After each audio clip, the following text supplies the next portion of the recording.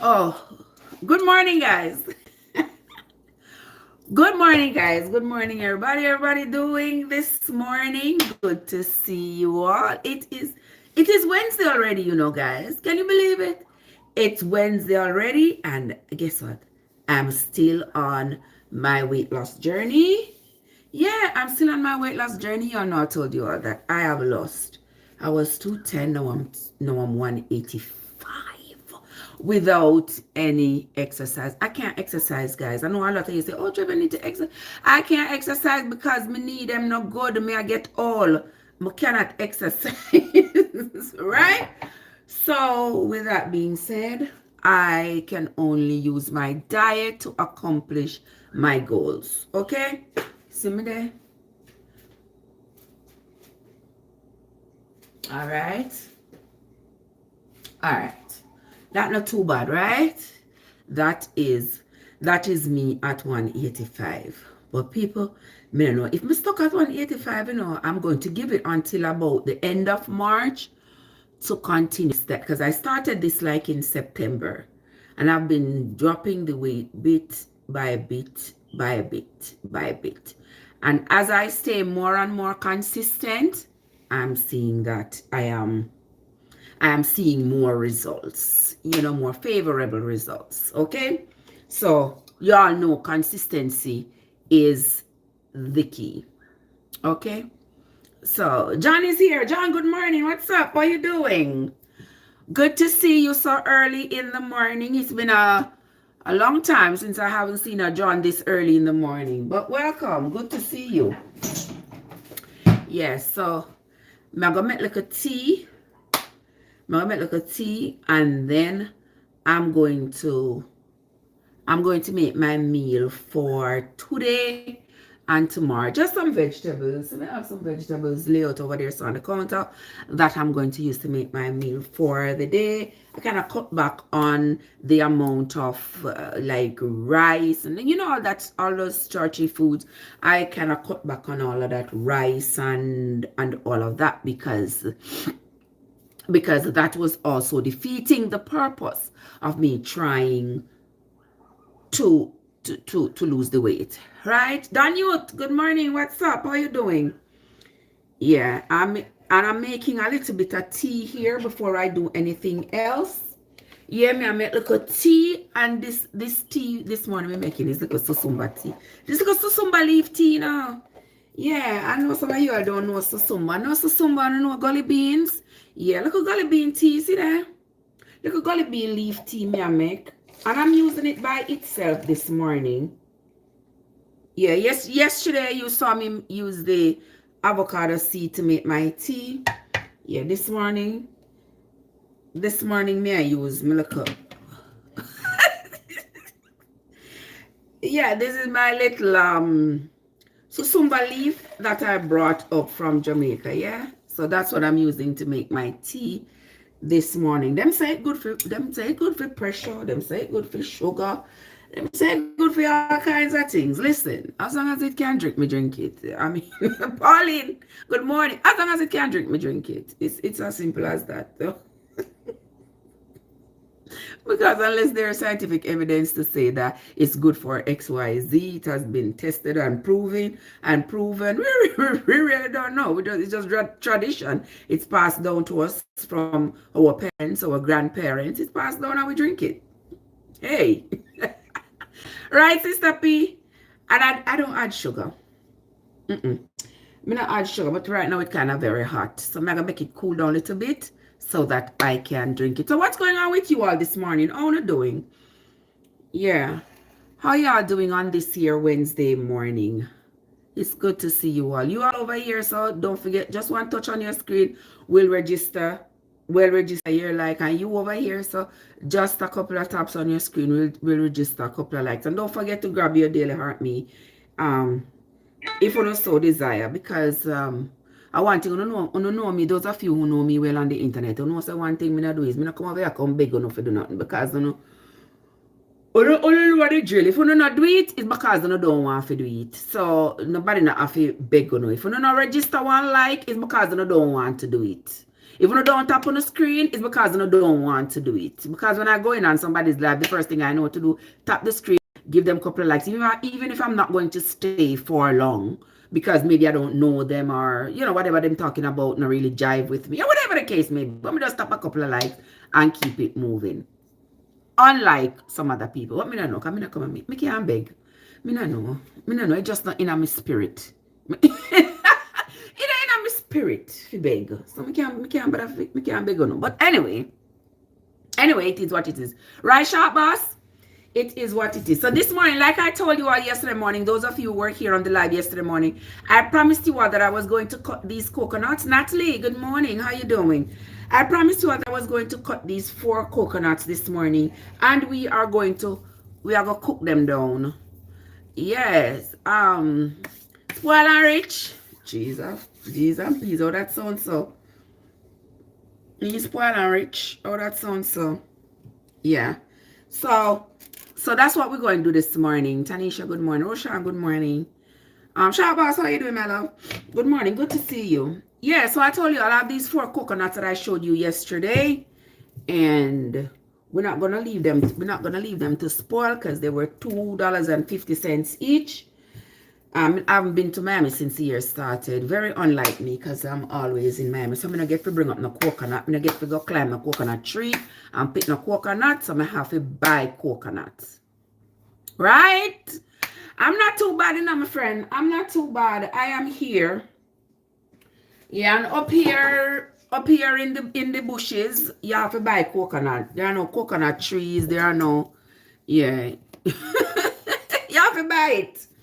I don't buy like cow's milk and them things. I use coconut milk for just about everything. I use condensed milk, but coconut milk is my primary source of milk that I use. Okay, so I don't mind buying 4 for $10. It is what it is. And I can grow it from my own 1/4 acre. Therefore, Poochie! Poochie, good morning. That's a trouble if you behave yourself. May I behave myself, man. May I behave. Only for some I behave. May I behave, man. Poochie, what's up? How you doing, love bug? Good to see you. How's the weather over there on your side of town? Eh? Me I go on with myself in a Shabbos. Eh? Me I go on with myself, man. Age ain't got nothing on me.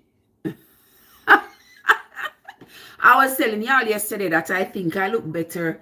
I look better in my mid-50s than I did in my mid-40s. Me telling you that, I don't think so. I joke. I true, Me think so. Me telling you yesterday. Poochie, what's up? Oh, your sound so low. On my phone? Yeah, me telling you say, oh, me, talk now, let me hear you. Ain't nothing going on. Ain't nothing going on. Nothing's going on but the rent. I ain't been feeling good lately. What happened to you? You okay? I had knee surgery on the 28th. Oh, yeah, remember we had talked about that. That you're going to have the knee surgery. How are you feeling now? Bad days and good days. Bad days and good days. I'm learning how to walk again. Oh, so you getting physical therapy? Yes, twice a week. Oh, okay. Does it feel like it's improving?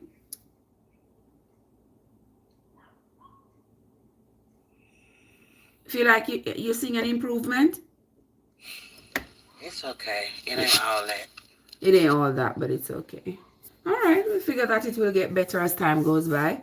Frankie, my friend, how you doing? Sharp boss, what happened? What's up? You good? Yeah, man, me good. Despite what they say, anything they tell you otherwise, I lie them I tell. Yeah, not listen to them. Yeah, listen to that. Kind of beautiful faces. Oh, you see. All right. I want thing. Me know say I them at work though. Yes, man. Yes. Nicey. I'm a niece that just walk up in the place, that's all. Are you that? Baby girl? Let me see the last. But anyway, lovely people. Yeah, so So this morning I told you all that I was going to make the coconut rundown this morning. Lord of His mercy, people. Petuna, how you doing? Yes, I'm going to make the coconut rundown because I don't want these coconuts to spoil. And I know that if I leave them for much longer, Romel, what's up? I know that if I leave them for much longer, they might spoil. Somebody say, can you call? What? Listen, yeah, ever hear say I go jackass for the cane trash go a pound? Alright. I go jackass for the cane trash go a pound. What kind of request that you ask of me? Listen. Me ramp with pitney now, but me share the insulting difference. So watch yourself. Where say you come for some? Thank you for the hat, my love. You say you come for some, you can't come. Me all the way down in the bushes of the Carolinas. Yeah, me all the way up in the bushes. Me don't know the person here, so them name Diesel Beats. Which side you don't know? Me down in Carolina. Yep, up here in the bushes. Yeah. You there, South Florida? I'm too far. It's only 10 hours. It is Garfield. Good morning, love bug. How you doing? It's only 10 hours. I drive to South Florida basically every 6 weeks or so. It's 750 miles from where I'm at. 750 miles flat.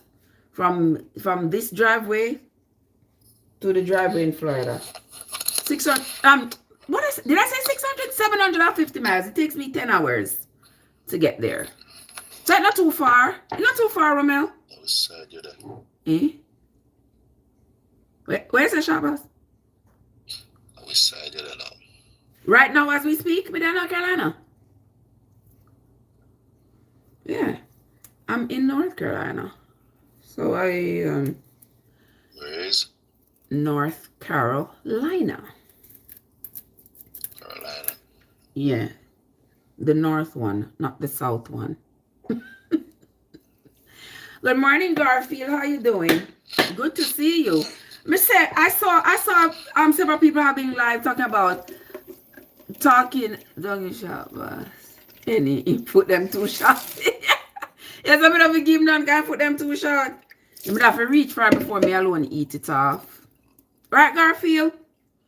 Yeah, I saw people were having live up to last night saying that people who are broke should not be in relationships. Is that where we are right now, Shabbos? You're a man. What you gotta say about that? People talking about people who are saying that men who are broke don't deserve to have a relationship.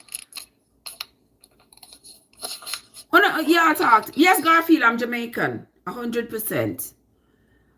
Money has nothing to do with relationship. As long as you love each other, we can work together and we can build. That is true. That's what Romel says. Yes, and money have nothing to do. Because what people gonna, if everybody was supposed to wait until they are rich or financially well off to start a relationship, only probably wouldn't born. Yeah, well, probably wouldn't born because my parents never have anything when they had me. My mom was 20 something, like 23 or something around there, and my dad was like a little bit older than that. What is somebody I say? I don't know what you talk about. Somebody say if I have a sister in Mandeville. Listen, it's possible that I could have sisters all over the place. I just don't know. I just don't know. My daddy was a Rolling Stone, you know. So I don't know. Why you're just learning to curse Jamaican bad words, so you think you can just put them in the chat? Seriously? You just learning to curse Jamaican bad words, so you think you can just write them in my chat just like that? And you think there's gonna be no consequences, right? I'll block your ass. Sky, good morning. How are you doing? Trini, it's clear that you don't know. You don't just walk around and throw bumbleclot or rascal around this place, okay? That's not how this thing goes. You know, just walk around and throw out them words in a people chat. Okay? So if you never know me, I tell you, and that is your only warning. And I only give one. Let me tell you that. Joy, good morning. How you doing? Me don't wear a wig. Move yourself from here. I don't wear a wig. This is all growing out of my scalp. What are them Ross people here? All them people are sharp boss. You know. Logical, you know, I've been waiting for you to join the live. I've been waiting for you in a Logical to join the live. What's up? How you doing? Yes, me get up early this morning to make the coconut rundown. Because if me not make it early in the morning, chances are it now will get me again. Where I say? Oh, me not make no porridge today. Philly, good morning, my love. Me not make no porridge today. Me just make me don't want the coconut here for spoil. No Garfield. Me don't want them coconut here for spoil. Because I buy them at Walmart. I don't want them to spoil. Because 2 2s you look round. 2 2s you look round, them spoil. Watch this. You see it hard to break? Some corn porridge I make with coconut yesterday. Oh, like how many corn? Green corn. Oh, you just use the green corn and make it porridge? Yeah. You not blend it up? Yeah. Oh, okay. The corn where you grow or you just buy? Yeah, the one that me grow. Oh, okay. Young, wagwan. Me not eat yet. This is coconut, my love. Coconut. You're coming for some. May I leave yours? No matter how me leave food for you, never come for it. So nobody come try style me right now. So if you leave food for you. You see me there every day I cook. Bumbleed. Oh, this sounds like you know good.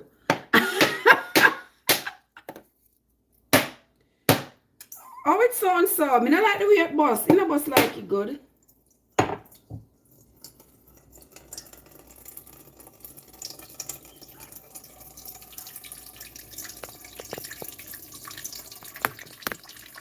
Mr. TikTok always in our business. TikTok say we are talk about love and relationship.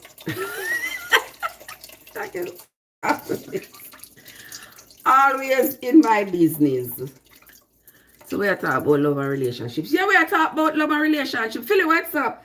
Logical, we were talking about whether or not somebody without money deserves to have a relationship. Like a man without money, whether them deserve to have a relationship. I don't know whether that is even a topic, considering that relationships have nothing to do with love and vice versa. Relationship have nothing to do with money and vice versa. Yeah, you don't have to have money to have a relationship. You can have a good relationship. The two can work together. Yeah, man, that's true love. Yeah, the two can work together and build a relationship. What I think though is the problem nowadays is that people are not loyal. People are not loyal. And the people them full of trick. Right, Leroy? Yeah, the people them full of a whole heap of tricks. Because you're there with somebody and you say, alright. And you say, alright. We don't have nothing now, but we're going to work together to see if we can accumulate something for the future. And the next thing you know, Kenneth, good morning. And the next thing you know, when you think you are both working together, the other person is not. The other person that's what I mean, Shabbos, yeah? The other person I work for accumulate what they can so them can leave you. And because of that kind of disloyalty, people not run them wrist no more. Where's the young son? What's up? Yeah, people not run them wrist no more. Because there have been too many stories. Too many stories of people who... So I can't find none of them make good woman they like you. So you can't find none. Me no know. I know what the power they make, you know. I know what the power they make, but me not do that again. The last time I pick up somebody when I have nothing. When I have nothing. Take me see a Vincent boy at school, do everything for boy. Just a boy could have look like a somebody. And next thing boy turn around, call me all kind of junk, all kind of same thing. And make me know straight to my face. Say, no one want me. If I'm could no one want me. If I look at me or me ugly. And if you see the whole ugly stick now come look at me, come call me ugly. With him rude self. With him rude self. Phil, what? How you doing? Phil, what's going on with you on this year? Yeah. Me not tell nobody say me are the best person in the world. But there are just some things that make me different and better than the rest. Is it woman like who know about Jamaican cooking and know about everything, brother? Yeah.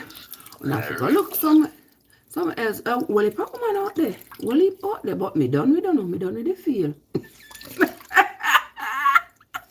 Where's that, Philip? Where's that? Eh? Where's that? What's happened? Who, me? What just that happened? Why me not hear you? Where you say? What you say happened? What you said? When in my earlier statement? All right, no, just now. No, right now. Like I say, whole heap of woman out there or something like that. No, me say well, if a woman out there, but as for me don't know. Why? What do you mean why? Me not have no collateral time left, if you know what I mean. You saw me mean, Garfield? Yeah, I don't have collateral time. When I was in my 30s, I had time. I could look and say, all right, 20 years down the road, I'm going to be in my 50s. I have a little bit of time to recover before I leave this place. You understand? Now, I don't have time to recover. Yeah. Yeah, the child to give up on yourself already. No, it's not a matter of giving up, right? Not nice. It's not a matter of giving up. The thing is, some people don't like to face reality, you know. But me, I'm a realist. I like to face reality. The reality of it is that me not young anymore, right? Not nice. Me not young anymore. Me not have no recovery time. If me now at this age, if me at this good ripe old age now, pick up a man when I have nothing, I'm asking for trouble. Number one, me ask for trouble. If me take up a man now that has nothing and me have to go build that man, anything that man do to me, me deserve it. If that man take everything me have and run away with it, me deserve it. Because there's no fool like an old fool.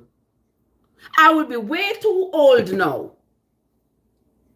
Yes, I'm at a good ripe age. I agree. You see what I mean? Somebody says, I agree with you, my dear.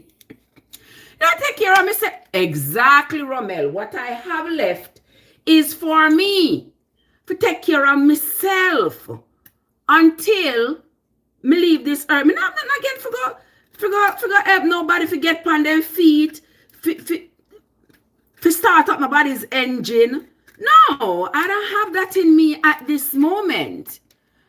Right? No, I don't. Good morning, my love. How you doing? How you find me on the tube? I first time I see you find me on the tube, you know. How you doing? I agree with you, my dear. You don't have to take care of yourself. No waste money in 2026. Exactly.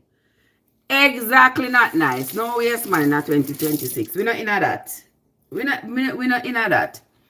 Them something there for young people. If young people figure that they want to invest in each other and all of that, yeah, good for you, because you we have time to recover.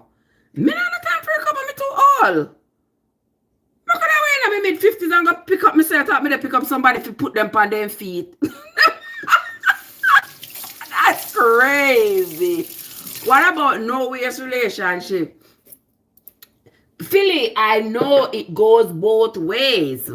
It goes both ways. But if you see a man in his 50s he's going to start investing in a woman who is in her 20s, that's on him. That's on him. He knows what How much does he expect? Nisi, what's up? How much does he expect a 20-year-old to bring to the relationship? Eh? Why you say you've been searching for me? Boy, Anna, you alone a search for me now? Eh? Me here say man them a run me down. Join the line. No, sir, what me all feel. Where's the Keith? Keith, I'm to be careful. Be careful of who the man them. Where's the Philip? Absolutely not that way. Too young and too much drama. Exactly, Philip. When you go around looking for younger women as an older man, you end up getting a whole heap of drama and stuff. I saw a man on a video the other day. He said nothing wrong in my 50s. I want younger because him no mind giving them the money. Oh, okay. All right, the man said no man giving the young girls them money because he can't keep up with the women in age. Which he does have a point. He does have a point, but when young girls start real up, him can't go keep up. He probably can't keep up. You know, but leave it to men. Their ego will always lead them astray. I true keep me, I try to take my time. I don't want the knife here for slip off of the coconut and cut me. I don't want that at all. JC Money, what's up? I appreciate you, my love. Thank you much. Where's the woman for the pray for you? You're the by your own. You're the by your own. If I mean you want to pray for you, if I mean you want to pray for you, you're out of luck. May I tell you, if I mean you want to pray for you, you're out of luck, my friend. Eh? Because God already know what you need. You shouldn't have to pray for it. He already has your life. He has already determined the course of your life. So if you are going to pray to him, you are going to ask him to change his mind. And God not change his mind. So whatever is to happen to you, trust me, it's going to happen. Prayer not going to change it. So you're out of luck. Somebody say, most men think with the wrong head. That is true. Most men think with the wrong head. Sometimes men just not think at all. Them just go on a whim. Their ego usually leads them to wherever. I'm not sure me I tell. Yeah, most men, their ego. You know, they say, oh, me don't want no woman laugh after me. Oh, that woman here look me, but you know, me married her, me engaged her, me already have somebody I'm committed to. But yeah, what? Me don't want a woman laugh after me. Me don't want the woman to say me no. Yeah, me slow or whatever. So yeah, what? Me I go just go after it and whatever happen. And then they think that they can lie their way. They can lie their way out of the consequences of their actions. Women do it too, you know. Somebody say them only have one head and it depends on your shoulder. And I say, only have one head, brother.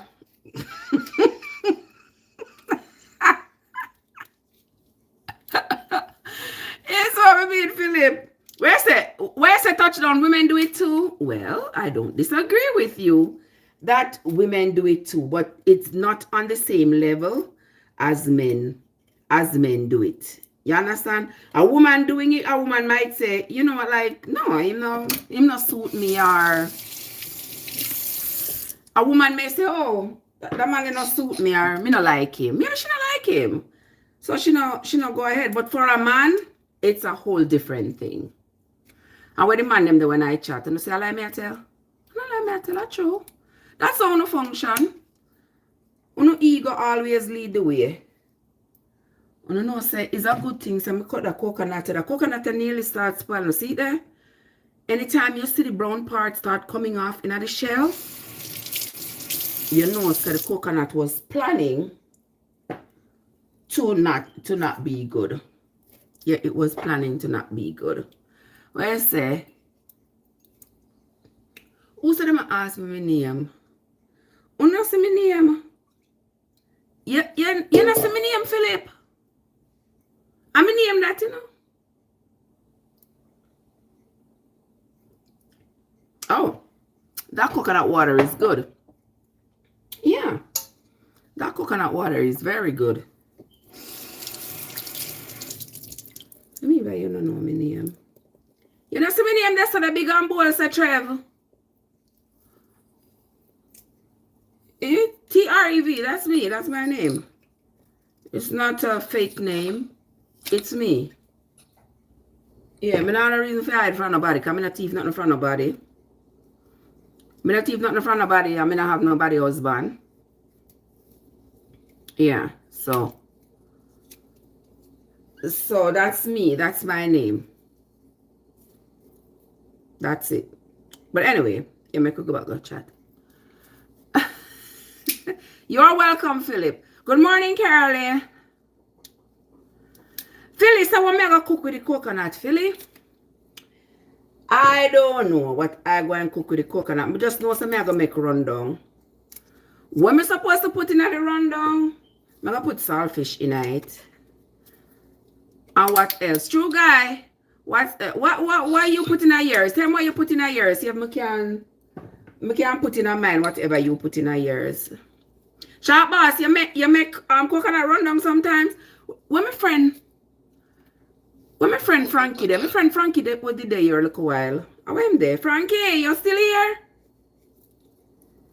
I bet if me ask Frankie can tell me something. The people here who are using who use coconut make rundown, wanna put in it? Sometimes saltfish. Saltfish and what? Wayne, what's up? Sometimes I put saltfish, sometimes we use like all different type of thing you choose. Yeah. Yes, oh, you don't like inside me like coconut. You don't like coconut? Oh. Well, me love coconut. Me go to the store, me buy coconut on almost every shopping trip. Yeah, I don't so much make the sweet treats with coconut. Cause I can't bother with the whole part chewing. If you make like the rock and them something, they're too much chewing. Phyllis, if I put salt mackerel with coconut run, I don't eat salt mackerel. I don't eat salt mackerel like herring and then something. I eat tin mackerel and sardine. But this is a struggle. You see, that's why no people not bother with them something because I want to struggle to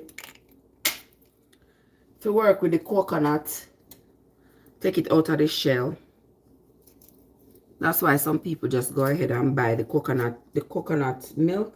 Even though I buy the coconut milk most of the time still. Yes, alright. Alright. Take care of yourself. Yes, lovely people.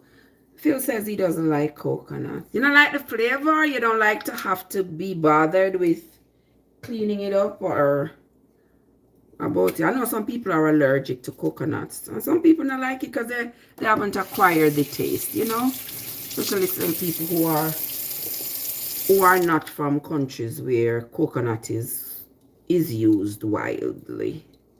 Yeah. Us Jamaicans, we use coconut a whole lot. Coconut in a Sunday rice and peas, coconut in a porridge, coconut in a stew peas, coconut in a soup. We use coconut a whole lot. Coconut water for wash off on our heart. Yeah, because the coconut water is loaded with electrolytes. That's good for your heart, and your liver, your kidney, and your whole body in general. Great for rehydration. So, if you are in the bushes, and there is no food around and you can find a coconut, if you find a coconut, you have not just food, but you also have water. You drink the water inside and you eat the coconut, you'll be good. Yeah, you'll be just fine.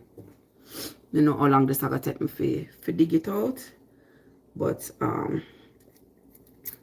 yeah. This is what we are doing. This is what we're doing this morning. Yeah, I'm gonna throw a coconut shell them because I want them to put around my trees in the backyard so them them maintain moisture and stuff around the trees. JJ, what's up? Good morning. JJ, that's you? Girl, I ain't seen you in forever. What's up? You alright? I ain't seen you in a long time, sugar. Oh my goodness. Good to see you. Happy Wednesday. I hope you're okay. Coming home, me used to see you all the time. Me always enjoy your little goofy self. But I ain't seen you in a long, long time. I hope all is well with you, my love. Because sometimes I don't see my friend them for a long time, you know. When I don't see them, when me hear of them again, yeah. Something wrong. When you hear the coconut burst, why it sounds like it not good? Why it sounds like it not good? Where you say kid coconut milk and water is, oh, you love pina colada? Me too. Yeah, I love pina colada. As a matter of fact, I love anything with coconut.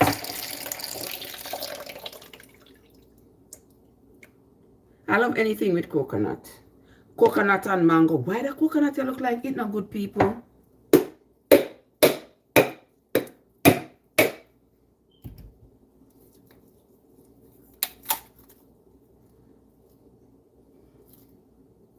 Really good, see? Rastan, good morning. What's up? Yeah, it's good. But me I tell you, say, if me did leave them coconut here for one, if me did leave them coconut here, Versatile, what's up? I ain't seen you in a long time. What's up? If I left these coconuts for a week, when me come back to them, they would have been spoiled. They would have been spoiled. Let me see if this one is any good. I can't mix the waters until I know that each one is good.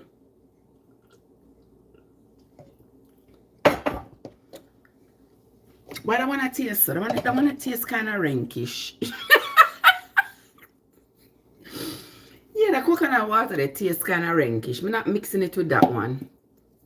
Overton, good morning, my love. What's up? How you doing?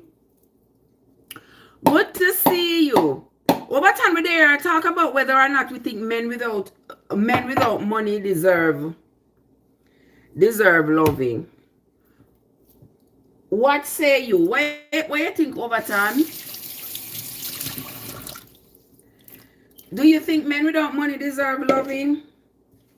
You know where all this thing come from? A man deserve, and women. People deserve love.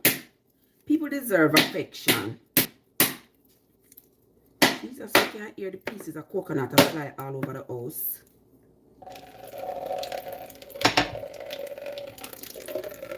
What do you think, over? All right. What I'm saying, men without money deserve love as well. Of course, they deserve love and affection. I don't see no reason why you shouldn't. It's just that you need to know. You need to know, you know, what comes with that. You need to know, so you're not going to always be that lucky to be getting affection and, you know, put in the work. That one is perfect. So we can mix that one with this. Because that one was both.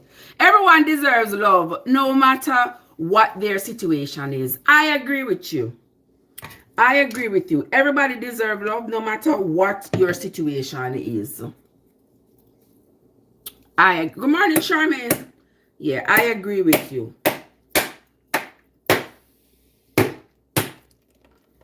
And I know some people don't see it that way. But if you have to equate your love to somebody with the money they have,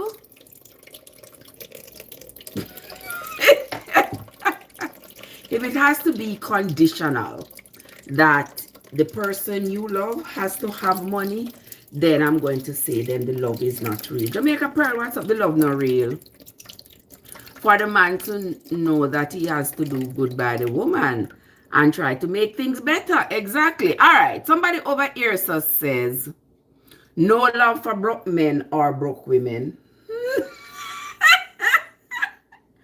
Love and money don't come in the same parcel.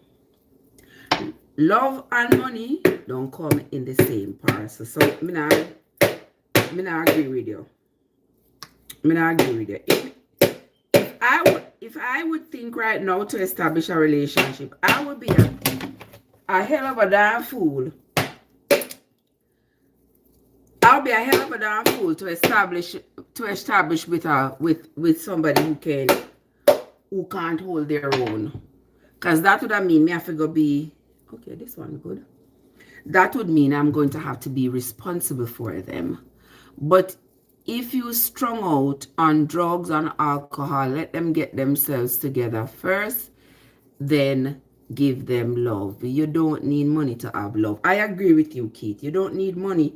You don't need money to have love. But if you want to establish a relationship with somebody and you want to grow as a couple, you can't do that without money. Because love can't go to supermarket. Right, Alan Vibes? Good morning, Precious. How you doing? Love can't carry a supermarket. Love can't buy food. Love can't do nothing but fill a void when you need that emotional connection. Outside of that, what you gonna do with love? You can't go to supermarket, go pick up groceries and tell the cashier, say, oh, my man love me, so let me come out with this grocery. You can't go buy a house, to pay your mortgage, to go pay your rent or whatever, and you use love as currency. You can't. So love as currency is only to exchange emotions. That's it. After that, the love don't work as much as the alphabet that it is in. Yeah. I don't know, say a true. So I think that men these days, money can get in the way of what's truly important, and it can be a downfall. I drink my little coconut water and mind my business. You know, you got a great point, Keith. Keith said, watch ya. You said the coconut grab me for me, honestly, man. Watch ya. You see that? See that? Watch that. The coconut grab me and give me one blood blister.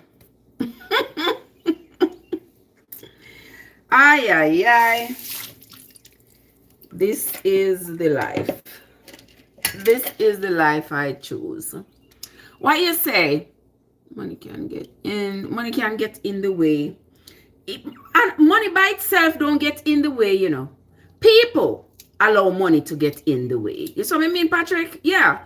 People allow money to get in the way. People allow money to get into the way of their humanity.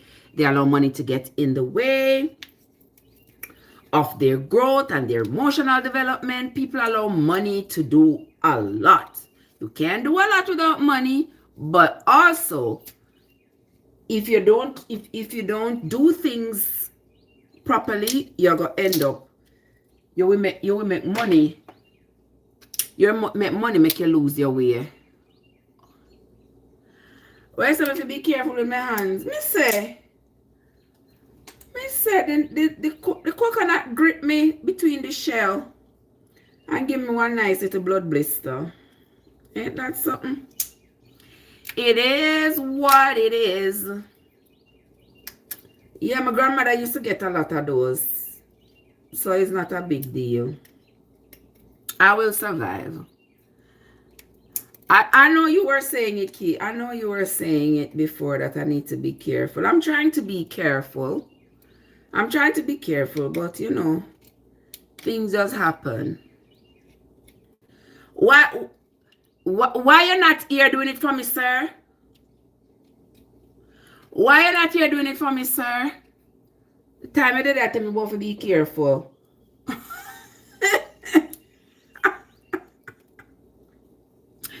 Yeah.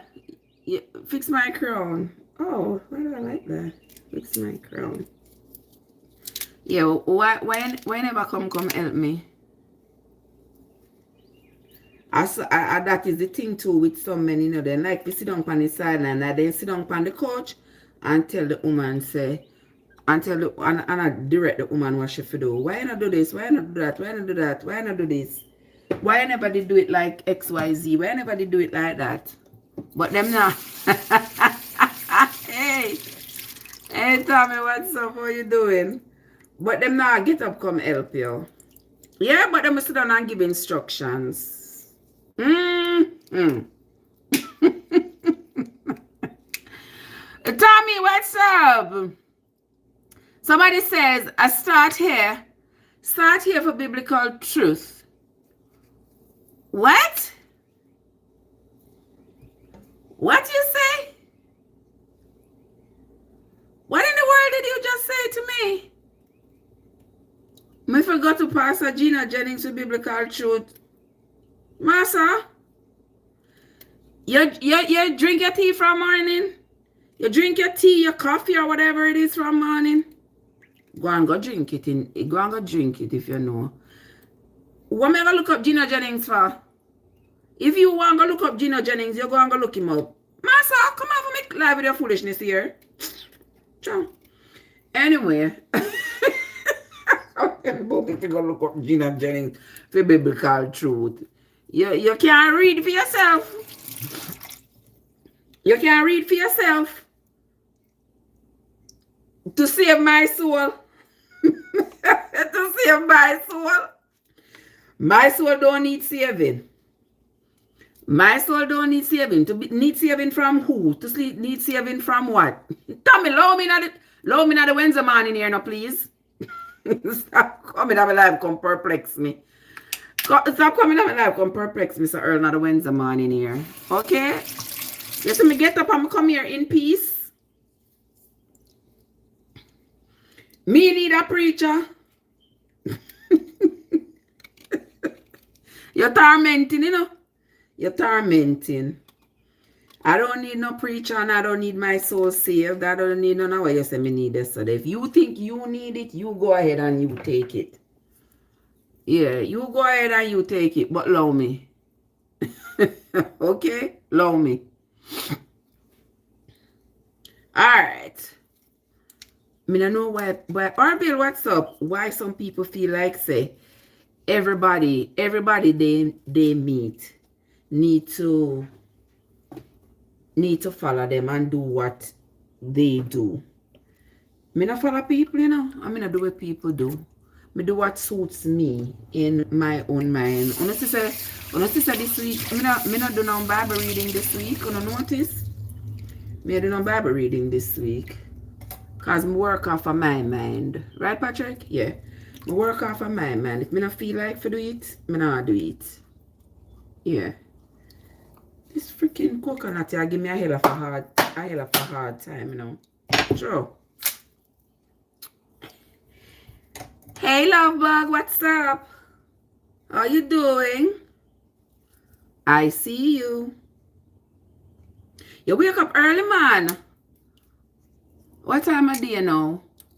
What time is it? You know something to plug in my phone. What time is it? Is it 6 o'clock yet? 6:20. Okay. 6:20 is a good time. Drew, how you doing? Good morning. Where's that? 6 o'clock. It is 6:20. Yeah, it's a good time. That means we haven't been live yet for an hour. About 4, what's up? How you doing? I'm going to cook the milk down. I'm going to cook the milk down, Keith.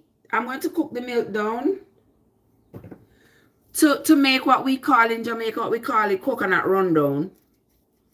So I'm going to blend it up, extract the milk, and then cook down the milk. I'm going to get oil, and then the custard that's left from cooking down the oil, from cooking down the milk, I'm going to use that custard to make to cook with. What's up, Balfour? Balfour, how you doing? Happy Wednesday to you. How you been? Where you say? Watch out, so Drew say he's 27. Drew, you could be my son, my love. You could be my child. You know? I'm sorry, my love. What is father?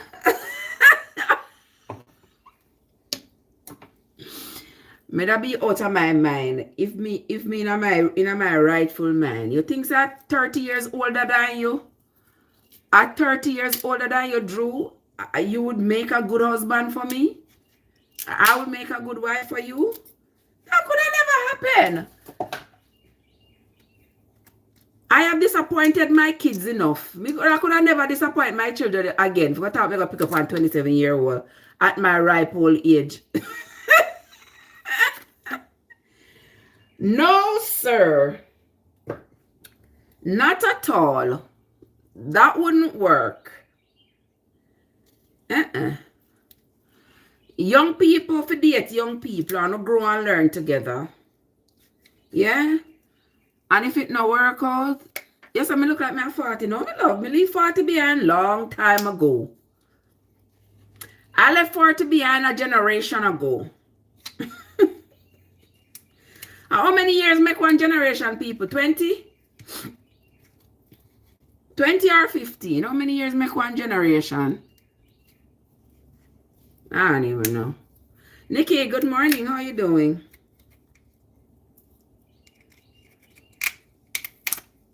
Oh, thank you, Drew. What's going on with you on this here Wednesday morning? How are you doing? Rochelle, good morning. Good to see you. Spicy, how you doing? Man, this a coconut here. Man, them a coconut here. It's you see, it's a struggle. Yeah, 10 years count. Well, say no work today. Canada call. Really? You're getting snow in Toronto right now? I have work. We're not getting any. I hope we don't get any more snow. I don't see any more snow in the forecast. In the forecast for the next week. But that's not to say that we might not get some more. But no snow. Okay, good. Good. Yeah, we're not. True guy, what's up? We're not getting any snow right now. It's probably cold outside. I don't know. I haven't been out there. But it probably is cold out there. But me not see, so me not know. I haven't been out there, so I don't know. Inside is not cold. How you doing, True guy? True guy, you know some day here about me I go make. When I plug in my phone here, so that it no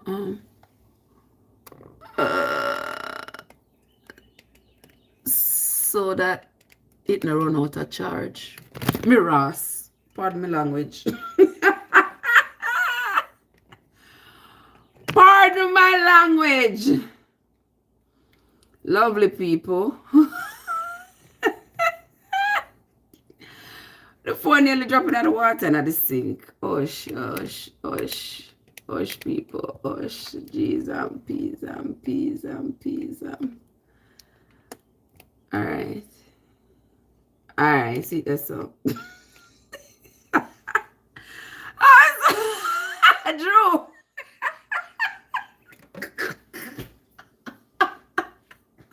Drew. Yes, Drew, that's what I said. Yes, that is exactly what I said. And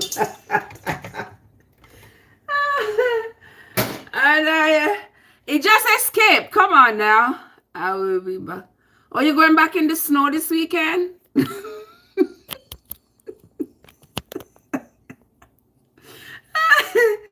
All right. So there we go. We have it taken care of. We have it taken care of right there. Oh, wait a minute. You're there, Jamaica? You're there, Jamaica now, True guy? No, it's... Drew, you ain't not gonna make me live that down, huh? You're not gonna make me live that cussing down. Jeez, you whiz. Oh my goodness. Oh, true guy there, Jamaica now. Okay. How is it down there? What's going on?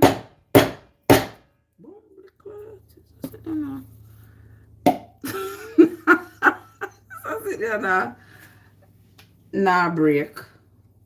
Hold on there. Hold on there. Cause them something I'll go at them want to give me problem. Yes, so I'm hammering one coconut. Hold on there. Me soon come. Give me 1 minute. Me I go in the garage.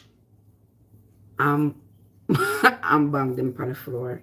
Cause I can't deal with this. It'll cut me on again. So me soon come.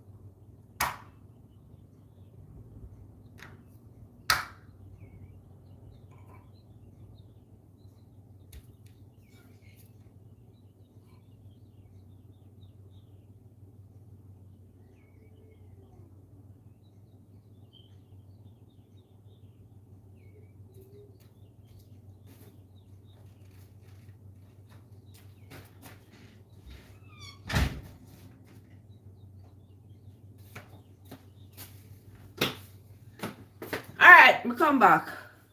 Here I am. I am back, Drew. Yeah, I had to go get those coconuts taken care of because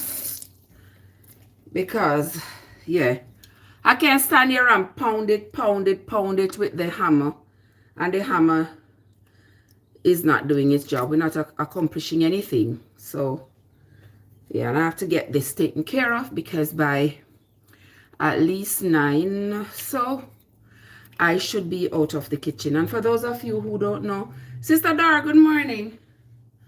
The coconut rundown takes a minute. Yeah, the coconut rundown takes a minute to cook. Where is it? Well, I thank you. You have a channel. You have a channel, Drew. Is your channel up and running? Or it's trees?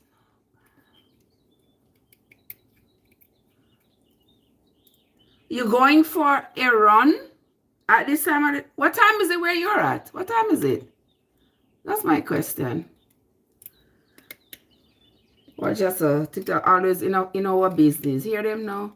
Making coconut rondo from scratch while chatting about daily dews. It's rundown, TikTok. Rundown. Oh, it's 6:30 in the morning for you? Okay, it's 6:30 for me as well. So you and I have the same time. Yeah, we are functioning on the same time. I got work later, but I just gotta make use of today before the day gets old, because I usually, blessed one, what's up? I usually wake up early, do what I gotta do, and then I have the rest of the day for myself. I can't get up 8 o'clock to start doing stuff. If I get up 8 o'clock to start doing stuff, oh, I just feel like the whole day is already gone. So my time is 3 o'clock. I wake up 3 o'clock, shower, start my day. Johnny's, what's up? Oftentimes by this time of the morning, I finish doing all what I have to do for the day, and then I go on to do other things. Yeah, because when the sun come up, it's not that time for me to come up. Me and the sun can't come up at the same time. I have to come up before the sun. Let the sun come up, come catch me up. See what I mean? Yeah. There's a lot more that's going. You know something that I gotta ask you. Let me see who they here. Let me see who me can. Have you all noticed that a giant fell and it was almost like a matchstick? That was something I wanted to talk about as well. Rude boy, what's up? You notice week before last week, the civil rights icon Jesse Jackson died. Me not see no fanfare, me not see no national mourning, me not see anything. Is it me alone or I was just looking forward to too much? What do you all think? Is it just me? Because I noticed that I didn't see no fanfare, I didn't see any national day of mourning, I didn't even see his funeral. I didn't see anything. I didn't see him lying in state of people to go view him. I didn't see anything. Did I miss something, guys, or was there just nothing? Did he just disappear like the wind? What happened? Where are my people who are? You see, if I left this coconut for a little while longer, it was going to be spoiled. If I had left it for just a little while longer, it was going to spoil. People in the chat, y'all talk to me. Gills, good morning. What's up? Thank you for tapping. I appreciate it. Yeah, people want to talk to me. What went on? What happened? How comes we not hear nothing? I know the last time I heard that his family had requested for him to lie in the rotunda up there in Washington, and that request was denied. And I was like, oh, okay. Okay, so that request was denied, but me not hear nothing else. Oh no, me not even know if they buried the man yet. But it wouldn't be like America to have his body until now. You know, they always bury people quick, fast, in a hurry. Who that just text me? Is that who I think it is? Is that you who just text me?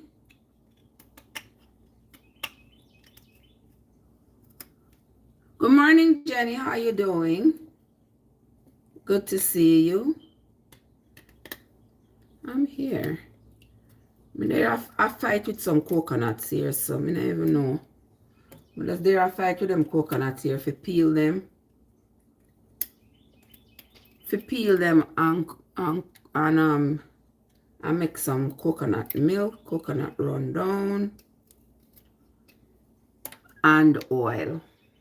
We're going to get all of that out of the coconut. Yeah, we're going to get coconut milk, we're going to get coconut oil, and we're going to get rundown. And we already got coconut water. And then we have the coconut shell that we're going to use to put in the... I'm going to use them to put by the tree roots in my backyard, so I don't throw them away. I put them there, they maintain moisture, and they also act as a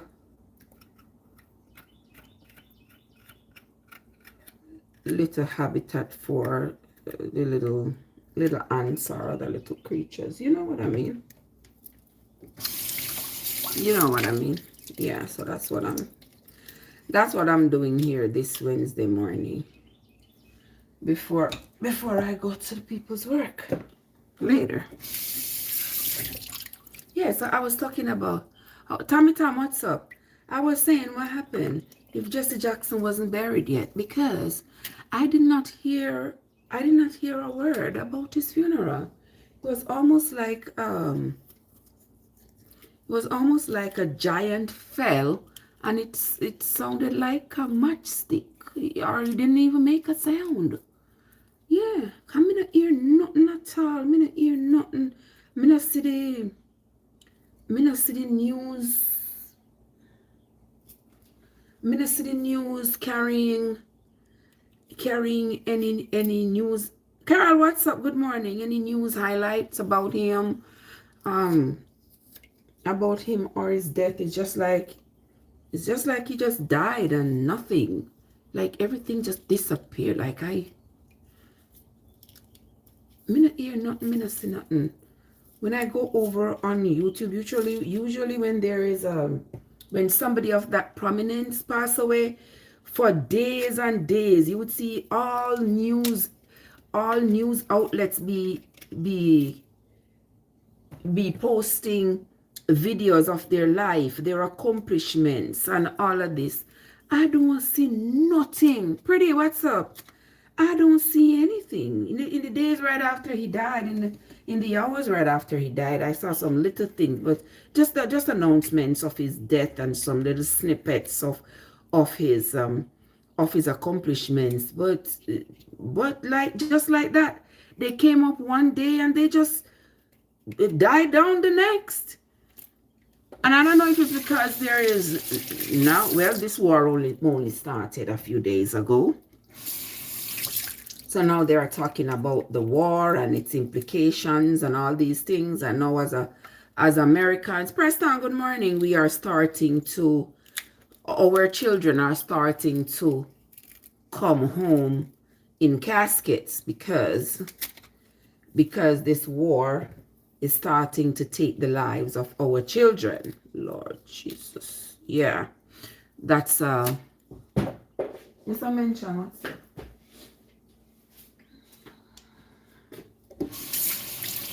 Yeah, this war is starting to take the lives of our children who are in the services, and that is very sad. Anybody out there who have children in the services, I'm hoping and praying that you don't have to.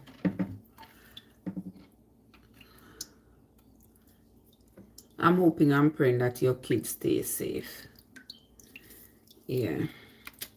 It is not easy when you wake up every day and you think that your children are somewhere you don't know where, and you are hoping that the National Guard don't turn up at your door to tell you that your child had paid the ultimate sacrifice.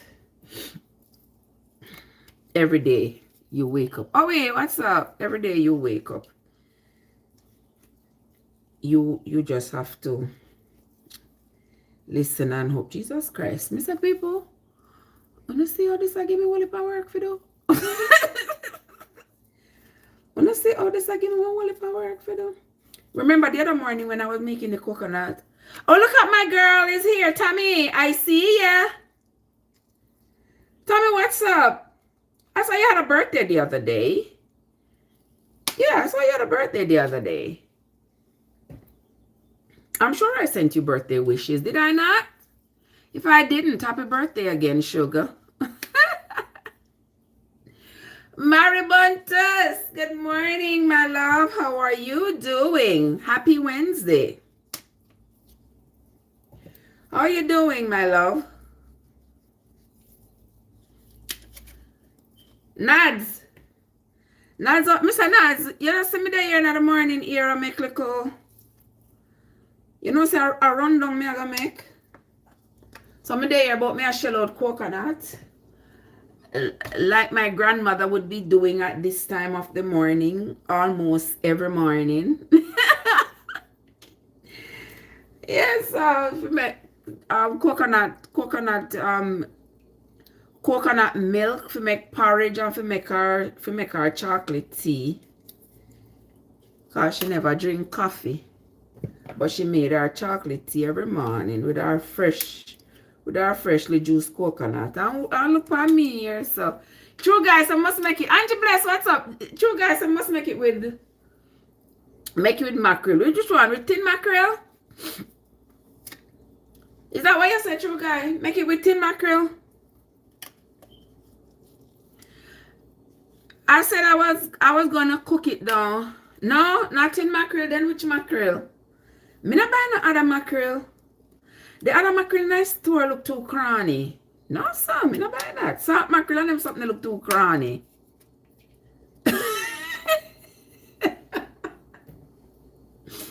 Yeah, salt mackerel to me. Yeah, to me it look too cranny, man. So that's why I'm gonna buy salt mackerel and herring.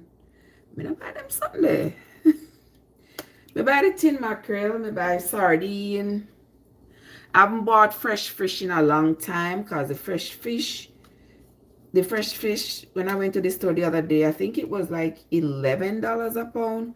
I not buy it. $11 or $12.99 or something like so. I can afford it, yeah, man. Buy no fresh fish with them price there. I can't afford it, Karen. I can't afford it. I cannot afford it. Backside. $12.99 a pound. Even the little cow foot that I always buy. Even the little cow foot. The people don't want to buy cow foot for $8.99 a pound. Mr. Brother, I rather eat mine.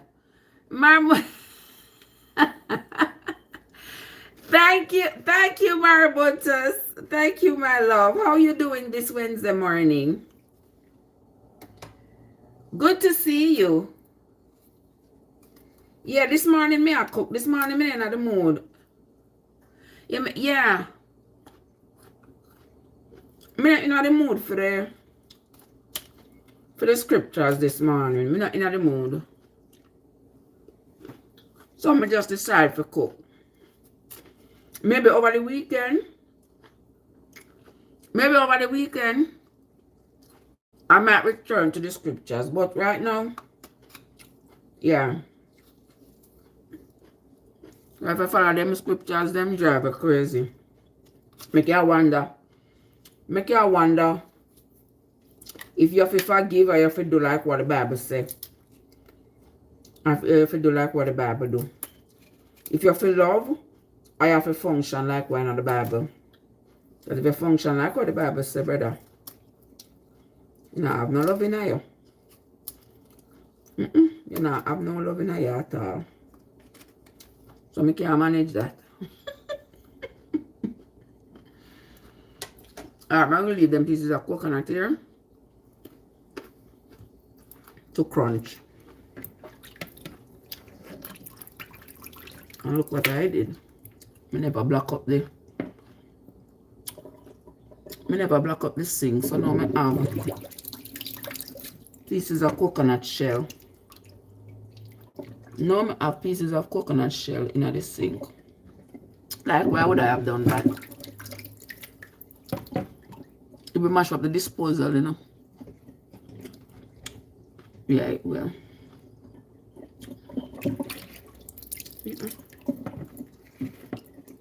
Oh, I'm sorry. Well, too bad.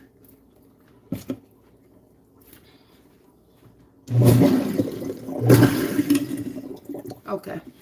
All right, here I come again.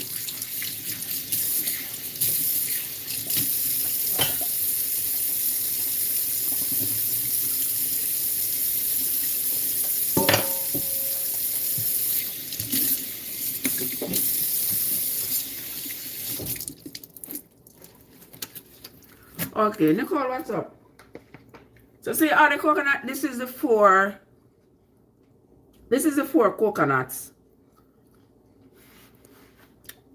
Thank you, my friend. Thank you so much. Yeah, this is the 4 coconuts, so we're going to blend them up. So we can get the coconut milk to put on the fire.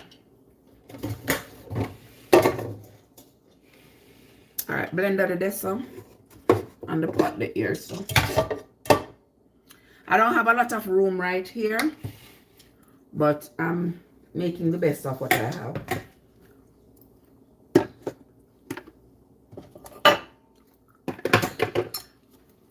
So we're going to now blend these coconuts. I now cut them up, I blend them just like that. I just put them in the blender. Hold on. You can spin like this because I can always.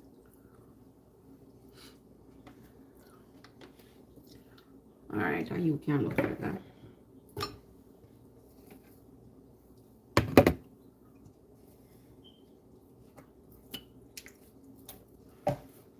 Alright, people.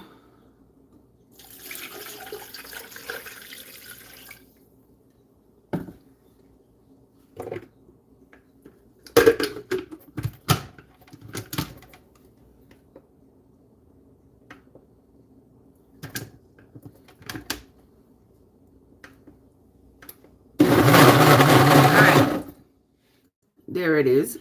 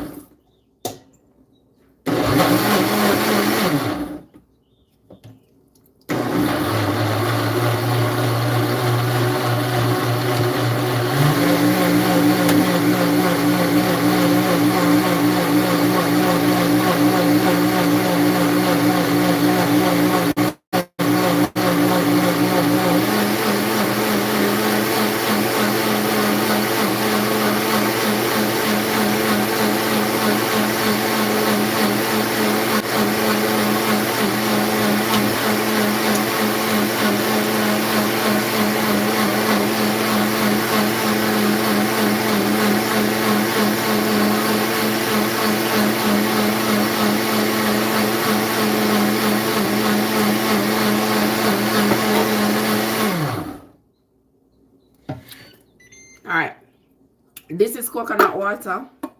I'm just gonna add some lime juice to that and get it to drink. Alright, this is the coconut milk that I am making. Now I'm gonna put it through the strainer.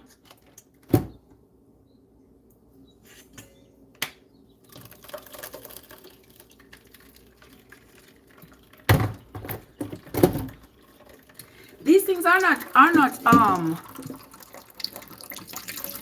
not so easy to make, you know. You have to have time. And in these days, people don't have time to sit down and broke coconut and a squeeze coconut. Watch out, why TikTok say me I make porridge with fresh coconut?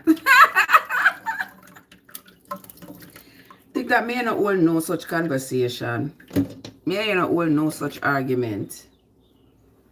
None whatsoever. Say me I make porridge with fresh coconut milk. No, so I'm not making a porridge today.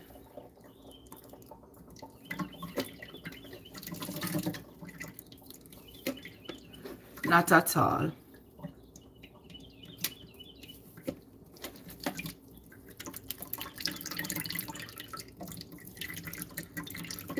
I don't know why it's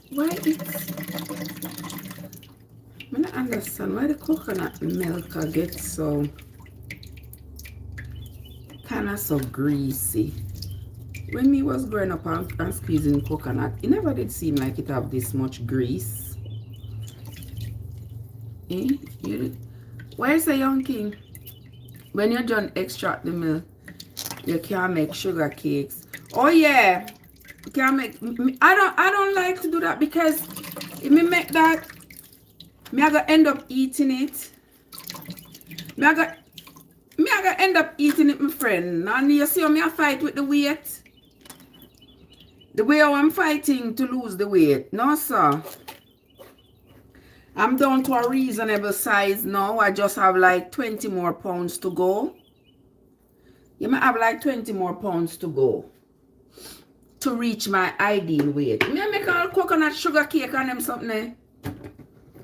I will never ever get to 160 under that the government. No, sir. Me never ever reach to 160. And my goal is 160 before this year done. Me have 25 pounds to lose. Yeah.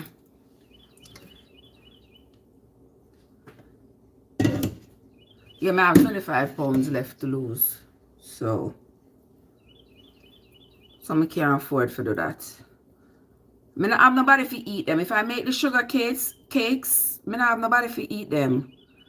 I have to go out Miami, go get them to my grandbabies. I don't have nobody to eat them.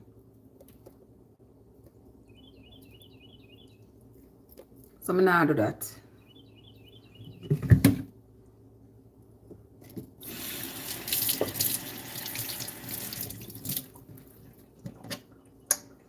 Alright.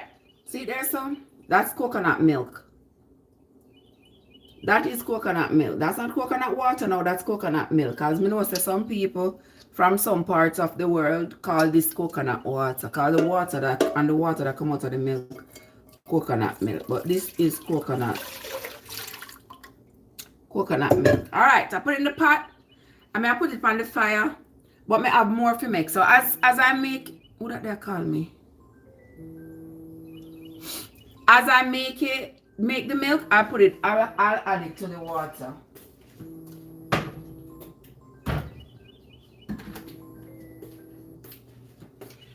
Alright, that's the deal. Wait, let me do this again.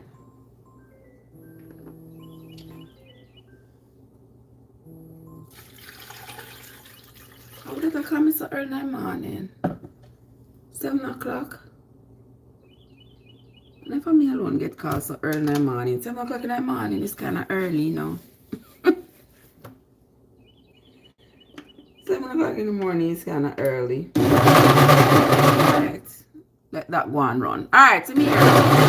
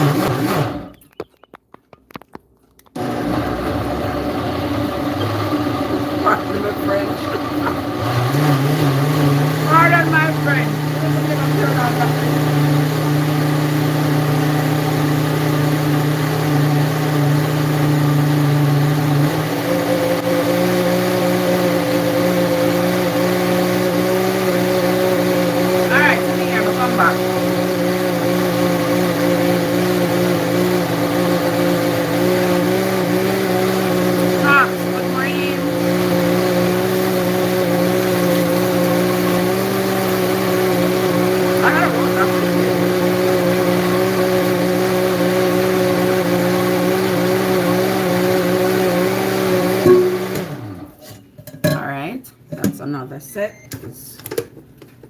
is done.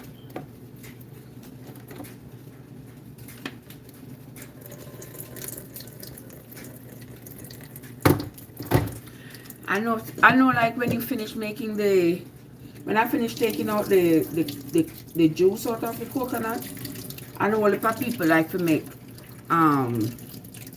what I'm call it, pink pan top. I like to make pink pan top, and you can make rock buns with it. You can make drops, like the rock cake. What do you call that again? Buster. You can make buster with it. I can't bother with that. I'd rather use the trash to make some flour. You know marabuntas? That's what I use it to do. I use it to make flour. So once I squeeze out the juice, I don't squeeze out all the juice because I want the flour to have some flavor. Yeah. So I squeeze it out, put it on the tray, put it in the oven. I make it dry out, and then I put it in the blender, powder it out. And once I powder it out, I put it in a container, and that is flour. Add it to your dumpling, add it to your porridge, add it to whatever. Give you a nice coconut flavor. Yeah, you can use it to You can also use it to make anything else you want to make that requires coconut. Yeah, you can use it to make anything.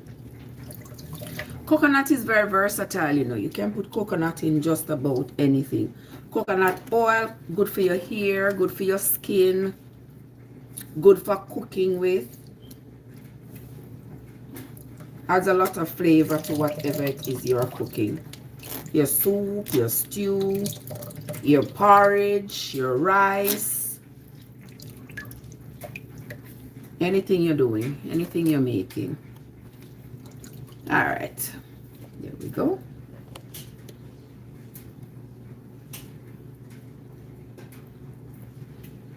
We're gonna put another set in here, so another set in there.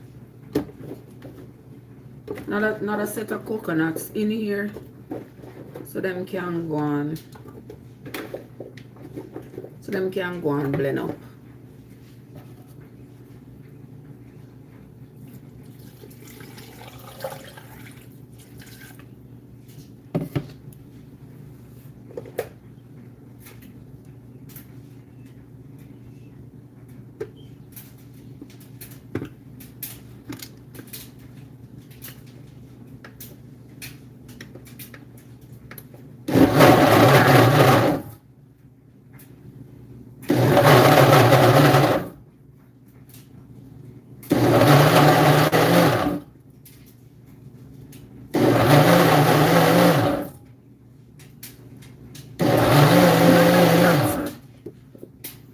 Grease up. So, Rose, what's up?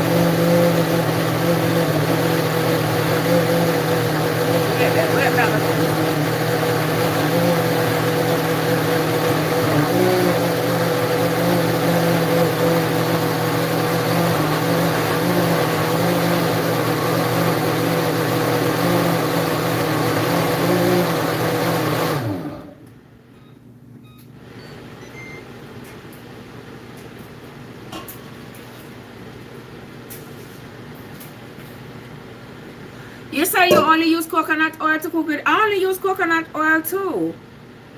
But I can't make enough, so I buy it. Cause like this one. Wait, there's not one next one over there. This is the one I buy. This one here. Yeah, it's for like 56 ounces at Walmart for like I think maybe like $15 or something like that.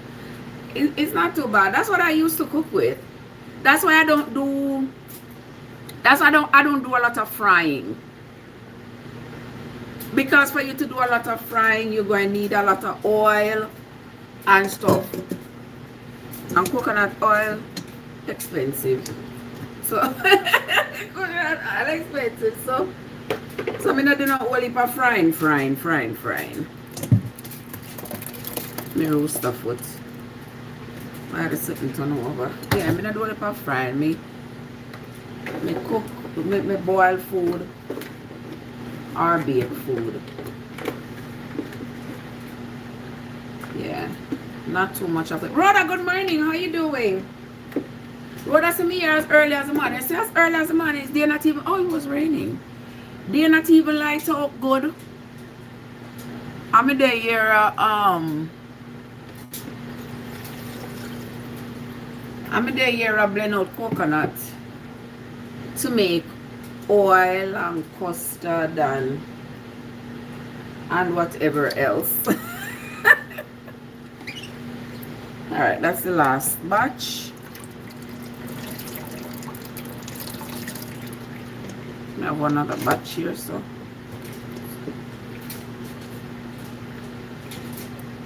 to put up.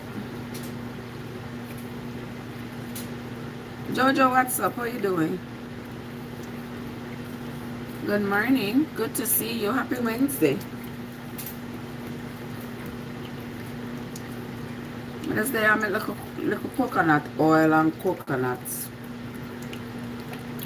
and coconut milk, so I can have it to use for the next few days before I have to go back to Walmart to buy more coconuts.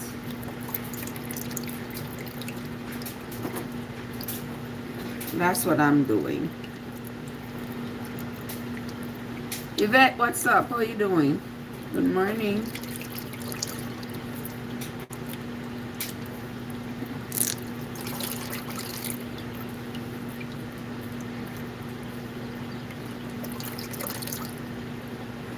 Andrea! Positive, what's up? Andrea, good morning. Andrea, what's up? How are you doing? Voxy, how are you doing? Good morning. Where's it? So I'm up early in the kitchen, child. Can I tell you? Good morning, Voxy. Good morning. Andrea, you know what me up so early I do? I have some coconut I did buy last week at Walmart. You know, so I don't want them to spoil, because if you leave them too long, they might go spoil. So I am here. I just ox them out. I'm just throw them in the blender, and I'm going to make some. See behind me there, so see the pot on the fire? Yeah. I make some coconut milk and some coconut oil. And then I gonna use the trash, make some coconut flour. I cut that. Kadai!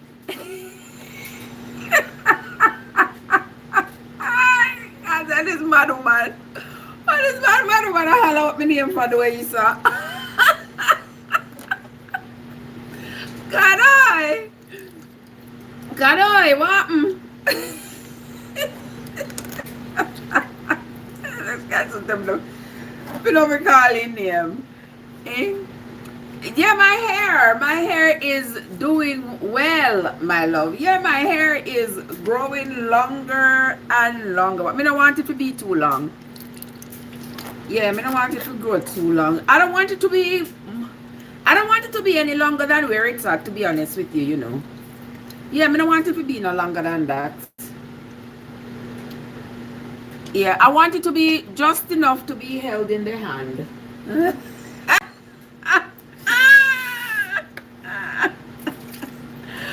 I want it to be just enough. Yeah. Cause them a threat me for hold me by my ear.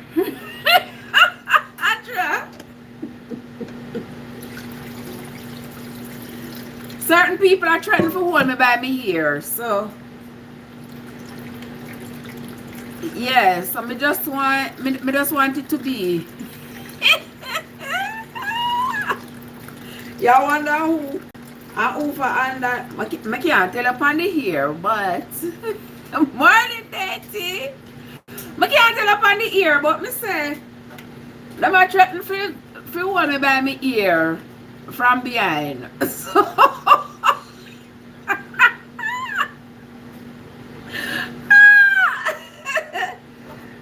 I don't want it to grow too much longer, you know?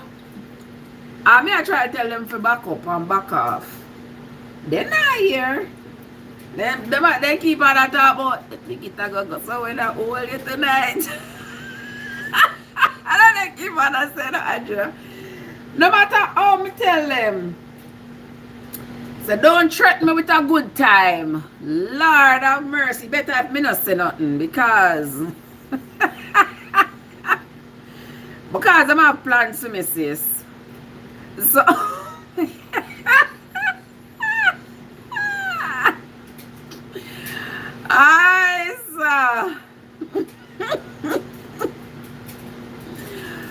yes, me love. I know me see so. True guy. I know me see so. So them see so. Me just repeat what they say. Yes, sir. So them are set for me. But every year, so all man a plan for Kalalo, and Kalalo a plan for run our belly. Mm-hmm. Yeah, so them a plan for me, and me a plan for them. So me don't want me ear grow no longer than this. Yeah? Right, that's what I want it to stay. But Andrea, what's going on with you? Me say true guy, he might not even such man, you know. He might try to be such man. But him already threatened me with violence. With good violence. Andrea. Yeah. Him already threatened me with good violence, brother. So me I hold my corners. Eh?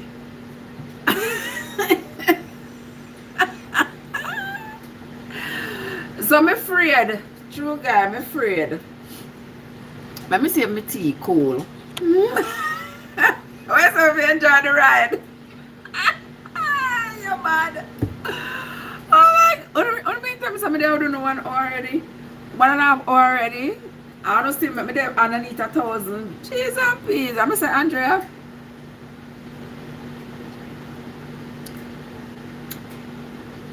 These are just some susumba leaf tea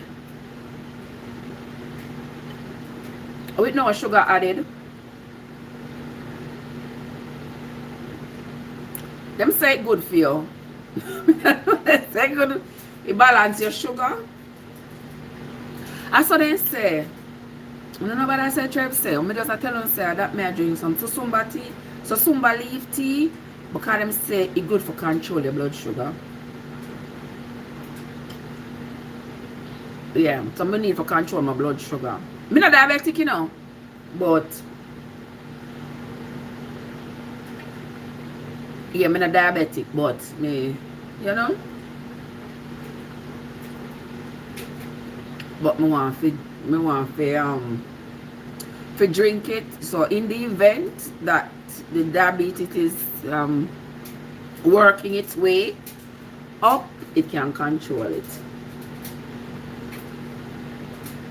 I'm gonna take pill. Yeah, I'm gonna take pill. True guy, what do you mean by taste horrible?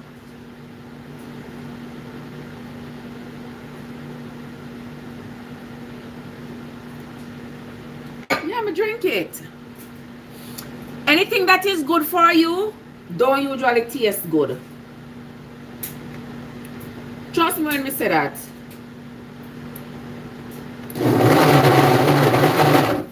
Anything was good for you, no usually taste good. I'm worried about cleaning up for the rest of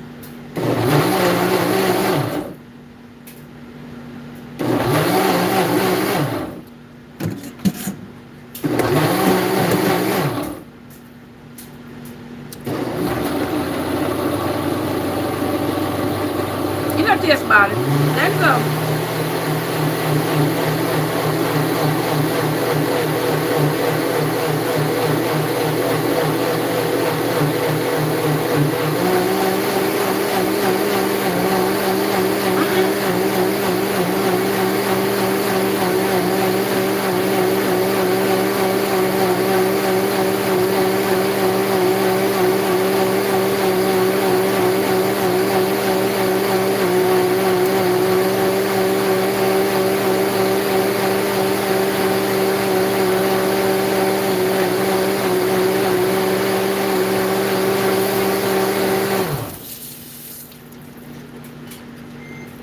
Denzel, what's up? How are you doing? I just had me make breakfast today. What kind of breakfast you to make today, Andrea? Me not make no breakfast. Me gonna make me not make no breakfast. Me eat piece of coconut. Piece of coconut me eat. How you doing? Andrea, yesterday morning, I made banana porridge. Yesterday morning, I made banana porridge, and I still have some. So So me gonna warm up that. Me gonna warm up the banana porridge. Yvette, good morning.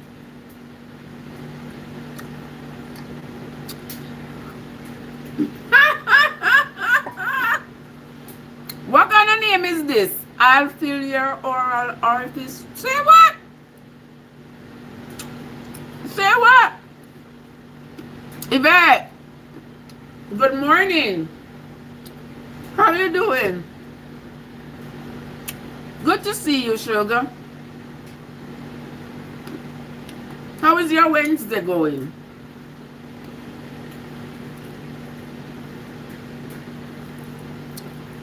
Good to see you. Yeah, so as I was saying, we did make some porridge yesterday. And me I warm it up with some coconut milk.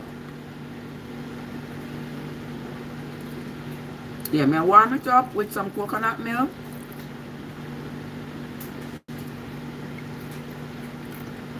The fresh coconut milk what I just made. Where's them?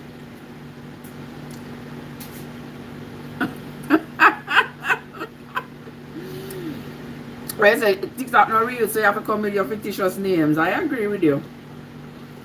I agree. Yeah, so me not cook nothing much this morning. Me I make why name the Andrea? Rundown. So me just grate the 4 coconuts. Me I grate the 4 coconuts and then me I go cook them down. See that cook down here so.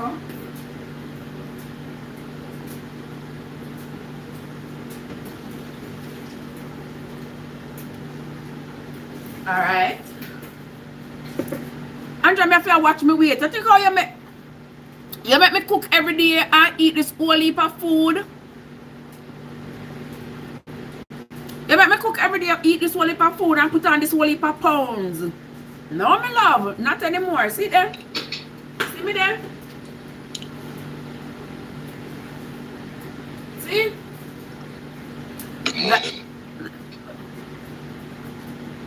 I want me to call you now. Anita, good morning. Want me to call you now?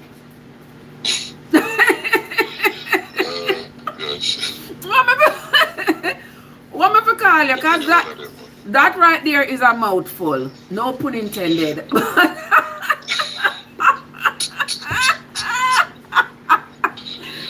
But that's a mouthful right there, eh? You can say oral. Oh, okay. Alright. Alright. You know why, man? I put it because everybody mind automatically go to the other one. I guess. Enough people don't know say this is a word. It's an actual word. We mean what you hear. Uh-huh. Mm-hmm. You see what I'm saying? Yep. So true then say my voice deep and thing, me just jump on and it's a pleasure to listen to, huh? Yeah, there you go. You get it. Yeah, I get it. Where's the even? Yeah, okay. You eat to live, not eat to. I agree with you. You see that? Yeah, I eat to live. I don't eat to fill up myself and.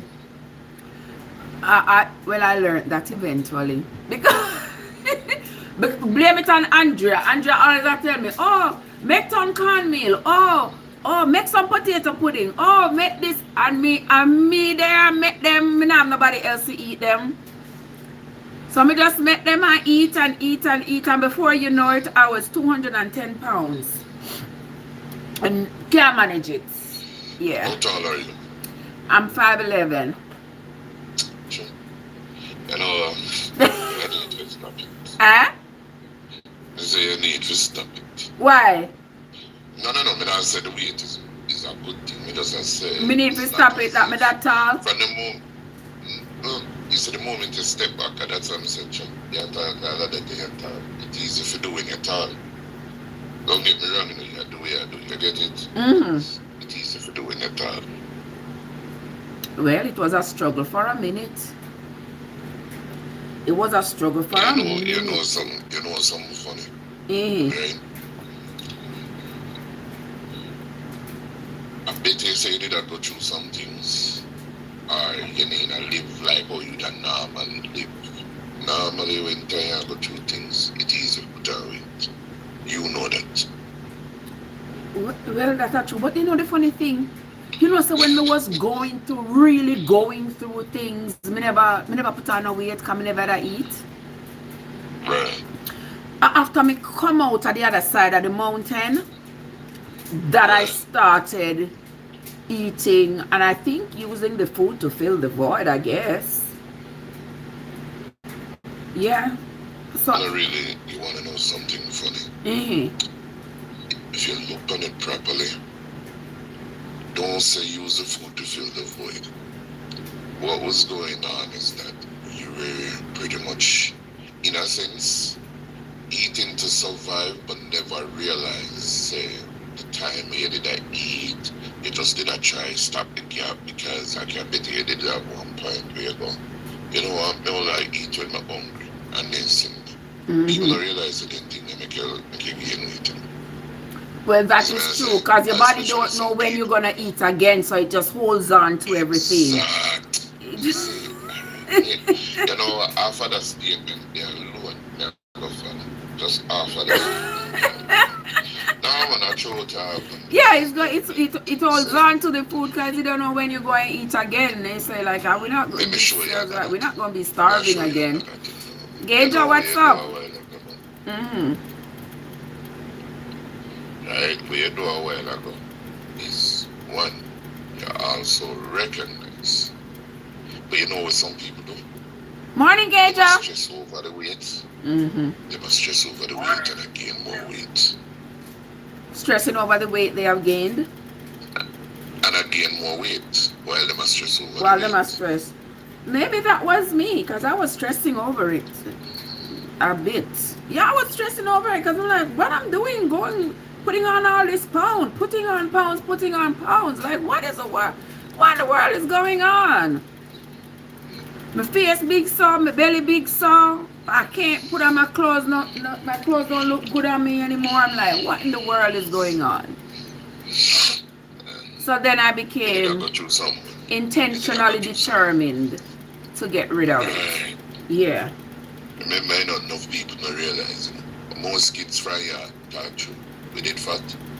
Yeah, man. I grew up the skinny one. No, but you know why? One, right? My parents make sure we eat at least 3 square meals. 2, we have enough snack. And 3, your activity did different. Well, that too. 4, we were very structured. Enough people don't realize, with all the freedom and thing where we have a group, we're still structured. Don't they done this? You see, when you turn adult, you know what we start to do? Eat when we want to. Well, you're right. You know what I say? Skip breakfast. Right? Or we skip breakfast, so we do. Enough people don't realize that they're not doing it. Yeah, eat 9 o'clock in the night and go to bed 10 o'clock. Yeah. Still a processed food. Oh yeah, your stomach still a processed food while you are asleep. Morning, Mark, what's up? When you digest food. I get you. I mean, you know about nobody else, but no say one thing. A code I had, even when I time to go to bed as a kid, though you get one little snack. Some Milo and crackers.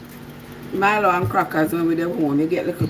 You usually get tea. Okay. My mother never have no love if I give you no crackers for go to bed, because crackers are for morning. Yeah, get little tea. Everybody dip on the same boat. Get little minty and go to bed. You wake up in the morning and you get your 2 little crackers and your little Cersei tea. You better drink it. When you get the Cersei tea, you better drink it.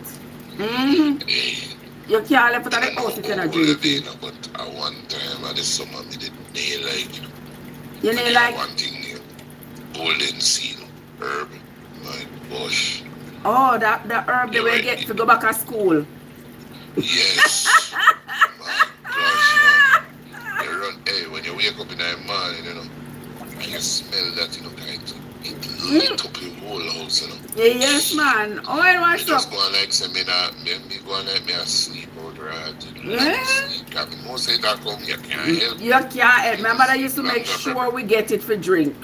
At least 2 weeks before we go back to school. She said the whole summer of the day that I eat up the whole heap of slush, should I eat mango and guinea, star apple, you name it. You know I eat up everything over the summer and I have to clean out for go back to school, man, if you not go learn. Hey, something, you know. That much of herbs sitting there. Enough people still don't know about star apple, you know, them things say star fruit or star. Yeah, I realize that. I realize that. Some people don't know star. So star apple and star fruit are two different things. Let me ask you another question. Shoot. You ever hear about bird star apple? But which one? Bird star apple. Oh, that's a what I call that, Gager? No, but I say some plants them call it bird star apple. The damsel you talk. Yeah, well I know. Hey, Damsel. Which parish you come from? St. Anne. St. Anne. At St. Thomas Mary's. Is it? So every day at St. Thomas, a bird star apple. But you're right. Me find out that name there later on as a grown person. See a damsel name. Yeah, damsel we call it after my country. Right. Because it's a full of stain usually. It's stainy. No matter how it ripe though, it's still stainy. Where's a Gager? Yeah, maybe, no.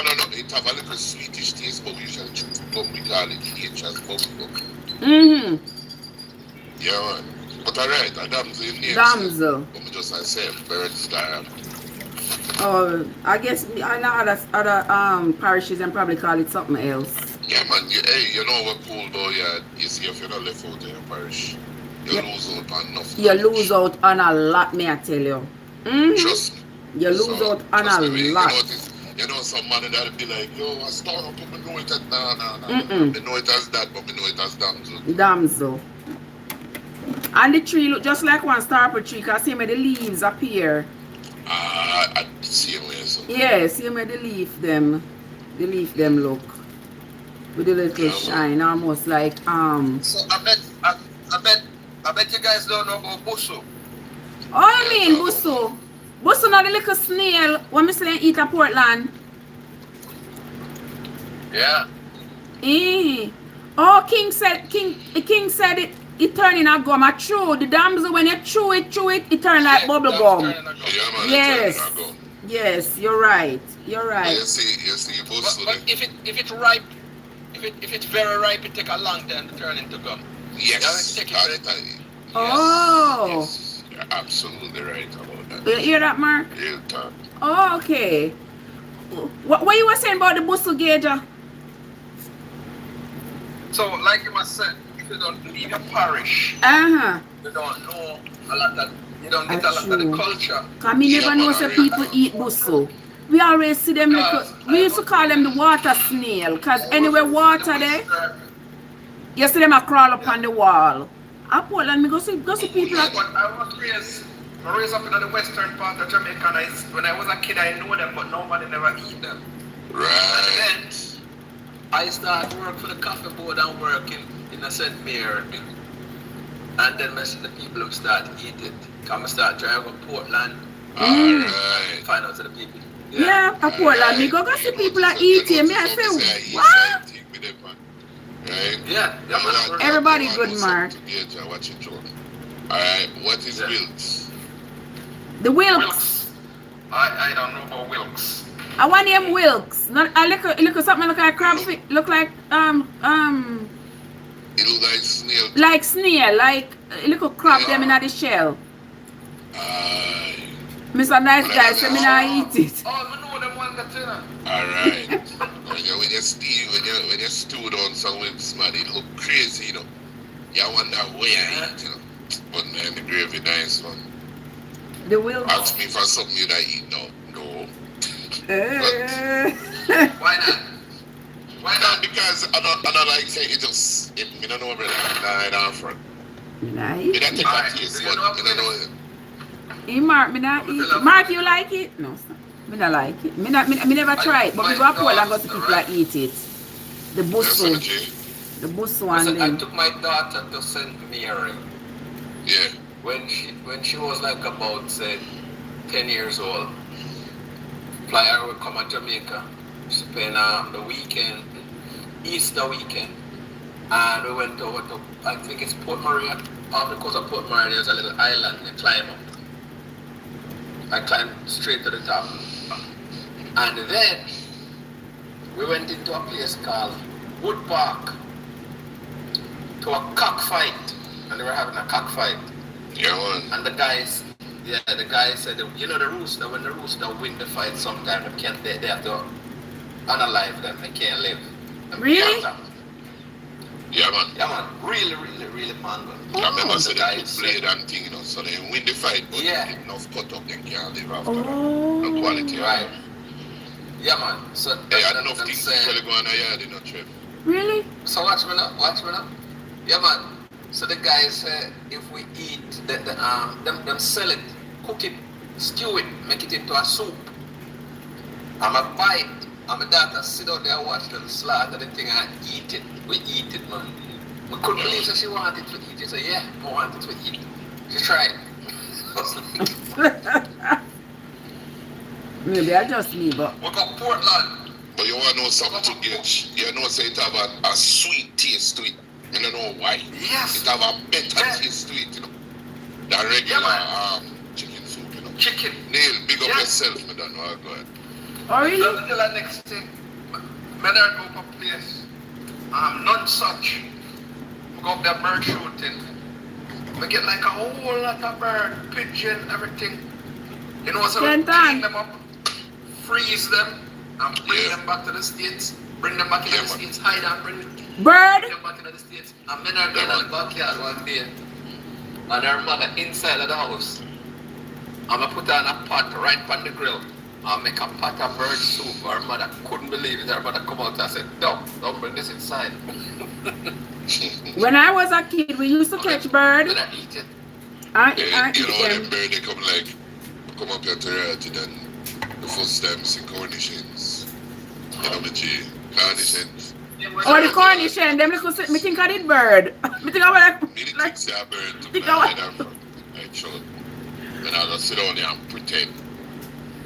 The first time came my cousin and one chef, and I say, yo, I want kind of little bird they may have on a herbal feed. She bust out a laugh, man. yeah, when I was a kid, we used to set pringe.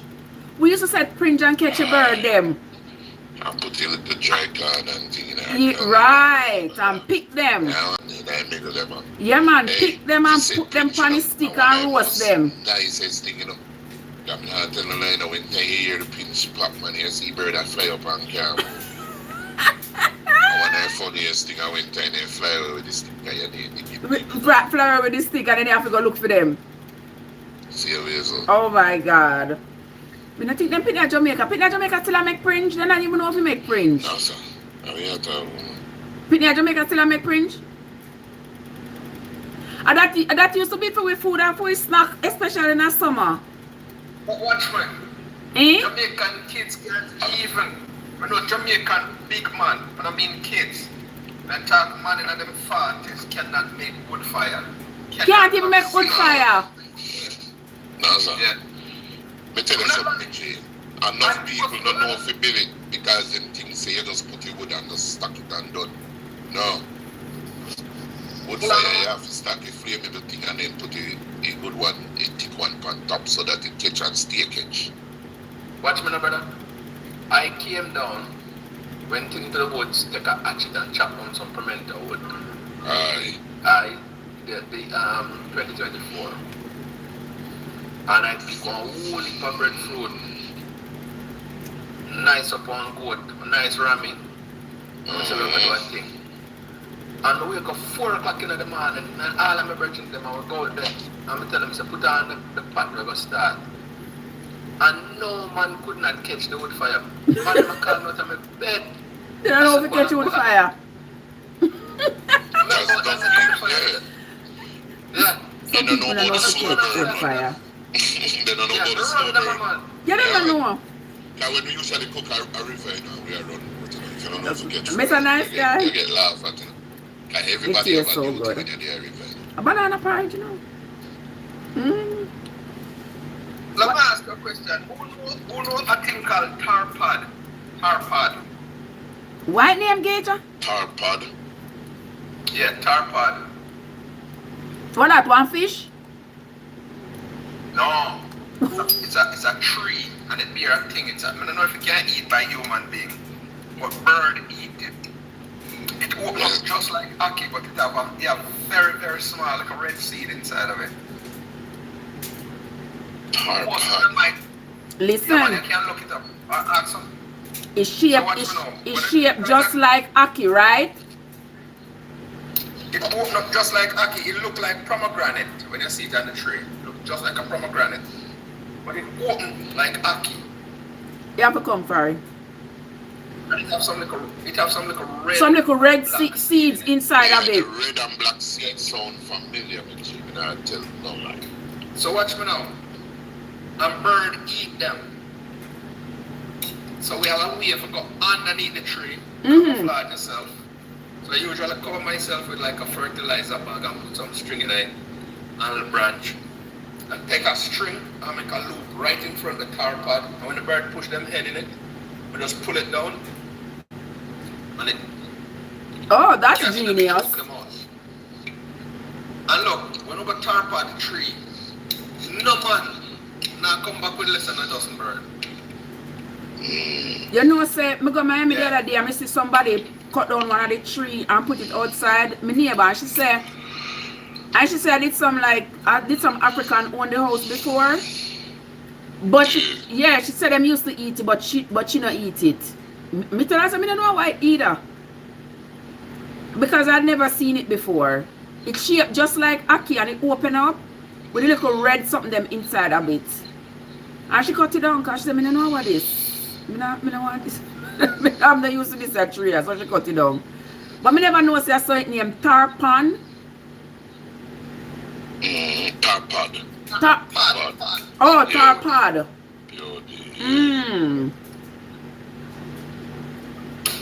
Okay. You know, I'm Yeah, I not taste bird in a long time. Even when we look, none of the youngsters them say cannot fish. Like go down to the river. Where you say, Mark? Yeah.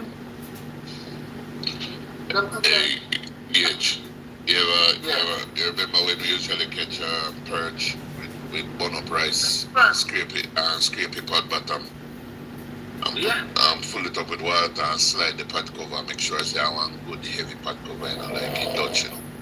Versatile, what?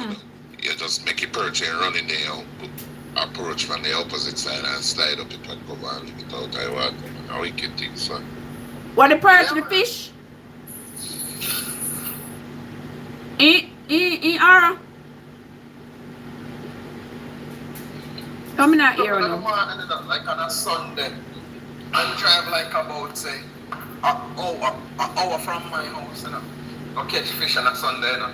And we have spent all day down in St. Elizabeth, you know. All day. Oh yeah? Like sometimes 4, 5, 6 hours. Gone down to spend all day. Just drink beer, drink rum, and catch fish all day. Thank you, Neil.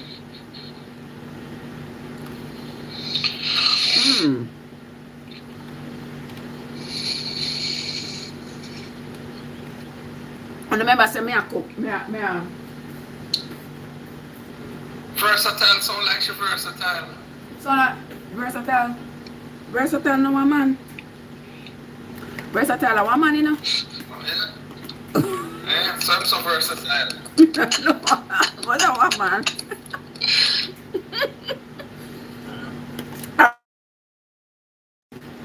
Just me look at banana porridge I cooked from yesterday. And that's that. Now me look at me not doing a Bible study this morning at Gage. And I the Bible study this morning. Me doing a Bible study this morning at all. Yeah. So the fight with the people them, may I give them a break? Yeah. Me have to give them a break. And people them not like hear what the Bible say. No. I tell you a funny joke. Let me tell you a funny joke about the Bible. When I started the Bible study, I'm not going to this joke. Some people tell me, I think it was the day before yesterday, so the reason why I don't love God is because I'm a chichi man. And God no love chichi man. So I said to them, say, I believe God is obsessed with chichi man. Not me a chichi man, I'm not care, I wouldn't want. I'm not care him say that guy never bother me. But I say, how does your God make man? And every day he want if he cut off the tip of them penis. Well, I'm so obsessed with them penis. With the God of the biggest chichi man. Why I'm so obsessed? 200. Yeah, the asked David for 200, 154 skin. Why are them things they want? Yeah, why want the people them foreskin for though? Yeah, why are them foreskin sandwich?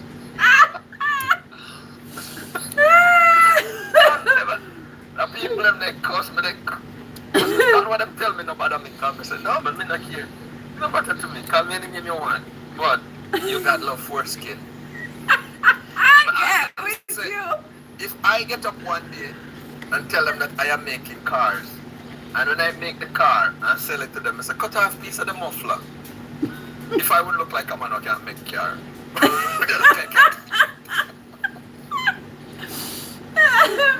And the funny thing about it is, I only for them who pushing that, ask them if them foreskin is still attached. It still is. So how you follow the covenant part of the way? You know, if you cut off your foreskin too? Since that, where's the mark? Flash decision making. My father has nothing to do with that. Should I say our Father? What? Where you say, Mark? What you saying? Say, where you say? Which our Father you talking about? Now, have nothing to do with the foreskin stories of the Bible? Is that what you're saying? So what's this? Eh? When people start saying our Father, I want them father to stop, give them child support.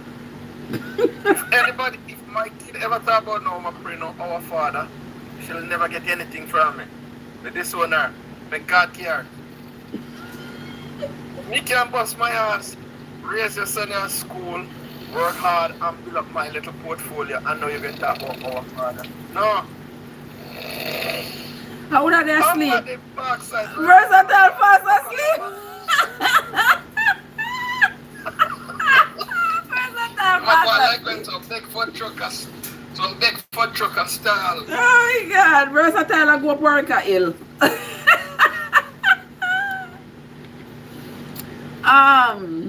Where's the Mark? Flesh did what? Flesh did what, Mark? Come in and get where you say. I don't know where you get to. I don't get where I get to. Flesh did what?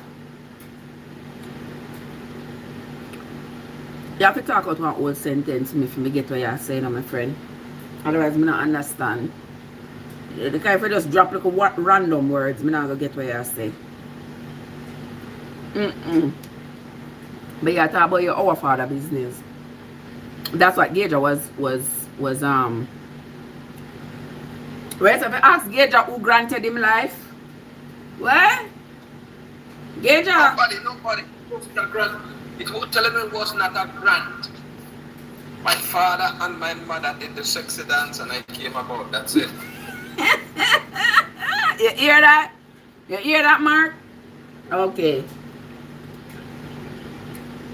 No grant me no life. Right, his parents did the sexy dance and that's how we came about. Where's Andrea? Where's who that a snore?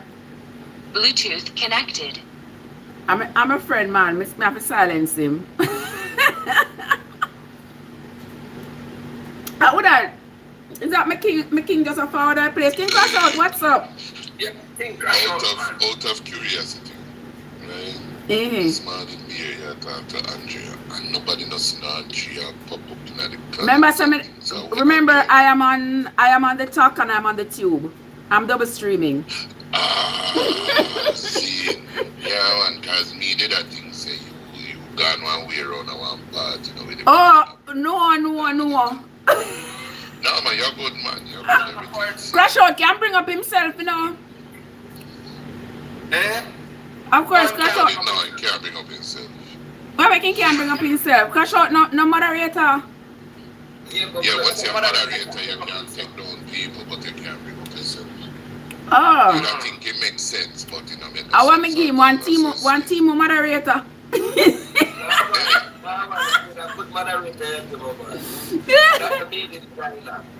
What? Me see the dep on live when me get up from 3 o'clock, you know. Yeah. Hey, you know where funny a while ago? Cash out say, not the made in China power, up the made in China.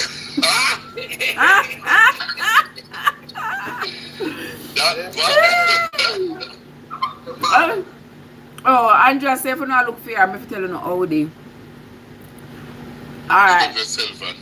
Yeah, me tell you. Alright, yeah, she over on that side of town now. So you're streaming on YouTube also? Yeah. Why do you do that? I just use my 2 devices. So one device here is logged on to the talk and the other device here is logged on to the tube. I'm just put them on one tripod where I have the 2 something. Yeah. So you're saying instead of tube socks, you're on tube tuck. Hey. Yeah, but that's the only way for me to be able to accumulate the hours over there. Because me always over on the talk. And over there, you need hours to. And I've been demonetized over there. And I haven't been over there like actively. So I have to be working on getting it back together. You're good. Yeah. Right, King Bab, yeah, I feel do it like this. Numbers gonna go up right now since we're there after the whole of the program. Yeah, if you have 2 devices, you have your YouTube channel and want to grow it, that's one good way for grow it, because then you get people in at the same time as you get people in, so you're using the time. Right, Chef Andre? So Chef Andre been my friend from on the tube. Chef Andre, your YouTube channel is still going good? I haven't seen shorts or nothing from you in a long time. Thank you, King Crash Out. Yeah, so you see now that I have my what's that?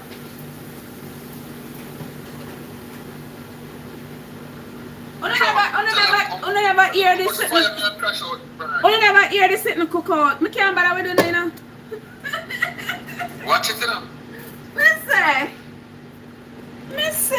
I'm willing for thing that I'm willing for me and King Crash Out get burned by it. Actually, man, me say, me over there, me listen to no. Me hear I get burn out. I get burn out. I want Crash Out. Did I tell the people that this morning? Did I tell them to fuck off this morning? Crash Out. Really did I crash out this?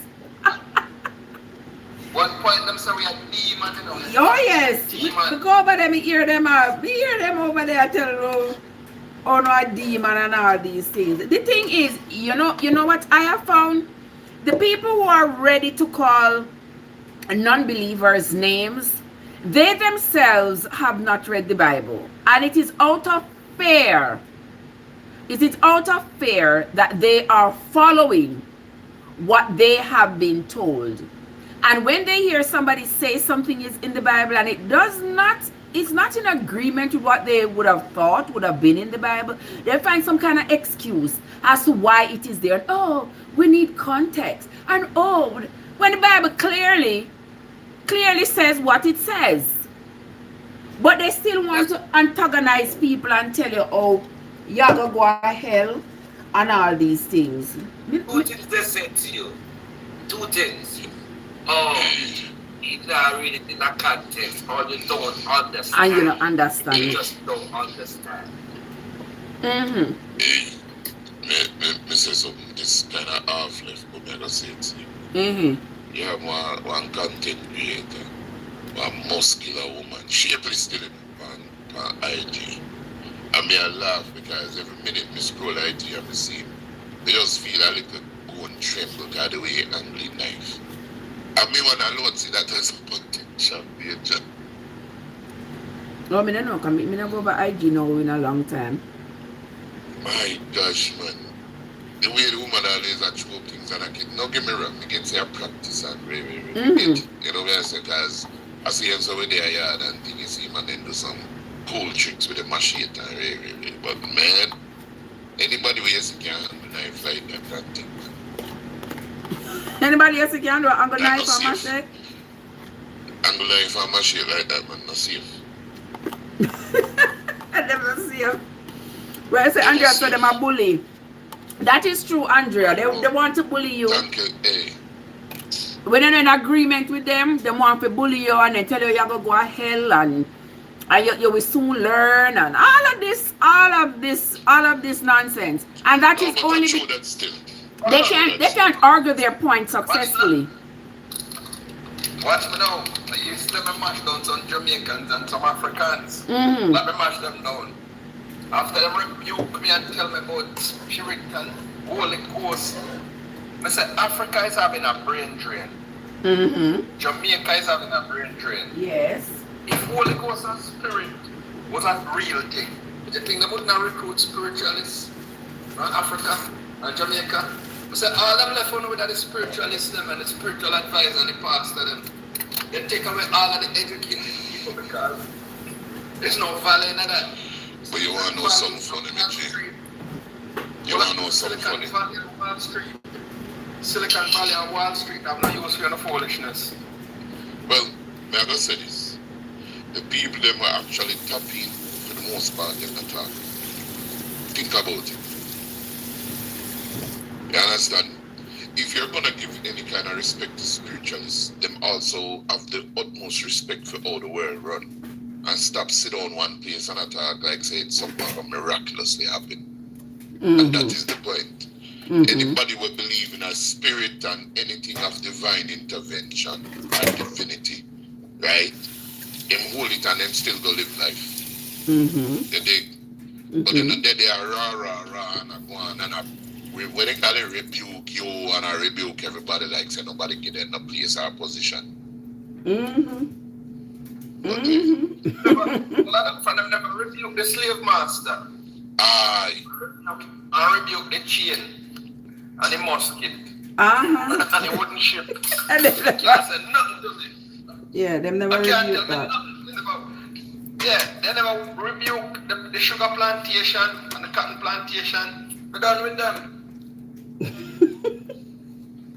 Yeah, you're right. Yeah, because they're not able to argue their point. So that's why them have to rebuke people and tell you about you know, God I go do this to you and God I go kill you, God I go do this and wait till God show you a sign and all. I'm like, that's ridiculous. That's nonsense. But God I go show you a sign because there's absolutely nothing that can happen to one human being that cannot happen to another. You don't get some special kind of protection because when we did a little bit in our church, you claim say you are God warrior. But when we did a little bit, I'm gonna say I chew me, I gonna talk off. I just want to look a full example, but that's something pre when me a youth. Right? Shit, Chris, what? Say for instance, the 4 hour with the right or something, and I chill out. And we see somebody I ride on the bike. Well, we call it bike America, but you know what I mean, bicycle. And if it's 4 hours at that given moment, see the man and say, right, it's supposed I'm on the drop off our bike. You know, say I have a high chance to just drop off our bike, off or something. You don't know that? Yeah, man. Just because we say it? Just because we all did that think it and we synchronize in that thought process. Really? Yeah, man. But we're not looking at the power ourselves more time. We just look at that thing and I don't believe a syllable of that. And let me tell you why. Look what them are going with right now down in Iran. And look what them been going on in Palestine. How we never synchronize with things yet. No, brother. Hey, we get what you are saying. Hold on. Listen to me. Push out, what happened? we always, our karma, our spirit, our obia only work in one community, on one street, on one group of people. We don't like that.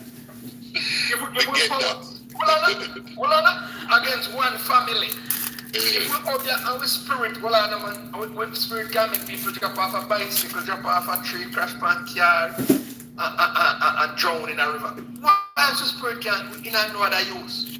Listen, me get what you're saying. Well, I don't get what you're saying, and you're absolutely right. What I'm saying is this: the chances of it happening though is very low, because I know we are going to agree with each other. That's where me I come from.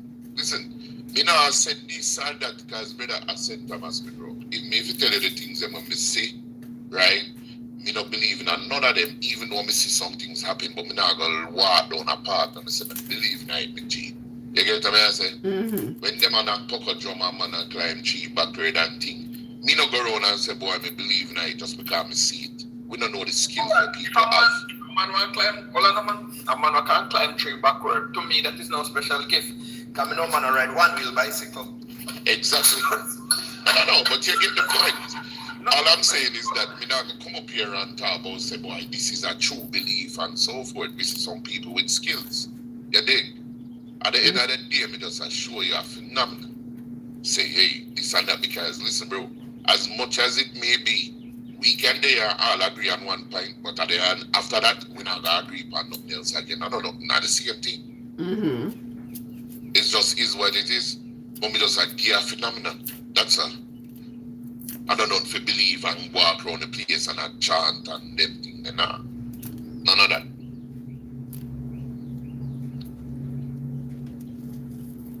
Their work, our spirit work, our prayer work, I'm gonna have to come good. And let me tell you what I tell people when them say them are be a man and them a healer. I say any day, anyone around can pray for a man. Will have a cut off foot or a cut off and then they grow back, no call me. If you can't do that, you can't do nothing. Nothing at all, no, a scam. Oh, me heal cancer, me not believe you. Me not believe you either. When people can't see again, me not believe Me not you. believe you. Me not believe you. Me not believe you. Right. No, let me see you grow back one man with a foot cut off. Just grow back your foot. If you do that, if I even 1 inch you grow back, that is good enough for me. That guy was on the live the other day, say he heal people, he make people see again. I said, where you at? He said he's in Costa Rica, I think he said he was at. Where the people are that you heal in Africa? Man, move out of here. Why you gotta leave Costa Rica to go to Africa?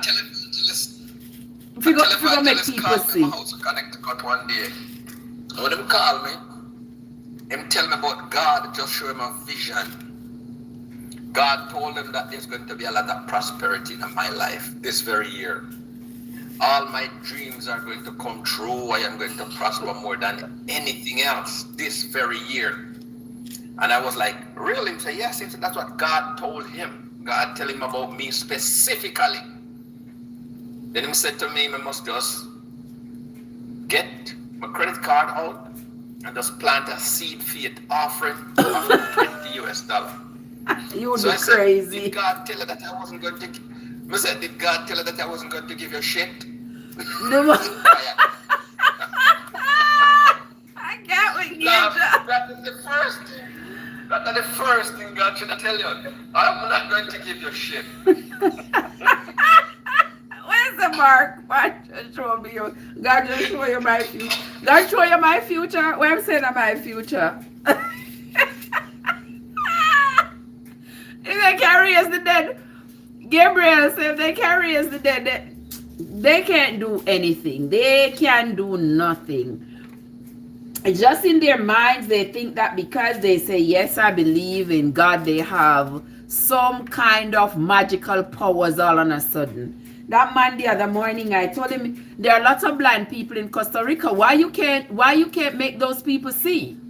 Why all your miracles gotta go all the way to Africa for people to get up out of wheelchair and walk and blind to see and deaf to hear? I'm like, man, if you could do that in Africa, you should be able to do it everywhere.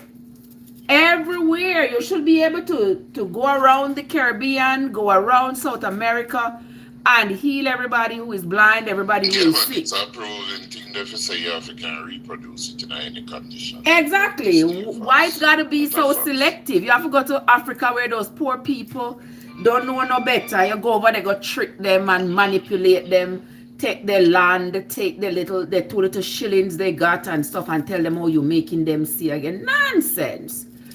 Absolute nonsense. Where's the Christian need more belly for laugh?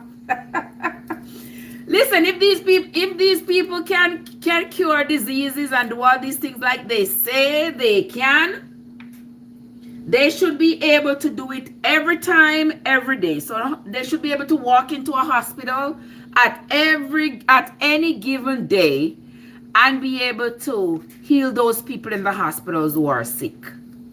They should be able to do that. Right, Gabriel? Once they can do that, you can't come to me, come tell me about, oh, you have powers and your powers can only work at Africa. Ah, man, bye. You're foolishness about God go and show me sign. Me say, well, make him show me. Make him show me this sign. Me well want him to show me a sign, but if I go and let me and him in a malice. When I was a kid, you know, I have a guy who call him Seabird. He just passed away. I'm in my 50s now. And this thing happened when I was about 9-year-old. Some people sent for one Obia woman from St. Elizabeth to come run over and dump what did in our area. And the woman come from St. Elizabeth and fried chicken and cook white rice and set out one big white cloth and put chicken and white rice in some big pan and put it on there. Then look boy about 9-year-old. And as soon as them say them prayer and sprinkle them holy water, Seabird go over there with a big pudding pan and take up all of the chicken and all of the rice and yam it. And the people them come and then curse him and then rebuke him and say they give him 9 days to live. From me a 9-year-old. And now I'm in my 50s. And he just passed away. Seabird just dead of natural causes. Yeah. Seabird never be whole of the dumpy chicken. Listen, how in the world Duppy are gonna eat rice or eat chicken? Them something there just ridiculous. Where's it not nice, eh? Better brand me correctly. Yeah, how in the world that's going to happen? Them that say Duppy are spirit. Spirit are eat? Can spirit eat? That's not possible. So then it's just a bunch of nonsense. It's just, and people are afraid of the reality of these things. People don't want to face reality. I can teach you to fly on a broomstick. You don't have to teach me. I already fly on enough broomstick. A 5 pitney may have allow me. Leave me alone. I don't know how you. I don't know why you gonna teach me. You can't teach me nothing again. I already learned.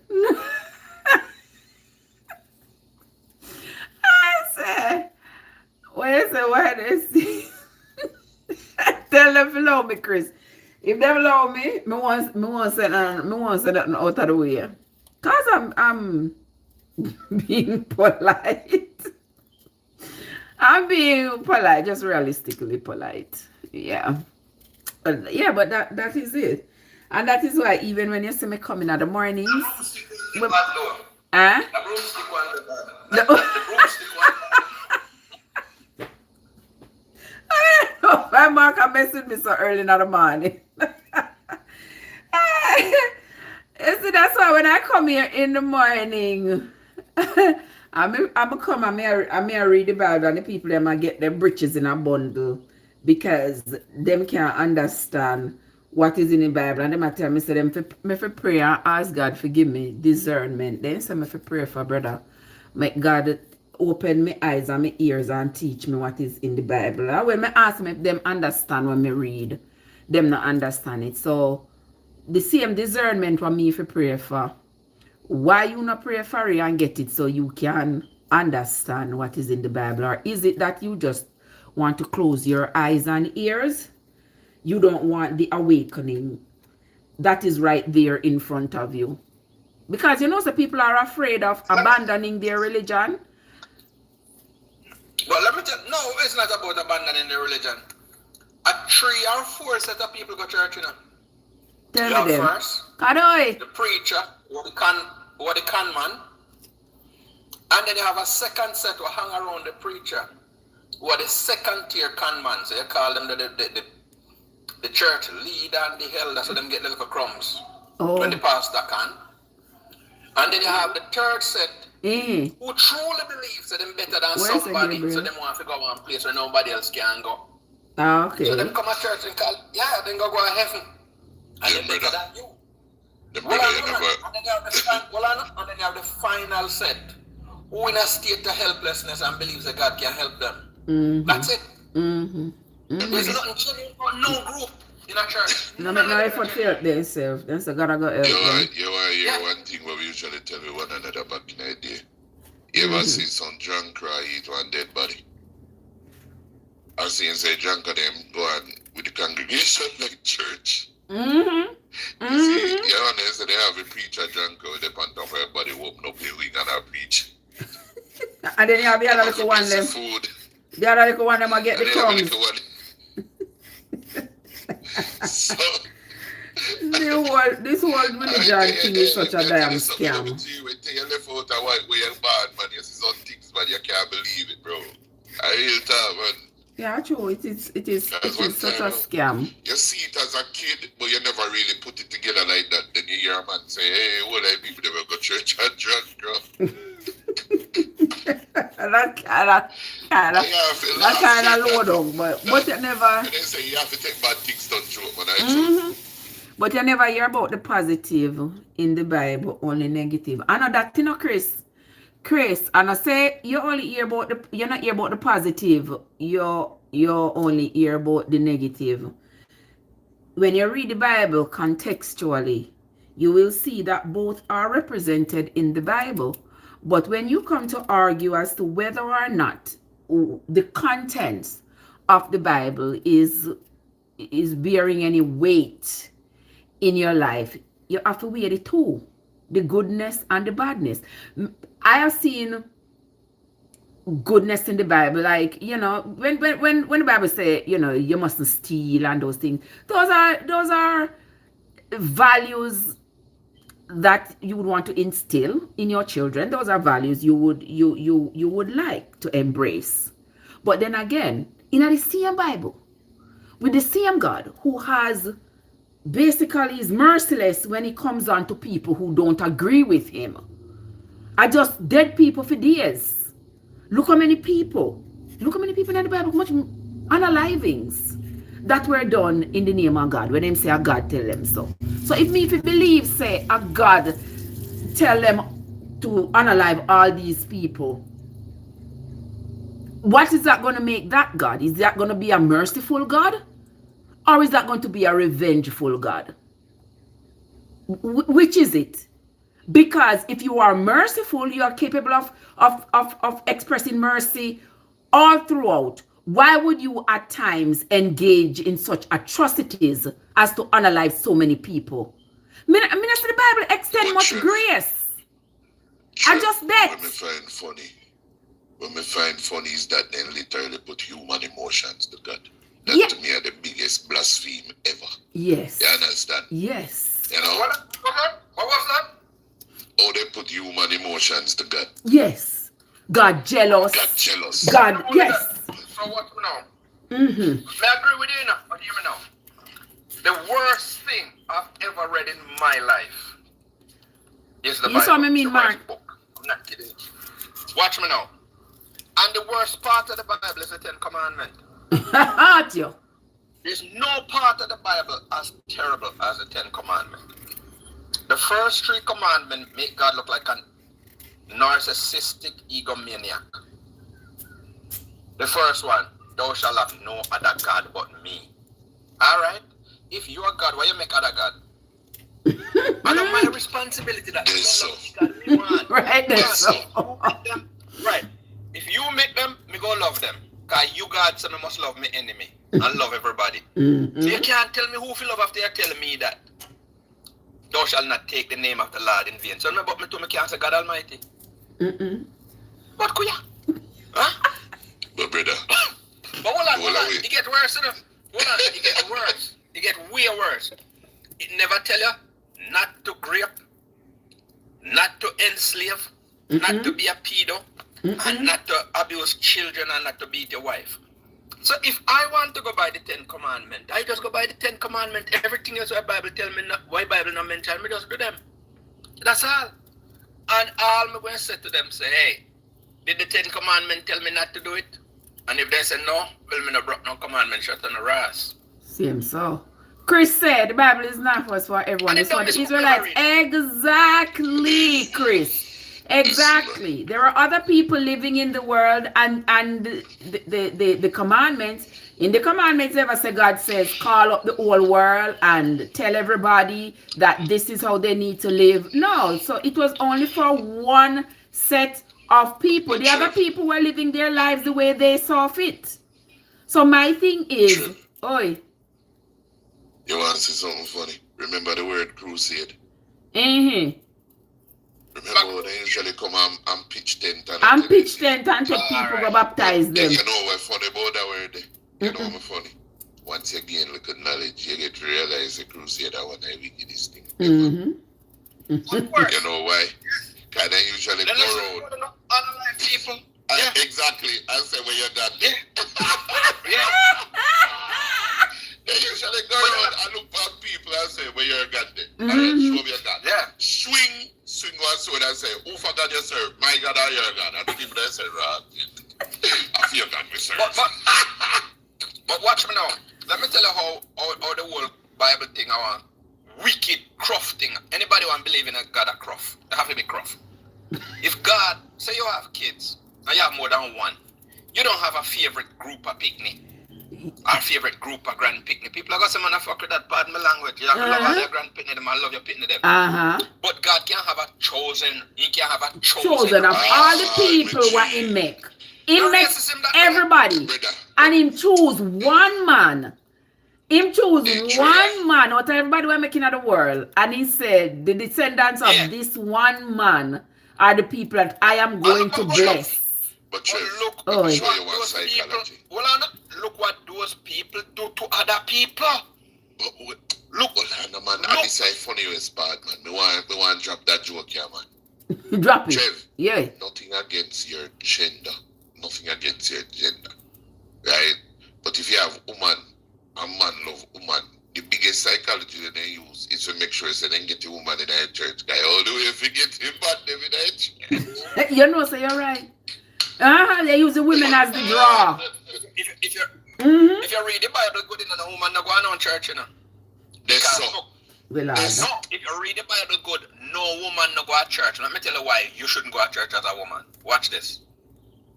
And when God make ants, mosquito, cockroach, fly, jankro, dog, mongoose, snake, God look around, you know, and say, boy, it is not good for man to live alone. And he take out one ribs and make man. So God, he put everything else before woman. And as soon as the shit goes out, guess who get the blame? The woman.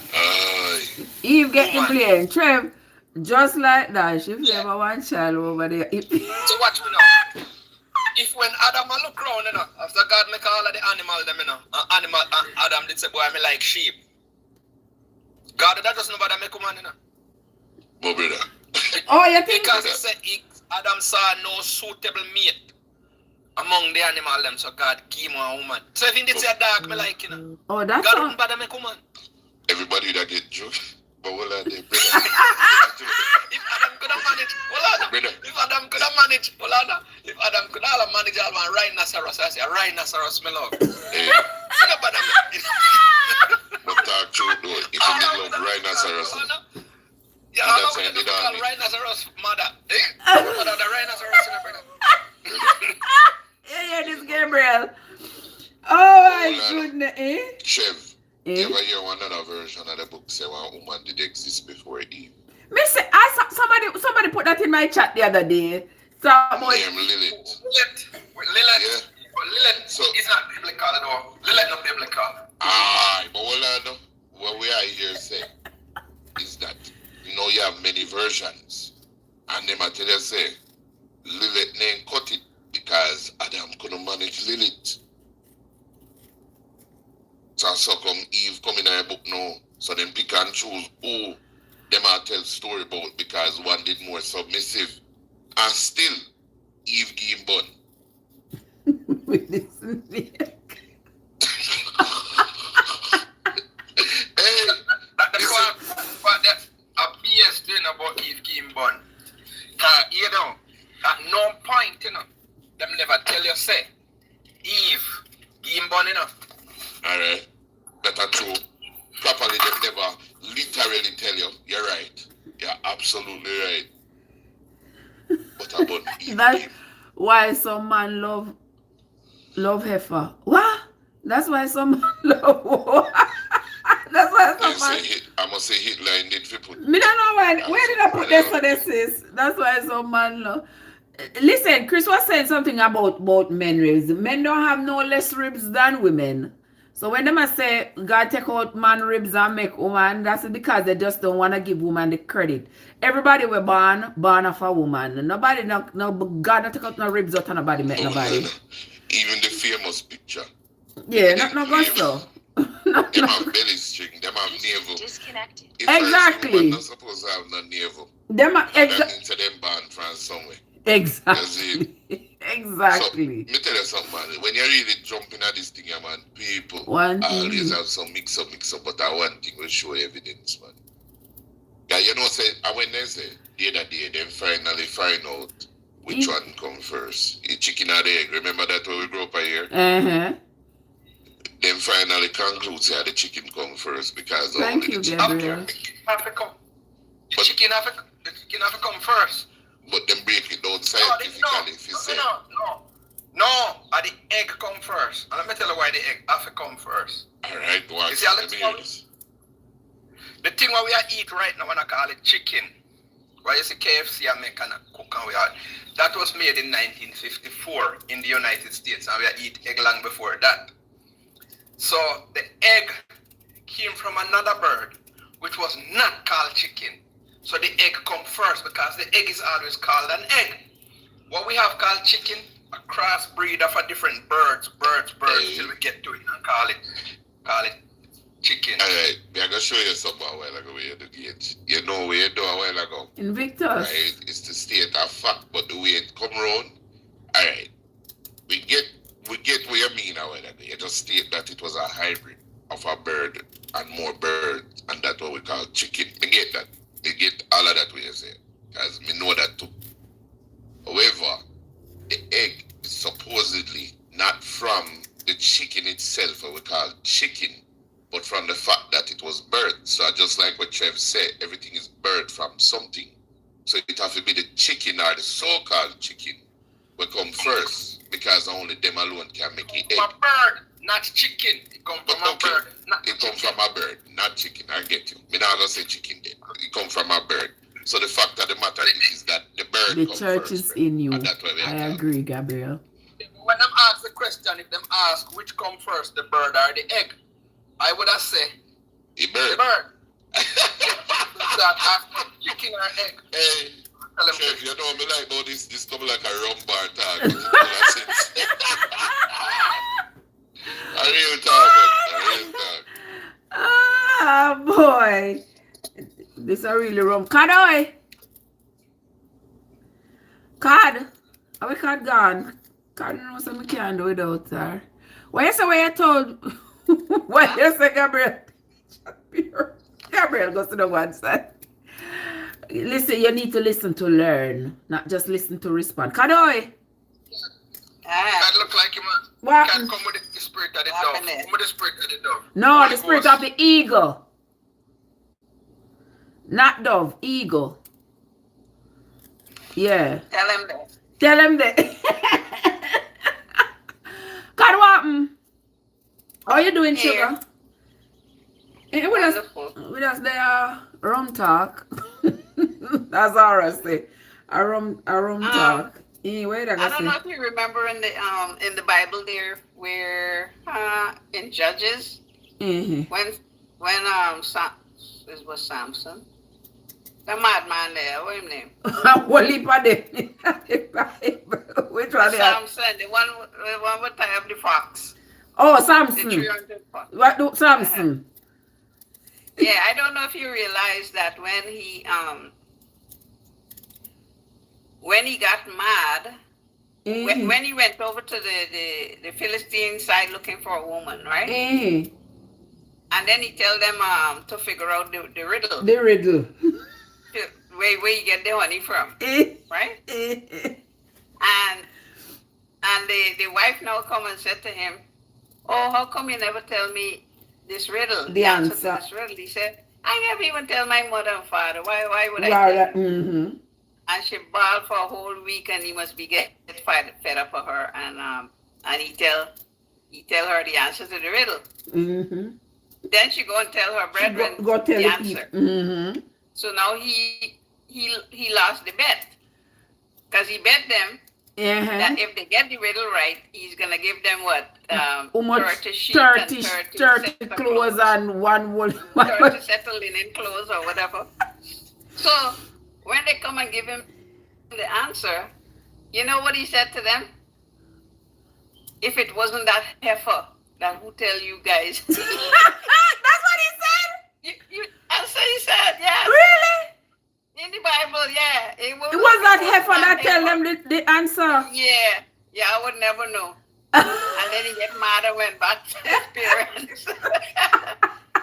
Yeah, that's what the man said. But he got mad and go kill off them people. Didn't he go unalive them people and steal their clothes to carry to go give the bet? Yes. To go use for the bet. He didn't think he was gonna lose the bet. I didn't think he was gonna lose it. But Right. So now we have to go kill those people to take their clothes. Their clothes to fulfill the bet. To fulfill the bet. Why saying Victor's never trust a crying woman? And according to the book, Samson was a good man, you know. Exactly. And then they blame Delilah, say Delilah was the one who deceived Samson. Samson was a devil. Samson typed the 300 facts and burn down the people in place. Samson was schizophrenic. Samson was bipolar. Everything. Samson was a madman. My head not good. Yeah. He left her. But that's why we know it's a woman a wicked friend like that. We have to blame them. Yeah, they always blaming us, but we are, Lovey, what's up? Why would you say that? They blame us. What's up, my love? They blame us for things we didn't do. Stop blame woman. See him, sir. Listen. Stop blame woman. You don't understand the game. The game was designed for you to do exactly that. Exactly. Because here we are trapped in a situation. Exactly. Here we are trapped in a situation. Go on, Lovey. The floor is yours. Like him We are in a situation. Yeah, man, driving. I soon stop in about 5 minutes. We are trapped in a situation where we are born into an environment that we are told stories. Mm-hmm. Stories that we accepted because we were not equipped to challenge it, because we have no option, no we alternative. know better. And when we ask questions, those who did not know dissuade us from pursuing questions, because to pursue those questions was to show that you are either evil or you're lacking in faith. Mm-hmm. So here we are now talking about women. Albeit we are dealing with it in humor right now. But seriously, it was designed that way so that women were held. It was to put a check on women, because the story of Genesis is nothing that happened in Genesis is real. It's called an etiology. It's a society that is attempting to explain how things are the way they are. And they are not the first people. They are not the first people to do it. They actually copied. The stories in Genesis are copied from Mesopotamia. From other, yes. The story of Cain and Abel is not original. The story of Adam and Eve is not original. The story of the flood is not original. The story of Noah, of human being pursuing immortality is not unique are original to the Hebrew Bible. It is all a design and a response to other nations around who have other explanation of why we had a flood. Right. There was a flood. Right. Why women are the way they are. Why snakes crawl on their bellies. Mm-hmm. Why mankind doesn't have mortality. You can go and read the Epic of Gilgamesh, and you will see the story, the same story that unfolded in the Garden of Eden about the fall of man and mortality is all there. So we are repeating stories because we have accepted them to be true, because we didn't know better. And even now that we know it is not true, we still talk about it as if it is true. As if it is true. The thing is, even the way that it is written, you still can't blame the woman because it's a man who created all of this. I'm saying the way that it is written. But those who blame the woman don't see it as a man writing it. They see it as God. Exactly. Yeah. But watch me now. We are blaming woman because a woman give birth. Watch me now. I had a problem with the Bible from day one. And they say we come from Adam. What are you talking about? I had a problem with the Bible from day one. Okay. My problem started in Genesis, you know. Because, first thing, I don't believe God was all-knowing. No. Day one. There was no part in the Bible that tells you that God is all-knowing. First thing he said, it's not good for man to be alone. After he make everything, and then he make a woman. That's not all-knowing. Secondly, he could not be all-knowing coming down asking Adam, where art thou? He could not be all-knowing asking Cain, what have you done to your brother? So me never believe none of that from day one. We have a problem from as early as we could have believed here. Me not believe. But I mean, was it just rhetorical when he asked though? Could you think it could have been rhetorical? Yeah. It don't matter. It can't be rhetorical. It can't. He said it is not good for man to be alone. And he come to that conclusion after he make all of the animals. Chris said my problem was when That's God not said all-knowing. he regret making humans. That too, Chris. Yeah, that's in Genesis 6. That's in Even Genesis. Correct. That was So even that show that he's not all. yeah, that was a big problem for me. Like, why would God say he regret making man? If he's all knowing, he would have known what man would have done. Yeah. And if it was pleasing to him, then he would have known not to make us. Alright. Yeah. So me have a problem with the French jump straight. Yeah, because if we were goats, our God would be a super goat. And if we were a lizard, probably our God would be a dinosaur. Who knows? But because we are human beings, we have created God in our image. We give God hands, we give God mouth, we give God nose, because he can smell the sweet incense of the sacrifice being burned. From the very time we read that, we should have known that something is wrong with that particular God, because which God could be pleased by the smell of the burning of the flesh Of the an flesh. animal? Mm-hmm. Can you imagine that? Mm-hmm. Can you imagine that, brother? Which human being, which God who is all sufficient, all perfect, all benevolent, omniscient, omnipresent. Not only that, how could a God who is perfect be upset about something that man does? Okay. If you are perfect in all ways, it means that nothing outside of you can change your mood. How can you be mad? How can you be regretful? No make no sense. How can you be It's jealous? A man describing God as a Superman. Right. Right. Mm-hmm. No, that is not a Superman. Not nice, not being nice. That's not Superman. That more superficial man. Because, well, how can you tell me you have no other God but you? That sounds superficial. Because there are other gods. Good. Correct. Super God. They were not, because the God is acknowledging that there are other gods. Mm-hmm. Right, but if you was super, you wouldn't tell me not to have any God but you. You'd have just destroy them like Zeus and Apollo. You know, Right. what the little God were. I agree. And go zap them with lightning bolt, or take a big hammer and struck them. You know?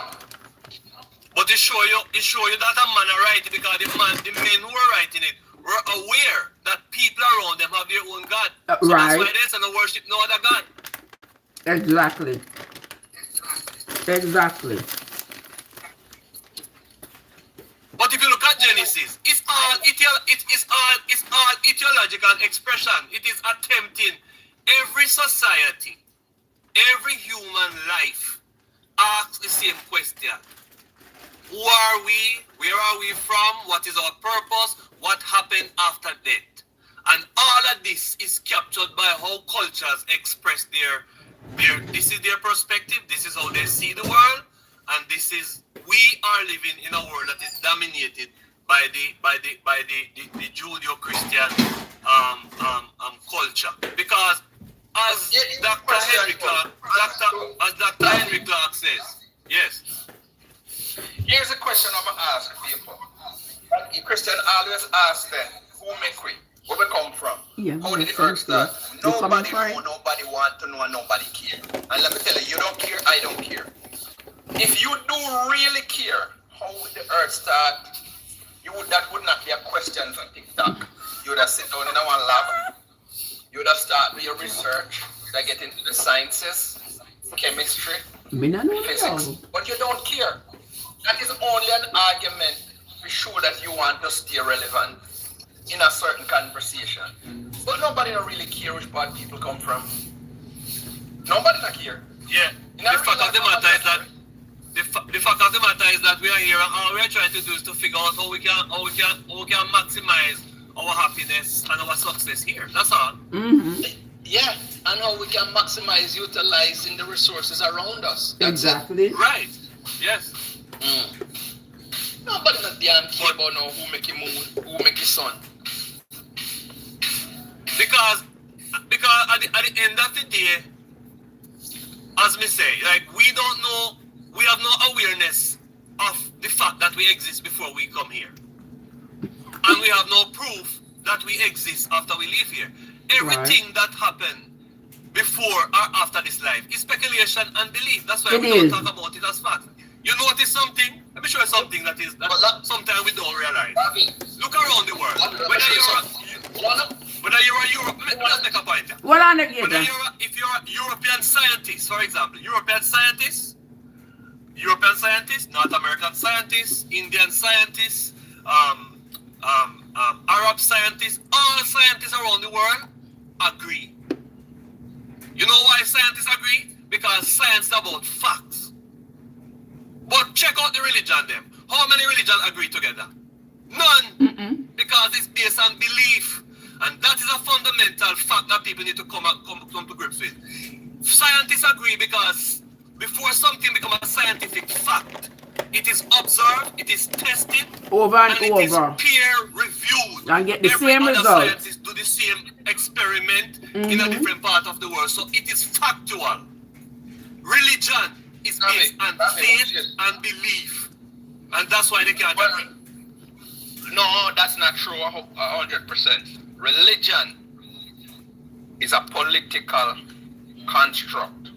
And watch me now. We have to understand the depths of the deception. Look at the American evangelical movement. Look at the Jamaican Christian movement. They're always loyal to a particular party. It is a social construct. It is a political game. So, give to Caesar what due to Caesar. All of these things are teaching you to be loyal to a government, an earthly government. It is preventing you from rebelling, preventing you from understanding that you are oppressed. Because one of the things is this: you turn the other cheek, obedient to God as you would obedient to your earthly master. You understand what I'm saying? Right. So it is a political, social construct, but a lot of people are missing that part of it. And it is far too dangerous. It is not just based on belief. You have a lot politicians use the church for campaign. Now, the better days are coming when you reach the city by and by in the sky. They are absolved from doing their duty, even though they are collecting what due to Caesar. They don't have to do for you because you have a heaven to gain. You follow me? Yeah. So you will continue to romanticize poverty. That's what I said is that 100%. I am saying that fundamentally, whether it is political or not, because I was about to tell you the quote from Dr. Henry Clark. Dr. Henry Clark says religion is a deification of culture. All it is an expression of a dominant culture. So you're not disagreeing with what I'm saying. I'm saying that whether it is religious, whether politics is a part of it or not, it is based on belief because there's no facts to it. No facts. Scientists, on the other hand, is based on fact. That's all I was trying to say. I wasn't trying to get into the dynamics of how the belief is expressed. Okay. But now if you look at the countries that reject, the countries that reject religion, most countries that reject religion also reject capitalism and reject democracy because they believe that religion, they use that the capitalists evil have used religion to infiltrate their country and dominate their people. So if you go to like a country as productive and as progressive as China, they don't want no religion. Remember, Stalin didn't want no religion. Castro didn't want no religion. All North Korea don't want no religion because people use religion too much to infiltrate their culture and destroy their people.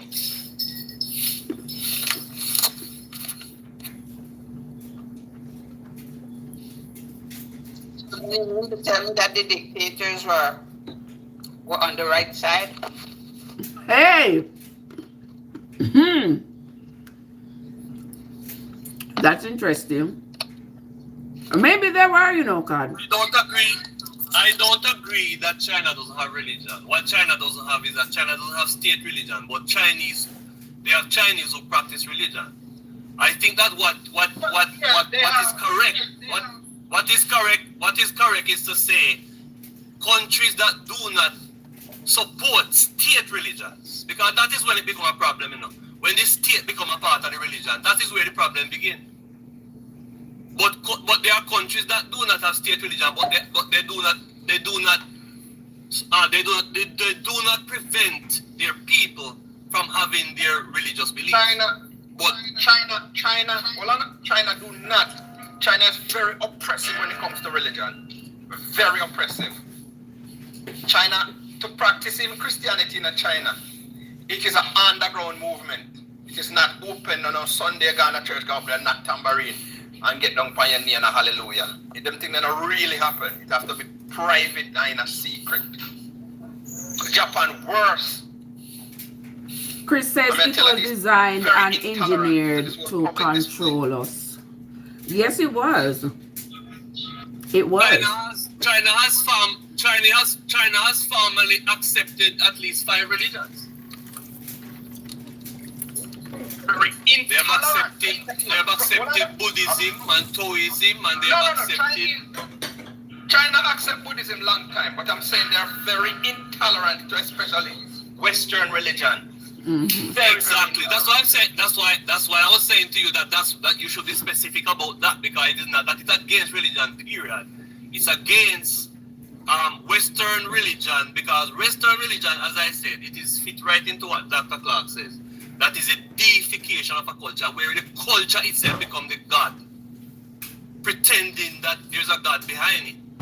That is what Christianity has done, and Christianity would not have been so powerful unless the Roman Empire had put its power behind it under Emperor Constantine. Before that, Christianity was fragmented and was warring with other religions, and Constantine brought them together and said we have one unified religion, and this is the religion of the empire. And that is how Christianity got the power that it got to have world dominance. Constantine believed in an ecumenical movement, is that what you're saying? Yes, and as my brother is saying, that was the political slant, because for him, unifying the religious faction within his empire was necessary for him to be credited, because he didn't want to have the fragmentation that was going on. So he called them together. It was political. He wasn't interested in becoming Christian, because I heard he didn't even accept Christianity until later on in his life. But he brought them together because he found that it was politically expedient. So when he brought Christianity with paganism, that is how Christians start to celebrate Christmas, Easter, wear wedding ring and all them something. The Christian never believed in something before. But when he brought them together, it was a match made in hell, and the rest is history. Lavi, let me ask you something. Were you an Adventist at one point? Why you say that? It's a question I asked. I was that. Answer me, man. No, man. Ask me any question you want, man. I don't want you to label me because I don't like labels. No, I'm not label you. Ask you a question. I say, were you an Adventist at any point in your life? Yes, I was. Let me not know, man. Then I hear you doctrine. Which doctrine is that? Which doctrine is that? I'm look while an Adventist doctrine. And that is up here. No, man. Because me use the word. Because me use the word. Me know say because me use the word Constantine because Adventists use it. But trust me, what I'm saying here, when I was an Adventist, I didn't know. Go ahead. May I come from the same background? That's what I tell you. That's what them teach you. But in the Adventist church, them fall short. And let me tell you why. Right. Adventist church fall short, because I used to be a youth leader in the church, and me have the doctrine down and all of what them must say. What the Adventist church will never say is that the Roman Empire did not fall. So you have the Roman Empire, and then it merged. It switched over and called itself the Holy Roman Empire. And that is the Western political Judeo-Christian society that we're in right now. The Adventist church is still part of the Roman Empire. But I would say, they don't want to tell you. I would say all Christians. Well, I'm not the Adventist. What we know, the Adventist church was one of the people, the group of people What who am I supported Sunday? the three letter in America.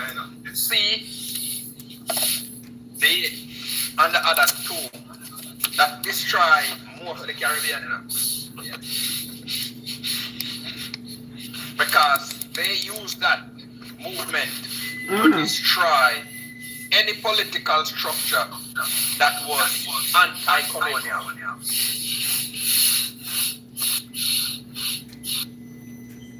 I think that gauge I make that nice. Okay. Go on, me hear your gauge. Love you hear you too. It just. Yes, man. So I'm saying that the Adventist church will never tell you that they supported the CI and the other letter that destroyed. And it is all a part of the Holy Roman Empire.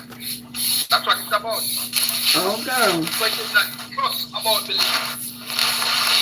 When the evangelical movement started To make me in the see? United States, Yeah, that I'm is going to roast when them. Christian religion becomes dangerous to the region. I'm going to roast them next. And it has done more harm in the region than we think. And then me keep the shell. Me use the shell to make scrub. May I hear in a gauge and make it up? Make it up, gauge. Because I was moving across and I have my background a little bit noisy. Oh, okay. Okay. Yeah, so I'm saying the Adventist church, they're not as they're not innocent, they're not all, Me I tell. They're almost as evil. Them as evil as the Catholic Church, Me I tell. You see the blue and white flag? Look how them support the blue and white flag right now. Oh yes they do. Look at the heavy support that they give to the blue and white flag. Yes they do. And look at the atrocity of the blue and white flag. Yeah. They still support them. Look. Yes. So it is not just a belief system. It is also a political Yes. order. Yes, it's a political movement as well. Yes, because the blue and white flag, the blue and white flag are nothing about religion, Over 80% of the blue and white flag are atheists, Oh, you think so? You think so, Geja? Yes, man, yes. 80% of the blue and white flag are atheists, man. Oh, It's a movement, when you look up Zionism, I look up Herschel, the guy name, in the 1800 who started. They don't believe in none of what we believe in. Oh, really? Yeah, man, look up them, man, look them up. Them are atheists, they don't believe in what we believe in. Oh. But so all I see them American Bible Belt, I push them. American Bible Belt, I push them. Oh, yes, the They don't blue and believe white. that. Can't say blue and white flag not believe in a Jesus. No, man, they don't believe in that. They have 80%. Look up and see what percentage of the Zionist movement are atheists. Somebody grab a Google search engine and search that out. But that should tell you something. That should tell you something. It should tell you that if the people who are recipients of and their antecedents they claim to have been the people who wrote the Hebrew Bible, if such a high percentage of them are atheists, which is a fact, if such a high percentage of them are atheists, it is telling you that they themselves, when they read the Old Testament, they don't see what you see. What they see is a script that was written by scribes who wanted their nation to appear to be more powerful than it was, and that their God had a bigger D than your God. You understand? And that's what. And even today, that is what it's about. If Iran was a Christian country, there would not be a war with them and Israel and America right now. But this is not just about. It's not just about oil and dollars and kind of stuff. A lot of these things have its antecedents into historical religious beliefs. Yes. But the irony is here we are sitting on this side of the world, a war going on with Iran. Much of it, I think, if they had political similarity, if they had religious similarity, there wouldn't be a war. But a lot of the things that we believe came out of that same culture, the Persian Empire. When the so-called Israelites were enslaved by the Babylonians, every time they went into captivity and came back, they came back with a different way of writing their history, and their belief system evolved. If you notice when you read the Old Testament, hell is not mentioned in there until the Israelites go into Persian captivity and come back out. That's where they go and learn the concept of hell. In a real life, in a real life, there was no ancient Israelite in a real life, And watch now. When we say that, when we say that people are getting a fight over it, go look up Dr. Roy Casagrande. When I was in college, I used to do correspondence with him. And he is the authority on Middle East and Semitic language. And he's an American professor of Spain Spanish origin. He's Celtic and Spanish. And he from 2007, and I correspond and him show me that there is no such thing as ancient Israel. Zero evidence of any ancient Israel. When 2018, when I went to Egypt first time, I spent 9 months, 1,800 US Army, find out that there's no damn thing called no ancient Israel. And there was no Egyptian enslaving no damn Israelites. So what kind of ras this? Nothing no go so. So that story was all made up, The Khazarians. All made up story. The Khazarians and the, what you call them, Ashkenazis, and all of these people are Europeans. I want you to understand, so even the woman up in England, we call herself Queen, a direct descendant of these people, Ashkenazi and Khazarians. And there's another group of them. None of them don't come from nowhere, so they're not no Semitic bloodline. So when people are talking about if you don't like them, you're anti-Semitic, it's not no so. They are anti-Semitic because Semitic are the people who live there. The original people, the people who never have no problem with nobody before 1948. Well, my own 1948. Then that when the Balfour letter came into play. The Balfour in 1917. He wrote it then, but wasn't it in 48 that it came into place? Yes. Okay. Yes. But watch this too. Before that, let me explain. There was 3 families around Europe, and their aim and their desire was to destroy the Ottoman Empire. That come up in World War I. And it was all of them a family. Elizabeth, it was the Romanovs, the Kaisers and the Windsors, the Russians, the Germans and the British. One family. And all they wanted to do was to destroy the Ottoman Empire and split up Africa. That was the aim of World War I. Nobody never hear nothing about nobody nowhere. Name them before the Europeans start write that book. And that's the whole point of writing. That's the whole point of writing the book, because if the book is and that's why when I tell people that Abraham did not exist. No, even Galatians tell us that Abraham did not exist. The story of Abraham was written in the 5th century BC, and Abraham lived thousands of years before that. And the reason why we know that Abraham did not exist and that the story of Abraham was not written by Moses is because there are things that the author referred to that was not a fact in Abraham, in the so-called Abraham time. He mentioned that Abraham had how many camels, and based on the history, camels in that region was not domesticated until probably about 1500 years later. So he could not have had camels. The same thing was said about Job, that Job had camels. Camels did not exist around the time when that those stories are set. And as you said, just think about this. You have 2 million people in your country that are the labor force, call themselves so-called slave, and then all of a sudden those people have to leave because their God take them out and destroy your economy. Yet still, Egypt that keeps meticulous record, have no record of the Exodus, no record of an economic downturn that was affected by that. Absolutely none. There is nothing in the Red Sea that you could take up and say, yes, they cross here, this is a chariot wheel, this is a this is a that. So a lot of those things does not add up, and that's why I said religion is based on belief. It is based on faith.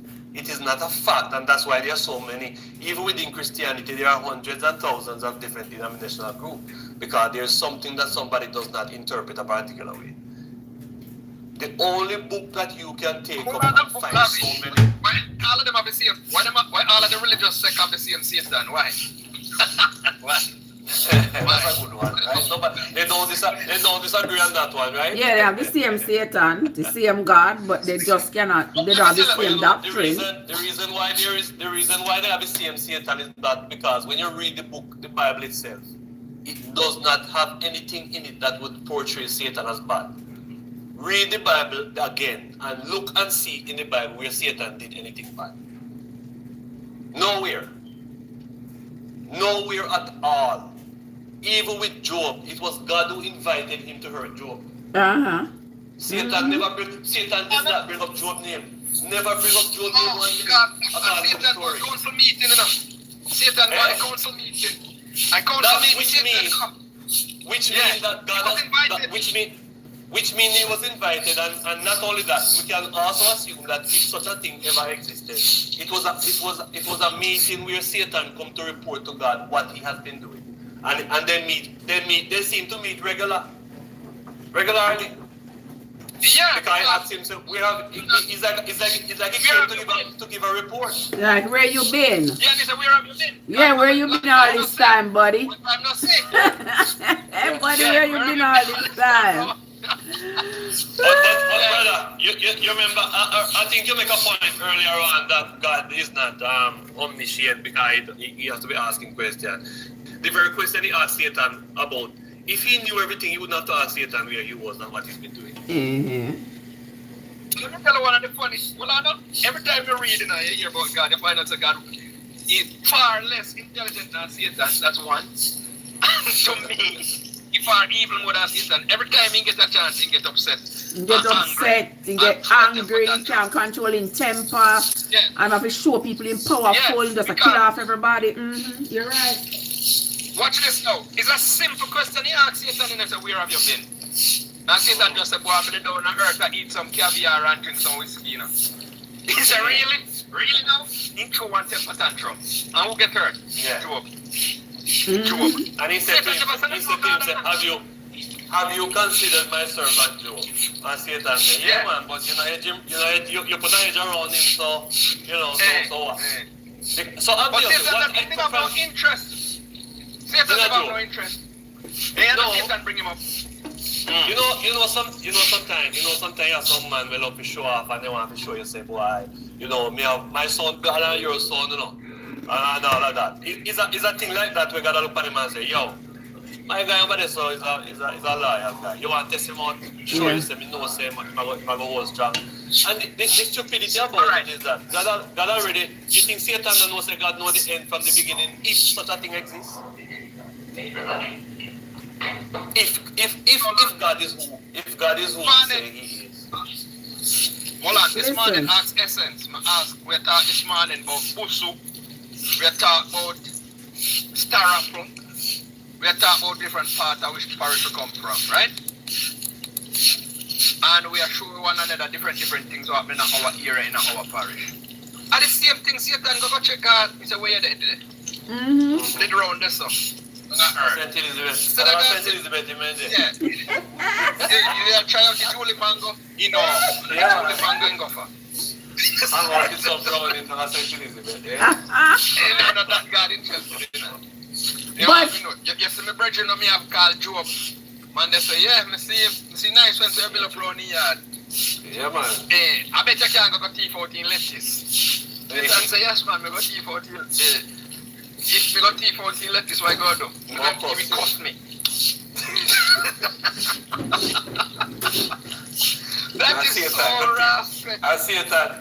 And when the servant come to report to Job, he said he was in the field and the fire from God come down and pull up the thing, So as far as the servants were concerned, it was God who was doing it. That's it. Yes, but I got because Satan was only directing the power because God gave him the power. He said, don't touch him body, but go after everything. But another thing, look at this. Look at this. I have another question. Look at this. When you remember when after the flood, Noah said, according to the Bible, said God said he's not going to come back with water next time, he's going to come back with fire. How come God already knew that mankind was going to become corrupt again when he had just drowned everybody and saved these supposedly perfect people? And everybody else now was going to, the earth now was going to have to be populated by these 8 people. But he already knew that that population that was going to be created by these people were going to be so wretched that he was going to have to burn up the world. He was going to have to destroy the world again. Whenever think about that? Like, does that mean that? But it's all like, I'm happy that you bring it up because I never look at it like that. Yeah, so he already knew. He knew if we are believing in the omni God, that is omnipresent, omnipotent, and all of that, then yes, he would have known, because that's why in the New Testament the scribes, when they're writing, for the Christian religion. They said that Jesus is the lamb that was slain from the foundation of the earth. In other words, God set out to create a world in which he would have to kill his son to forgive the people who he was making. That makes sense? None. Why didn't you could have, if you're all powerful, you didn't have to create. If you had to create what you create, if there was no other option, then clearly you're not all powerful. Right. You're not. And how could you then say you're gonna be upset when people are doing wickedness when you know from the beginning that they were gonna do it? Why you carrying on like you're crazy? You're like a drunk or you're something? Are you stupid? You knew what was gonna happen. You designed and you confess that you create good and you create evil. You create good, you create good. You said it out of your own mouth. Right. You say if you say you create. So why are you upset? Why are you upset? When evil occurs, what did you create evil for? Just for it to sit on the sidelines and not act its full potential? What did you create it for? Because you have to create evil if you're gonna have a God. Because without evil, there is no God. You see, one of the Bible, one of the darkest stories of the Bible is the story of Sodom and Gomorrah. I've never seen a more disgusting story. And a lot of people miss how disgusting that story is. That story is a very disgusting story. Very much. Very. Watch this now. Look what happened. What caused God to be upset and send the fire and the brimstone? He said the immorality. Good. But then, the same God who can foresee things. Right. Unalive Lot's wife, turn her into a pillar of salt because she look back on her sofa on her flat screen TV, right? Right. Okay. Alright? Okay. She never want to leave the tablet on the leather sofa. Okay. And the stainless steel stove. Okay. So God turned her into a pillar of salt. But watch this. What happened after Lot wake up in a tent? My two daughters to him. Okay, so two daughters rape him. But before that, remember. Hold on. The part I come want people to understand. So God never knows so them the two girls and no man and go one man. So two man never him going up down Sodom and Gomorrah and could have saved them for them the two girls. Alright. But also so one more disgusting than that. The part I looked at that's even more disgusting than that they are basically in the same boat. But remember when the angel that a shuffle saw. Are you Geja? Me. Oh yeah, shuffle saw. Yes. But you remember when the angels were banging down Lot's door? Lot said, I have two daughters in here who don't know a man. Take them and do whatever you want to do with them. What?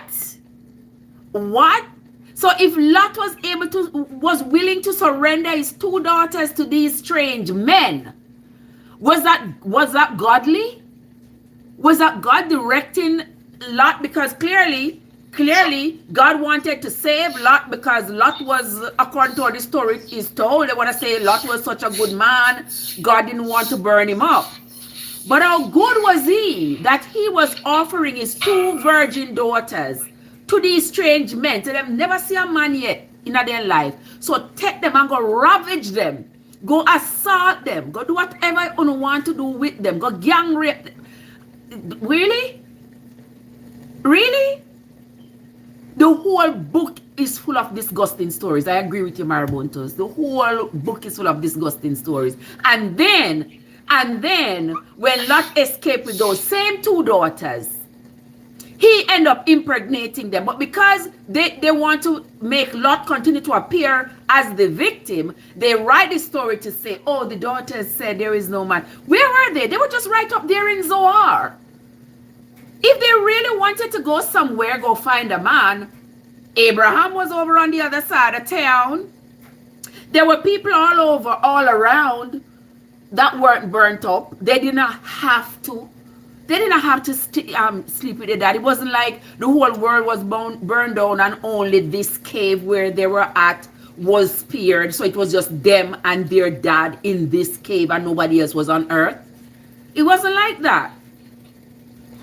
But it's just But a we have way. a God, but you have to, but essence, Mhm. you have to remember that you have a God who is in favor of incest when it is necessary, and when it is not, he's not. Because obviously for the earth to be populated, incest had to happen. So they say, but then we see. Jenny Rain, what's up? Because Cain would not have found a wife where he ran away in Nod. He give you the impression that he found a wife in Nod, which would mean that there are other human beings alive. Because clearly there were what would contradict their story. exactly So idea. you're dealing with a God who is willing to. You notice how meticulous that this God is about certain things, but there are certain things that he is as if he make a big circle around it and address it like slavery. Like him say, okay, you can enslave people, but he never come out, not even in the New Testament does he say that slavery is wrong. And that is why somebody said something yesterday, and I it's really interesting. He says that the so-called Israelites were in Egypt and God freed them because they were enslaved. But he never freed the black people. When the black people were in slavery, he never came to their rescue. But the thing is, as soon as those people, and the reason why that is such an interesting point is that the most devoted people to Christianity are black people. yeah. But you know to what I find funny? They were enslaved in Egypt. He took them out of that slavery. But as soon as they left Egypt, he gave them instructions as to how to keep slaves. Exactly. So what the heck? What? Is that Trump? Donald Trump never described. Donald Trump never described. So he's so angry that the Egyptians enslaved them. Reactive and insecure. He took them out. And then once they got out, he gave them instructions as to how they can keep their own slave. If you whip your slave and he die, if you knock out his eye, if you... All these things. Why would this God who is upset about slavery now give his people the instructions as to how they should treat their slaves, and the treatment wasn't any better? Because it was... He said that it's included the same whipping. Person, but obviously he have his favorites. Of course he does. Of course he does. Of course. There's a contradiction. And no respect to a person, but I have my favorites. Let me you eat pork? I think the best way to put that is that I only eat fish. Alright, let me explain something now. I like the fact when God tells people not to eat pork. That's the sweetest part of the Bible to me. And then he selectively said, you can eat the fish with fin and scales. I love that. Because nowhere on this planet, no fish no go to Trader Joe's, go buy mixed vegetable and eat it. Fish is no less of a scavenger than a pig. But Some fish. God didn't know that. Yeah. No man, all fish. Tell me where fish eat. Where fish go eat. Where them find food. Well, they have to eat where they're in their environment, right? But you have fish that are Right, so literally just scavenger work. All fish are scavenger. Every single one. Okay. All right. Because there's no grass in the sea, so them not eat no fruits and vegetables. Them only eat what they in the sea and what they can catch. Eat. So they might have predatory scavenger. Yeah, but they are also living plants that grow in the sea. Nah, but how many of the fish that we eat plants? I don't know. I don't know. Good. So I'm saying, when God gave the order not to eat pork, but you can't eat fish, you no matter what he tell me say, he make a mistake. He make a big mistake. That's a mistake. He never calculate that one correctly. Right. Well, that is his problem. My decisions about meat has nothing to do with what he says. Only hope. No. I only hope you get the point. I'm not taking a new point. I get the point. I get the Versatile. point Yeah, because because I get the point 100%. But even within the prohibited list that he put out there about the rat badger and he said the rat badger true code and the rabbit true code, but it's not true biologically. The rat badger and the rabbit do not true code. And the Bible said the true that's what code. I'm saying. Right. So,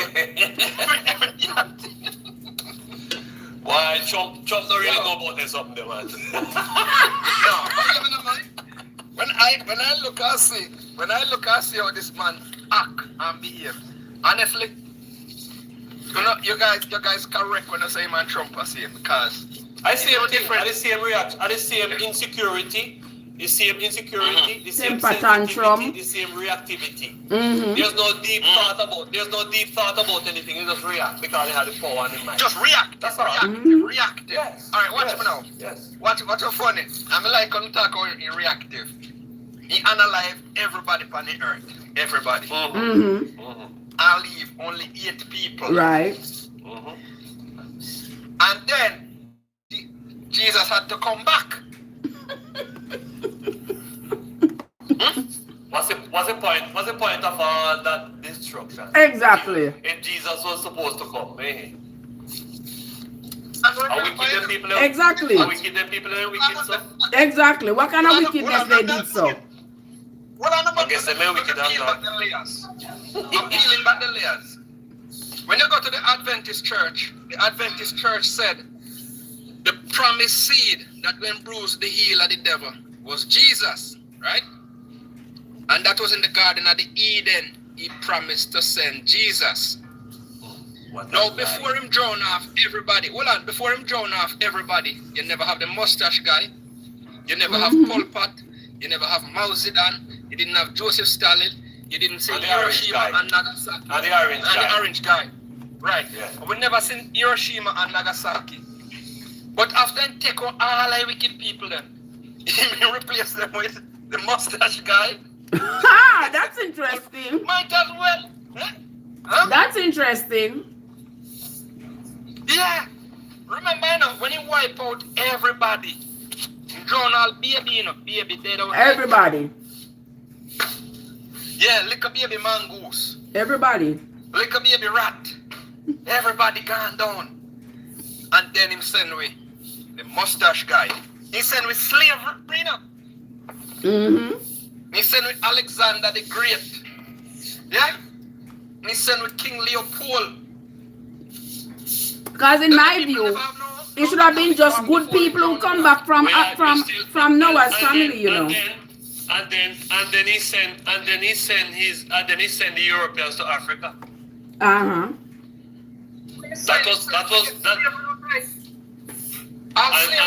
was yeah.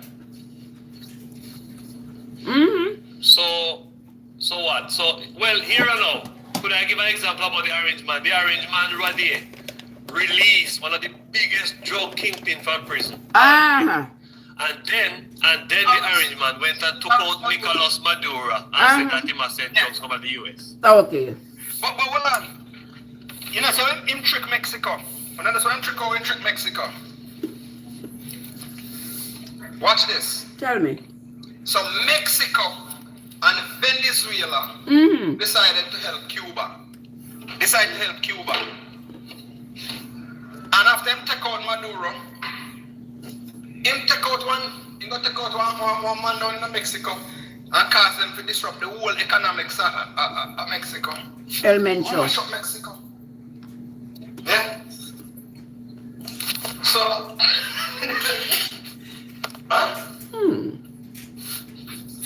I didn't connect the two, you know. I'm going to change my profile picture. I didn't connect the two. And I'm going to change my name. I'm going to change, that's my grandfather picture. I'm going to take out my grandfather picture and put on Trump and call myself God. That's not such a great idea. That's not a great idea. I don't think.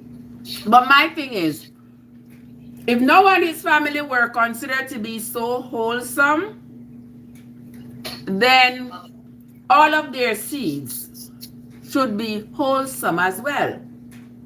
how did sin and all of this re-infiltrate a world that was considered to be pure, coming from pure people? No one is family. We don't understand that. So God's whole plan for the world is just to make us wait a time, knowing fully well that we are going to sin. So I'm going to make us wait a while with sin, drown us. Repopulate the earth, wait a while, and then come with fire, burn us. Then put down some more people on the earth, wait a while, and then come back with something else. Like, what is the point? If I'm supposed to believe all this story, what's the point? No, I mean, it make no sense. I have a concern. That means you never want us to be wholesome in the first place. So watch me now. Mm-hmm. I have a concern. Because I believe God is bipolar. And that is why I don't want to go to heaven. Worst case scenario, you go to hell, you're there hell. Well, I don't, you go to hell, you're there hell. And I know that choice. But if I go up to heaven, and me kneel down and I pray, and me see one woman and her butt look round, I'm going to go look for it when me kneel down and I pray. When me end up, Make sure you're No hell. No hell. Might as well go down there and done. you might go through your I might as well go down there. Yeah. At least you can see a big bomb and fire down there and look and talk to you.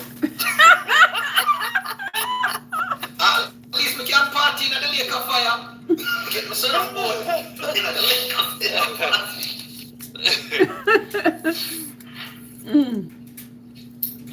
Okay.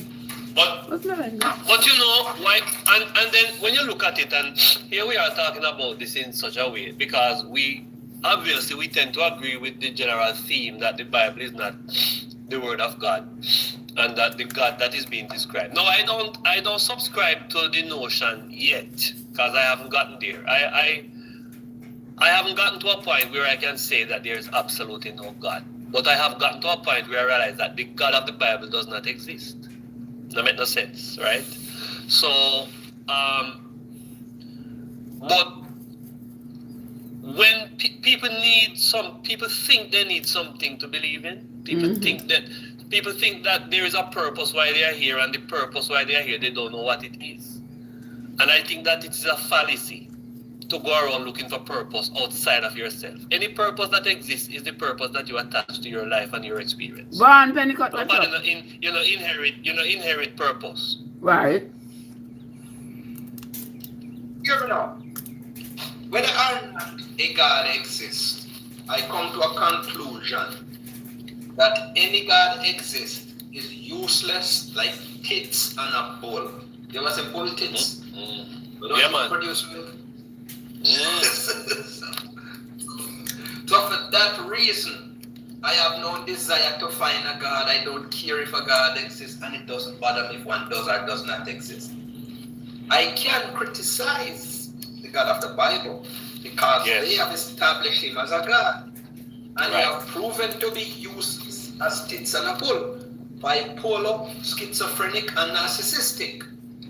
Now, if they want to replace that God with a better God, unjust, you have to be sure, and unjust, so you have to replace that God with a God that is above reproach, or else I will put into the same scrutiny and same criticism.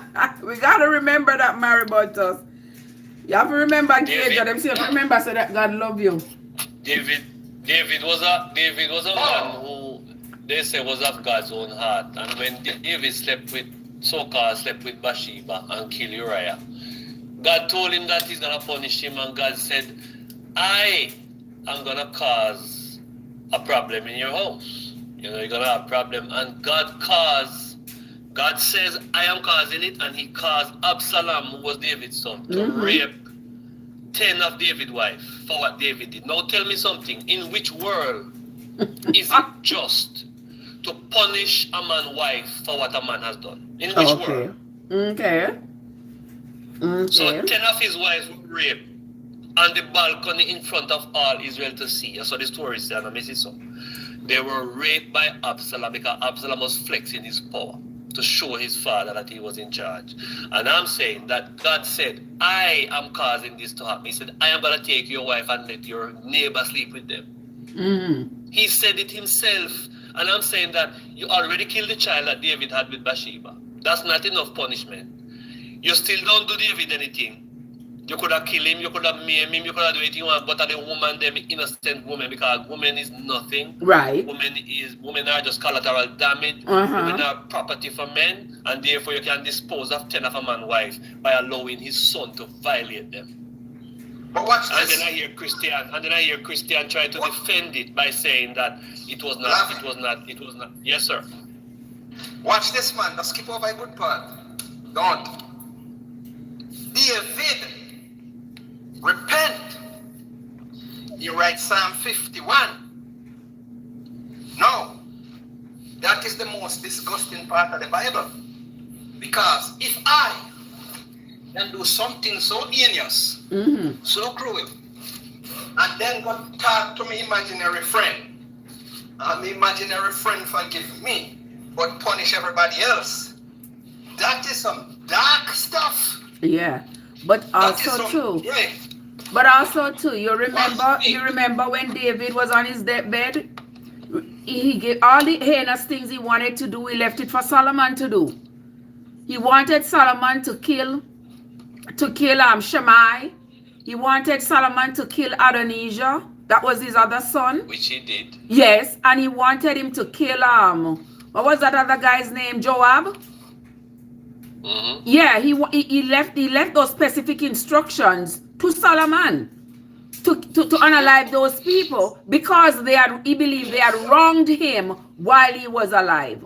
How you gonna be dying and you're leaving instructions for your son to carry out revenge in your name?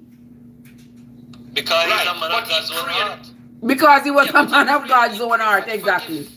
Yeah, but he prayed for the forgiveness that he wanted, that was necessary for him. For him. So, yes. So now, the answer to that would be, if these people do those crimes, them have to go pray to God to forgive them themselves. So watch me now. Watch me now. Why you think the priests and the pastors can do all these little things to the unsuspected little kids coming in their church and pray for forgiveness? It's because God can forgive them. Yeah? That is what the forgiveness, the God forgiving people, is one of the most cruelest acts of the Bible. No one who commit any heinous crime should or would or shall be held accountable because they can be forgiven by their God, Right. And it's the same thing that's going on with the men in the church who are molesting those children. Oh, you just gotta pray and ask God for forgiveness. Once you ask God for forgiveness, you are good to go. You can continue in wearing your robe and doing whatever because you have been forgiven. And that is the doctrine that Paul took to the Romans, because the Jesus that the disciples believed in the story is not the same Jesus that Paul believed in. Paul changed a lot of the things that Jesus said because he said Jesus revealed it to him. And so Paul wanted to create a Christianity that the Romans would accept. And this one was the one that says, you are not saved by your works. You are saved by accepting Christ, and you're forgiven for your sin whenever you commit them. And therefore, it is easy to do whatever you do and you can do what you do and get forgiveness for it. It's like a revolving door of iniquity. It's a revolving door of iniquity. You're right. Do you know that the church, Catholic Church, utilizes forgiveness as a tool of oppression, and they use it, watch what they use it to do, to bring down government, to establish government, to find out who are actors and who are actively opposing their agenda. So when they set up their priests in the confession booth and people go there to confess, those information were fed to the CIA, and to other active state agents, spy agents, and they use them to destroy government. I believe you. So, what they use, you see what you see them do with Jeffrey Epstein? They use the same church to do the same thing through the forgiveness, the confession booth. They did that. Yeah. Yeah. So when all the politicians go ask for forgiveness. Yeah. Oh, yeah. They have him by the You know, it's balls. interesting. It's interesting for a religion that says that Christianity is about a personal relationship with Jesus. Yet still you need a priest to go and confess. You can't go to Jesus yourself. By yourself. And I have to ask myself the question. Either way, it's terrible enough. When you go to Jesus or go to the priest, it's still terrible. Yeah, but it just shows you how fake it is, because if God have a personal relationship with each human being, why does he have to go and talk to Essence to come and talk to me? Exactly. Why not come straight to me? Like, if I keep married with me, where you married me for? Eh? Where you married me for? The priest, they were a rape little boy and little girl, you talk to them, but me, when I do them something, you don't want to talk to me. I don't understand. You're afraid I of understand, Rasta. Me not understand Me either. don't want no man come tell me me no want no man come tell me nothing about God, man. No want no man tell me nothing about no God, because you don't know nothing. But what Maribantus just said something, say, he love you. Let me tell you. Yeah, man. Oh, that's exactly. That is so creepy. Watch me now. That is Yeah, one of the man. creepiest Very things we can hear. Jesus love you. Think about it.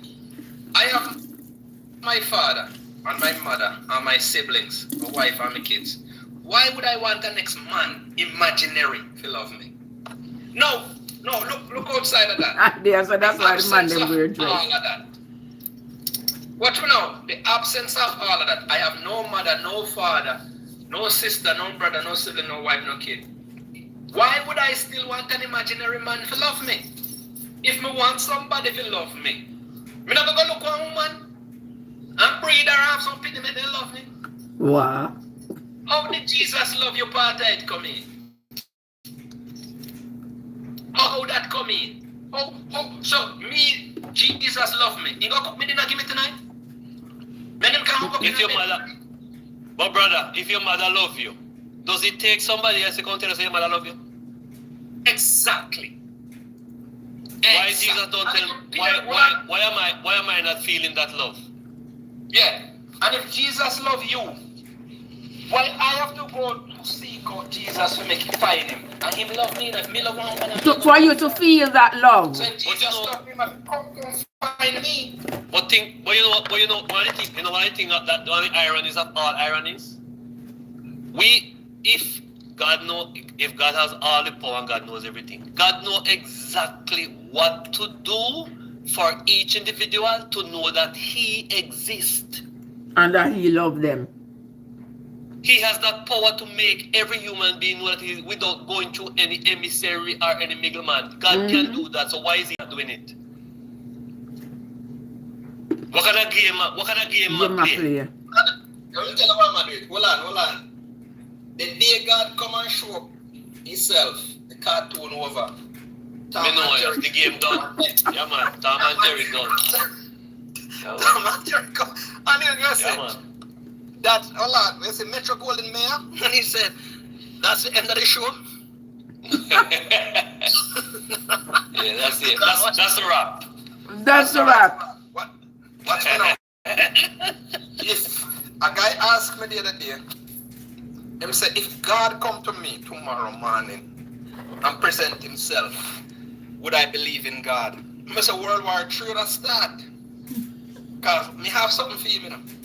And let me tell you, if him can't answer me and tell me why there was slavery, why we had to drop 2 ordnance on Hiroshima and Nagasaki, why there was the mustache man, why the church abused kids, if him can't answer them questions, a problem.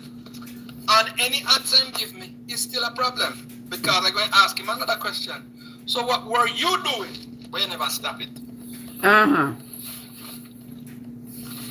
So Yep. either way, tell you. You ever ask him, why didn't you stop it? Either way, it better if him play hide and seek. But people have put themselves in a situation where they think they cannot envision a life that without a personal God in their life. But the irony about it, brother, is that when I was a Seventh-day Adventist, I was very busy doing the things that the church wanted me to do, and day after day, week after week, I was not just an officer, I was a first elder, right? So I was right up there. I was a first elder in a church that had in excess of 500 members. So so it's not like I was just sitting down there in the back bench doing nothing. From the minute I became a Seventh-day Adventist, I was a part of their board. I was always an officer from the very, because I'm not a guy you're gonna put in the back bench. I'm either gonna be up front doing things or I'm not gonna be involved. That's me. Period. And over time, when I see certain things happen, I really have to check myself and say, no man, this thing can't be real, because based on the rhetoric that we are preaching and the reality of life on the ground, something is wrong. And it took me a while to deconstruct to this point where I can stand apart from it and say, yeah, I have really grown as a person. Because, one of the things that church tried to do with you is that he tried to get the impression that when a man leaves the church, he's leaving because he wants to go to do evil. And that was never a part of my mind. I had no interest in engaging in any activity that was going to be considered to be a bad activity. No. I was just interested in knowing that whatever I'm doing is actually grounded in reality and grounded in facts. And when I start to ask questions and I realized that the people who were supposed to have the answer didn't have the answer. Then you have to step back and take responsibility for your own self, man. Yeah. Lavi, if you don't have no answer, me have the answer for you. Mahalia Jackson. I found the answer. Yeah. You can't go on. You can't go. If that is the answer, then all religion have the answer.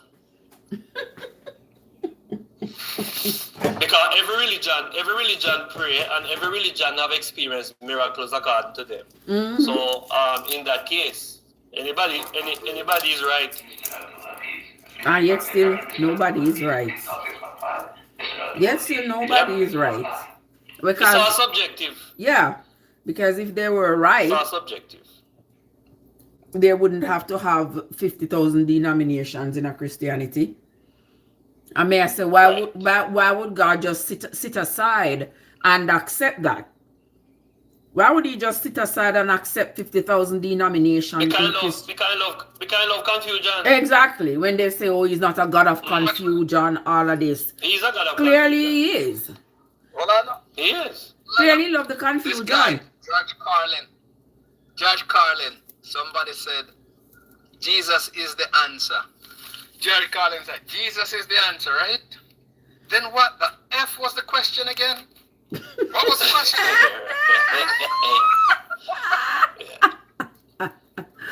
The man said, God no answer to me, because who are you for God to answer to you? Well, that's a good question. And who is God for me to answer to God? Because he hasn't. If I am not important enough for him to answer my weak, ignorant questions, and this is the thing that I see about the church. The church will say, God say, come let us reason together. But they don't want to reason together, because when you ask a question, they say you don't have no faith. They say not exactly. So they say you don't have any faith. So where is it? And then you have, and then tell you that you have free will. Nothing right? like that. No free will. There is no such thing. No such thing. Within the Christian teaching, there is no such thing as free will. There is free choice. There is no free will. No free will. I mashed down on our Adventist brother last night. I asked him this one question. I said, what is the utility of God? Now he couldn't answer the question.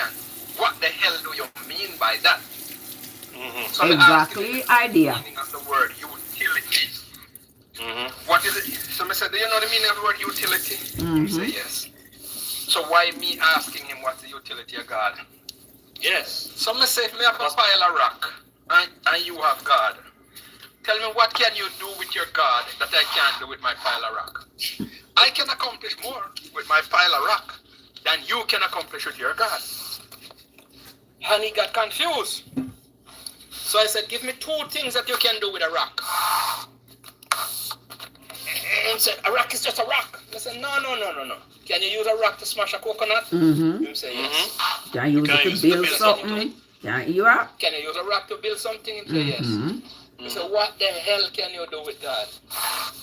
If me not have faith, I have to ask them the question because I sound like a man without faith. I said, do you I need faith to use a rock? No. Because the rock actually exists.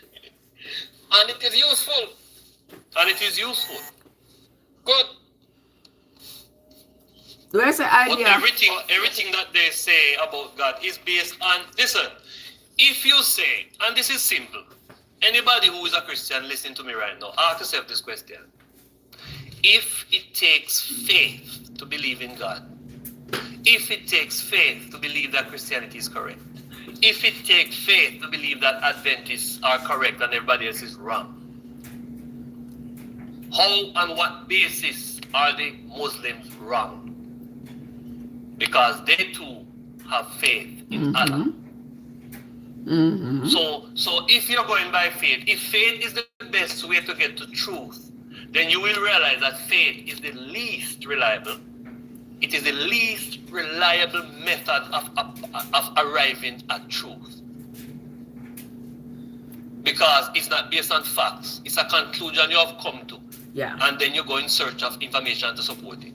Exactly. They don't understand what faith is. And you can't find information to support it, but you still hold on to it for dear life. Why? Yes. And then they say to you, but you use faith too. You use faith. When you sit on a chair, but say you have faith. No, that's not faith, my friend. It's called confidence. I sat in it yesterday and it held me up, and I'm confident it can hold me up today. That's not faith, that's confidence. And we know that chairs are created for sitting. Yes. But they'll tell you that you trust your pilot.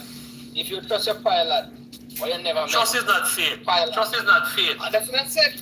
I have nothing to do with faith.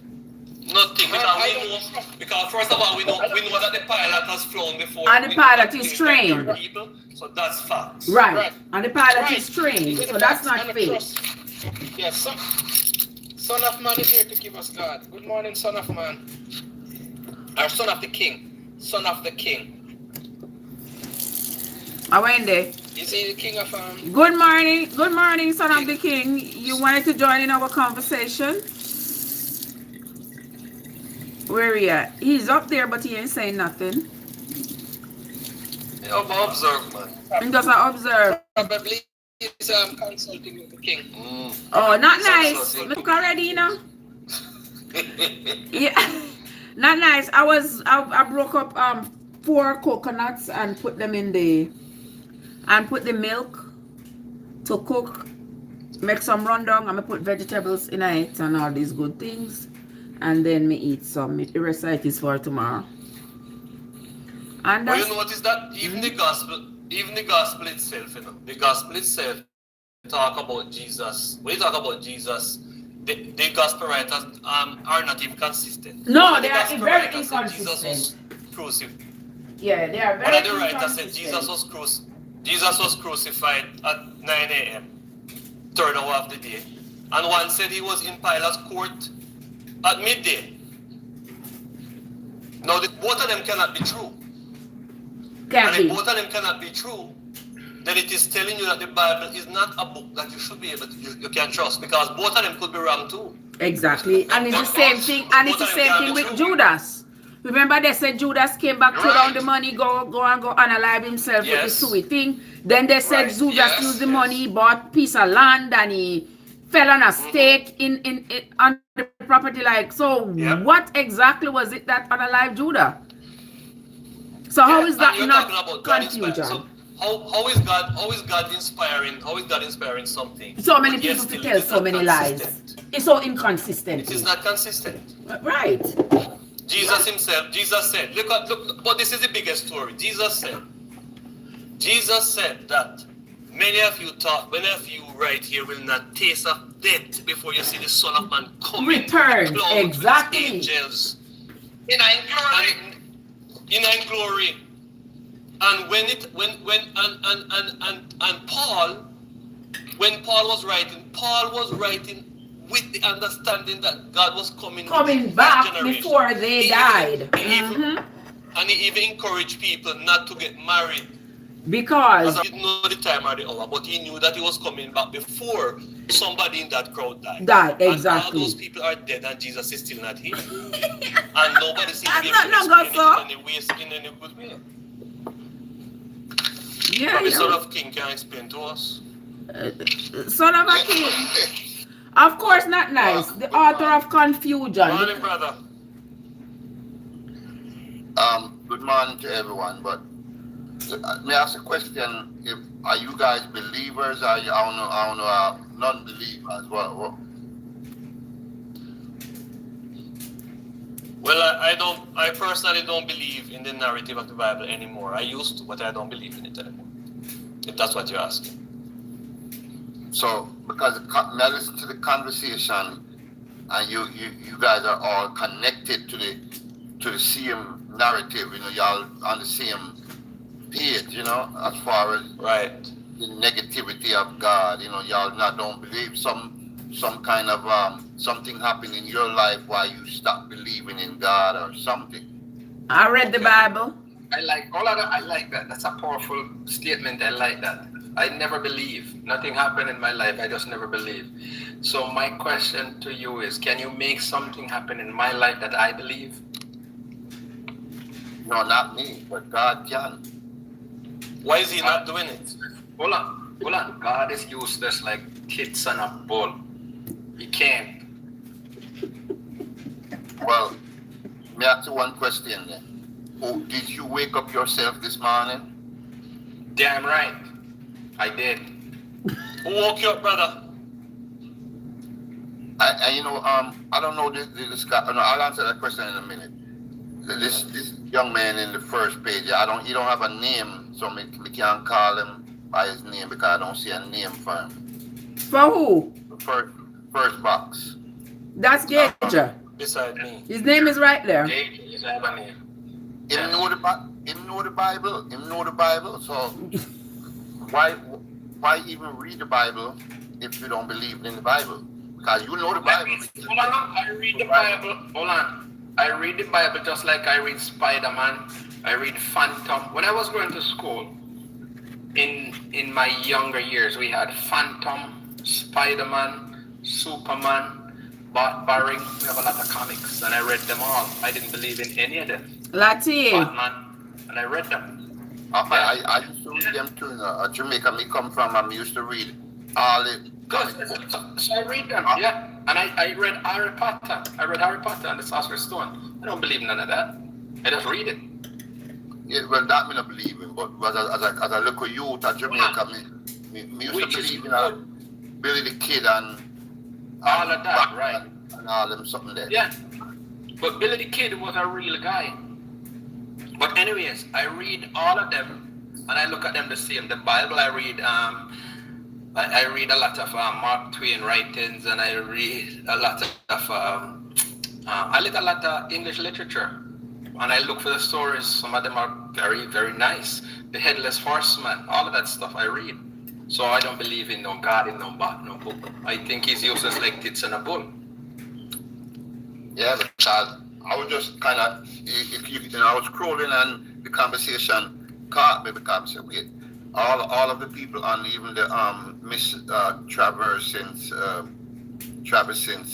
she's all, you guys are all on the same page, like we are.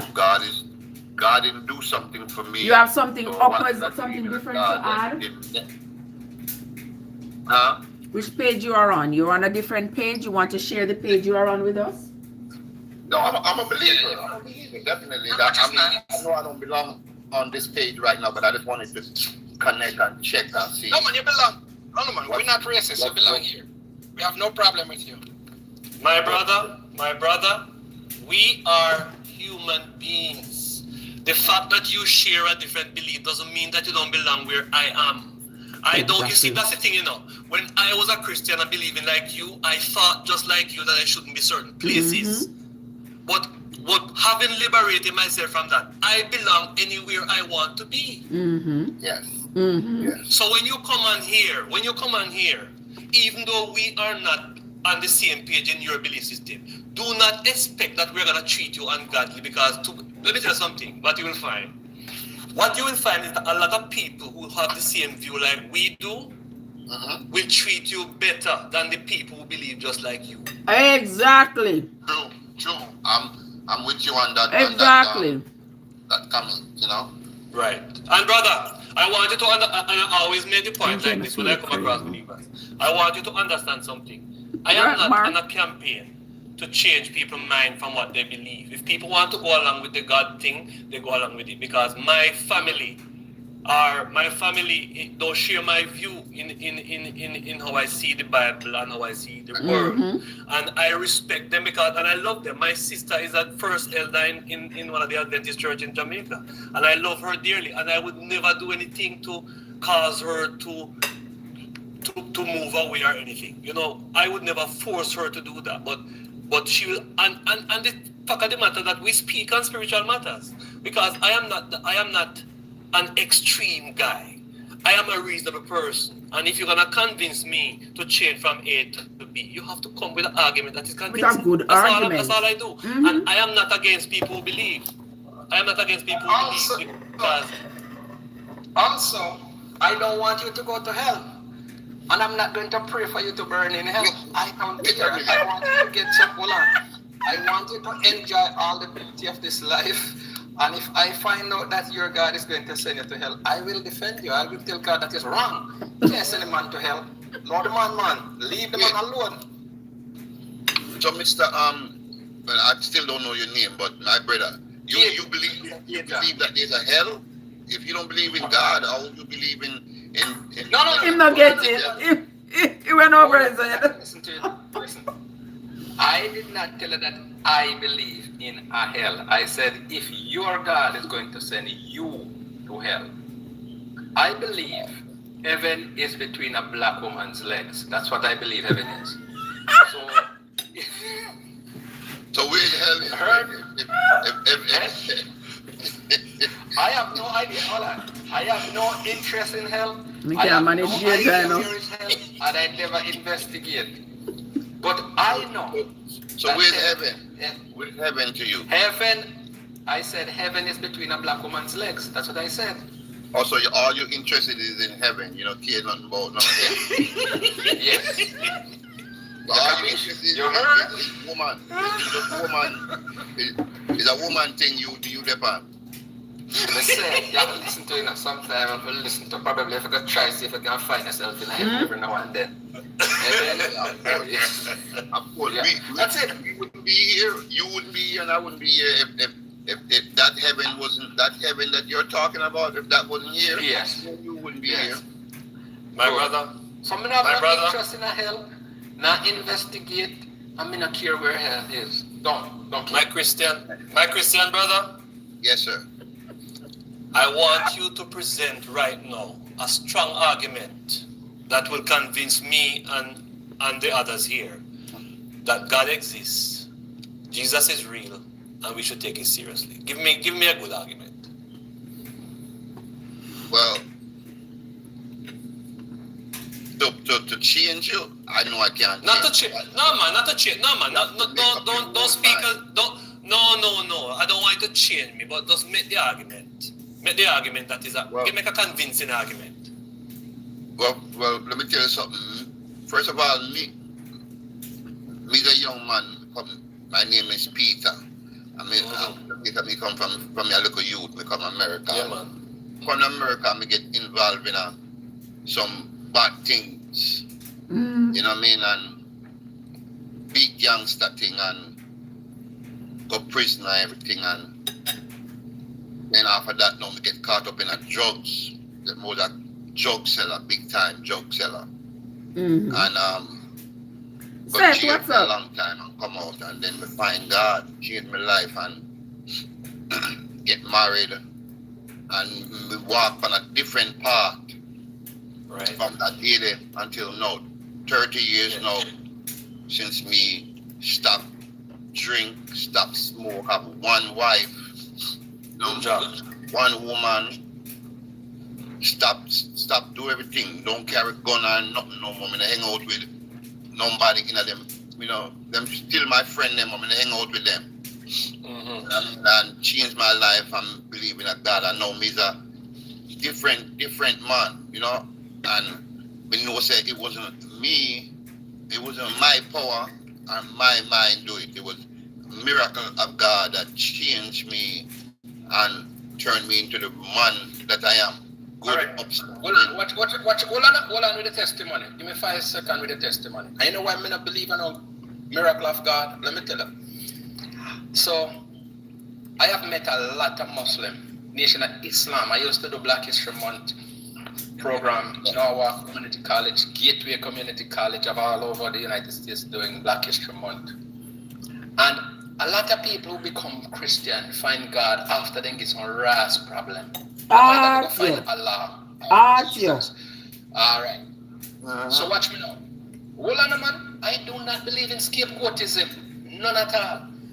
As long as there's a scapegoat involved, where if you never get your ass in a problem, you wouldn't find God. Me no interested. When you find like elementary and all of this, hold on, brother.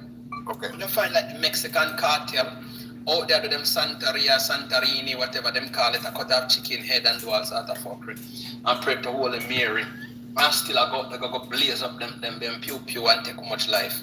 And expect a God for me not believe them thing there. Let me explain. We have 8 billion people on this earth. And if it is going to take a God to tell me not to hurt my brother, I'm not supposed to live on this planet. So, if me now go wait until me get my backside in a vice, me I run to God, or God I find me, or me I find God. That to me is scapegoatism. So that is not a good testimony. So where was he when you unalive all the other people? My life, that's my life. Me know, but you cannot bring that to me. Me not convinced because me no want on God and me not do them thing there. Yeah, me never try to convince you. No. I am saying, hold on, man. You have to come with a better argument if you want to make sense. Watch me. All right. Then. Mother Teresa was considered. Watch me now. Mother Teresa was considered a saint, and she was believed to be one of the most holiest women ever walked this earth. And you know how many people she makes suffer? She lock off medicine from how much hospital. She build a big hospital, lock off medicine from the people and they suffer in a pain because she said God want them to suffer. The suffering going to bring them to God. And all of this type of thing. Not supposed to bring me to God. If me can appreciate, my mother never punish me if I love her. Yeah. Not a good testimony. Not good testimony. Well, may I ask you this question? Why in the negative? Why everything that you using as a scapegoat, your scapegoat is the negativity of what people do, and God do it. And people do it. You can't blame God for what people do. I know God save you then. I know God save you then. I know God tell me if you do the things that me they do. And me, on my own flesh. Yeah, but I'm saying it is no miracle. It is not a miracle.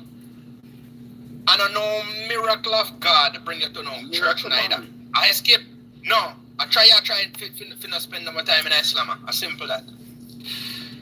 No, me do me time. Me do me time. And come out. Come out and come out. Guess what? It's called trauma. Me end up in a deportation status. Yeah, man, trauma. Right? And when the judge look on my record, because for me about 15, me start do crime until me at 38. That's when me stop the crime. Right? Now when the judge look on my record and said, never see for me in on this bench 30 years, me never said nobody with a long record like yours. And when the man look on it and him say, but wait, me see a gap. Me see a 7-year gap where you're not getting a no trouble, you're not getting involved with them, you're not getting involved with the police or with anything. So him say, why you? Him say, hold on. He say, what you been doing for 7 years? What keep you away from crime? Nurse, ask a question. So where was God when you were doing all of these bad things? Why may God never intervene them the time and stop you? That's my question That's too. my own desire. That's what me want to do. God not stop you from doing what you want to do. So how him suddenly show up here now?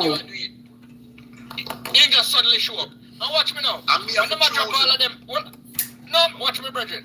When them drop all of them bomb down Middle East right now, where is God? Where was God when them tie people and carry them across the transatlantic? Chop sugar cane and plant tobacco and pick cotton. Where was God? Man, God can't find, if God can help you find your car key and save you from prison, and none of them the God them I want to hear about. Yes, man, a disobedient, you know. A disobedient. No. So you think all the people, the people who fly the bomber at Hiroshima and Nagasaki, are not disobedient? Are not disobedient that? Yeah, disobedient is what caused us to go into slavery. That in captivity. What? What me say? The white man would have put we in a slavery. He never disobey God. Yes, me say free disobedient. So we was the original. We was the first. No. What the fire? No. You're not saying nothing yet. Brethren, if you not answer my question, then answer no. If one man evil and end up in a slavery, and the man will put him in a... Brethren, cut your foolishness and listen to me. You're quick to answer question and you not listen. Right. If we disobey God and end up in a slavery, the man will put you in a slavery. Now disobey him and disobey God too. So why him not end up in a slavery? Why him not end up in a slavery all now? Good question. Buckwheat, what's up? Listen, remember, everything starting at heaven. Me now remember nothing. Tell me that. Answer me question, Bridget. Answer me question. Not tell me if you remember shit. Answer me question. No, but you give facts, you know. You say me.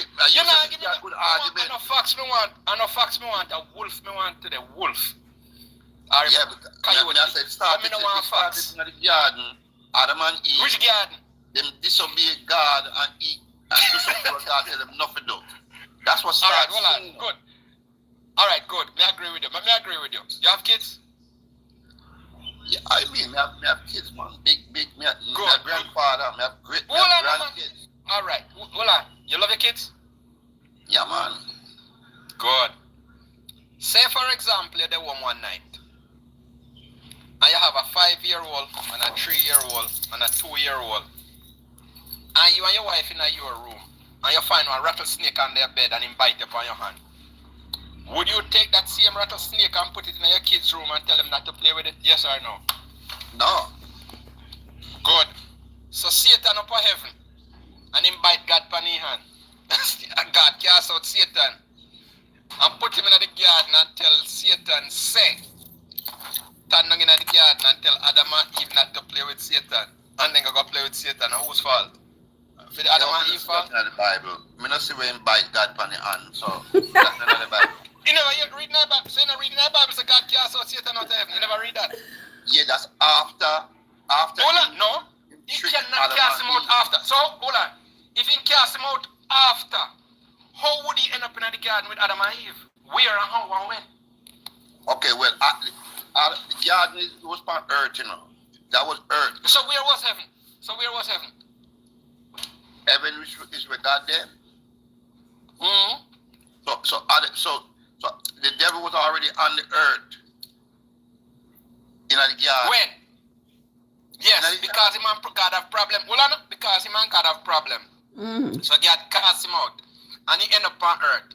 Yes. And if God, hold on man, if God who make everything could not fight Satan, and him have to cast him out on earth to 2 people who have no damn sense, he just make them yesterday. They still have on them barn clothes. Like a factory does what God take, make them still depend there. They not even walk around in their garden all the day. And God cast out Satan upon them.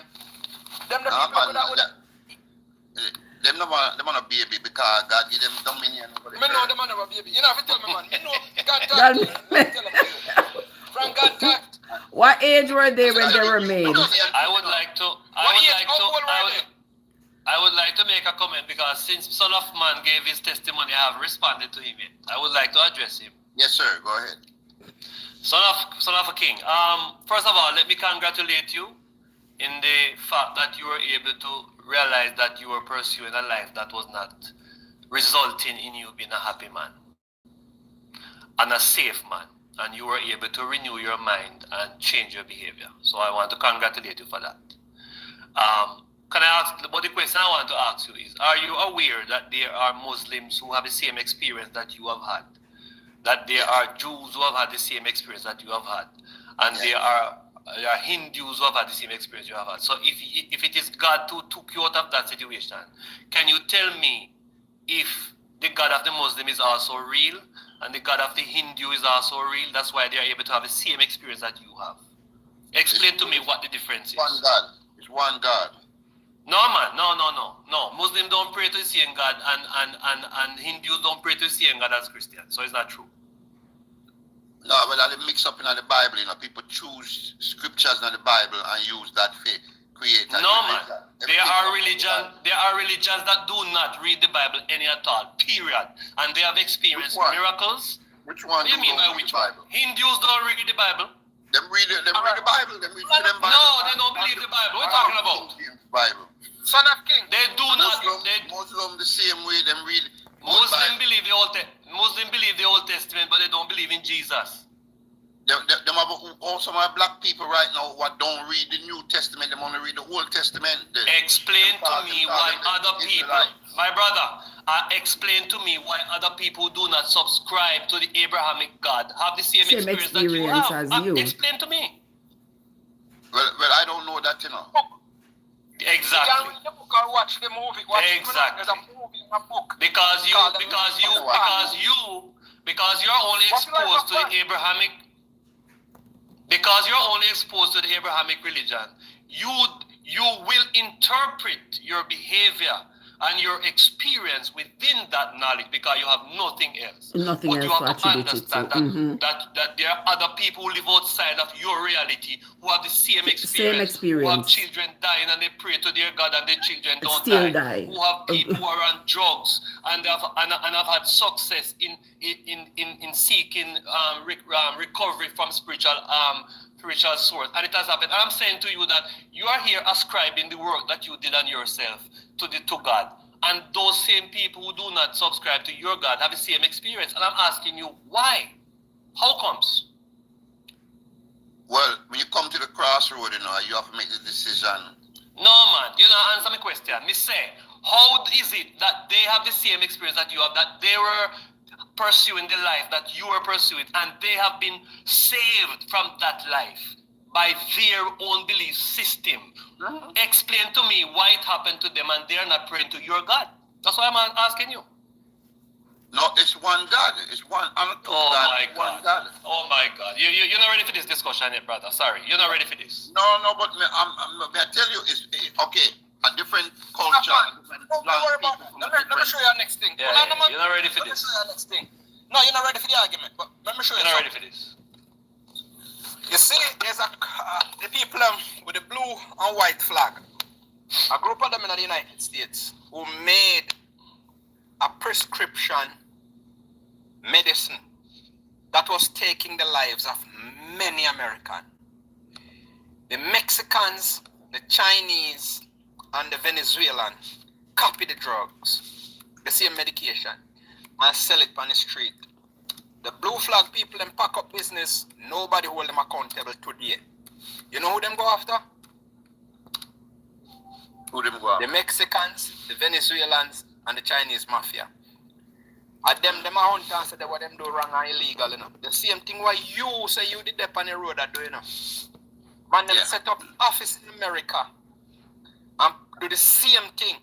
And doctor write prescription. And no doctor no go on no prison, Not one. Yeah. No pharmacists and none of the producers of the medicine are going to prison. Right.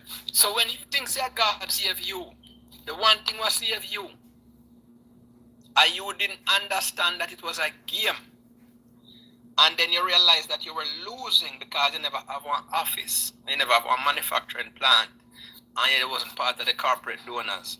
And you realize that you couldn't survive by your own as a like a bag slinger. So you pack up like a shop and run to Jesus.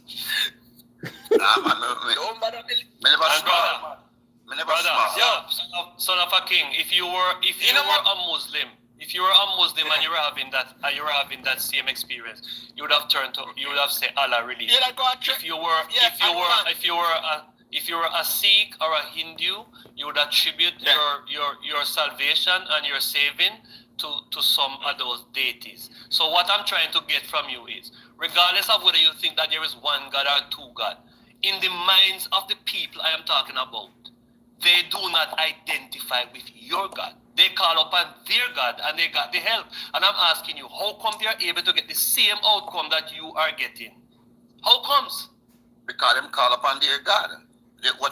So their God has just as much power. Huh?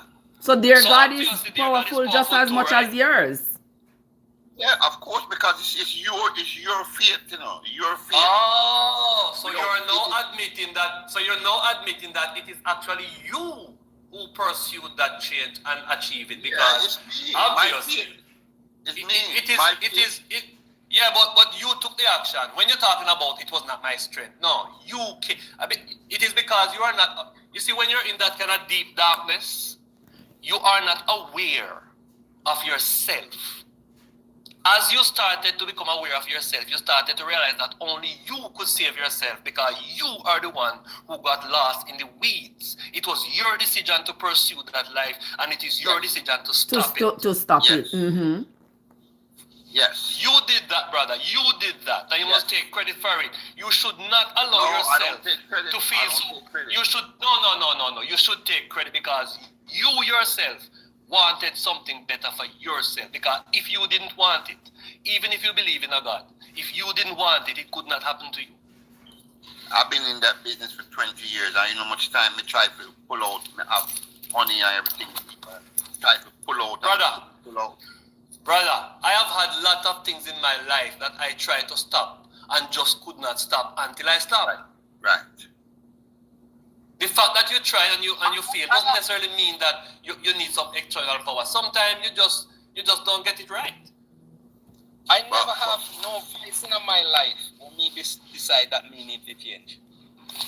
I didn't grow up eating pork, and I was shocked and ashamed when I find out why I was not eating pork. It's because I read it in one book. So I have to eat pork. Me become racist against hog. Hog I mean no problem. But that don't I Bible.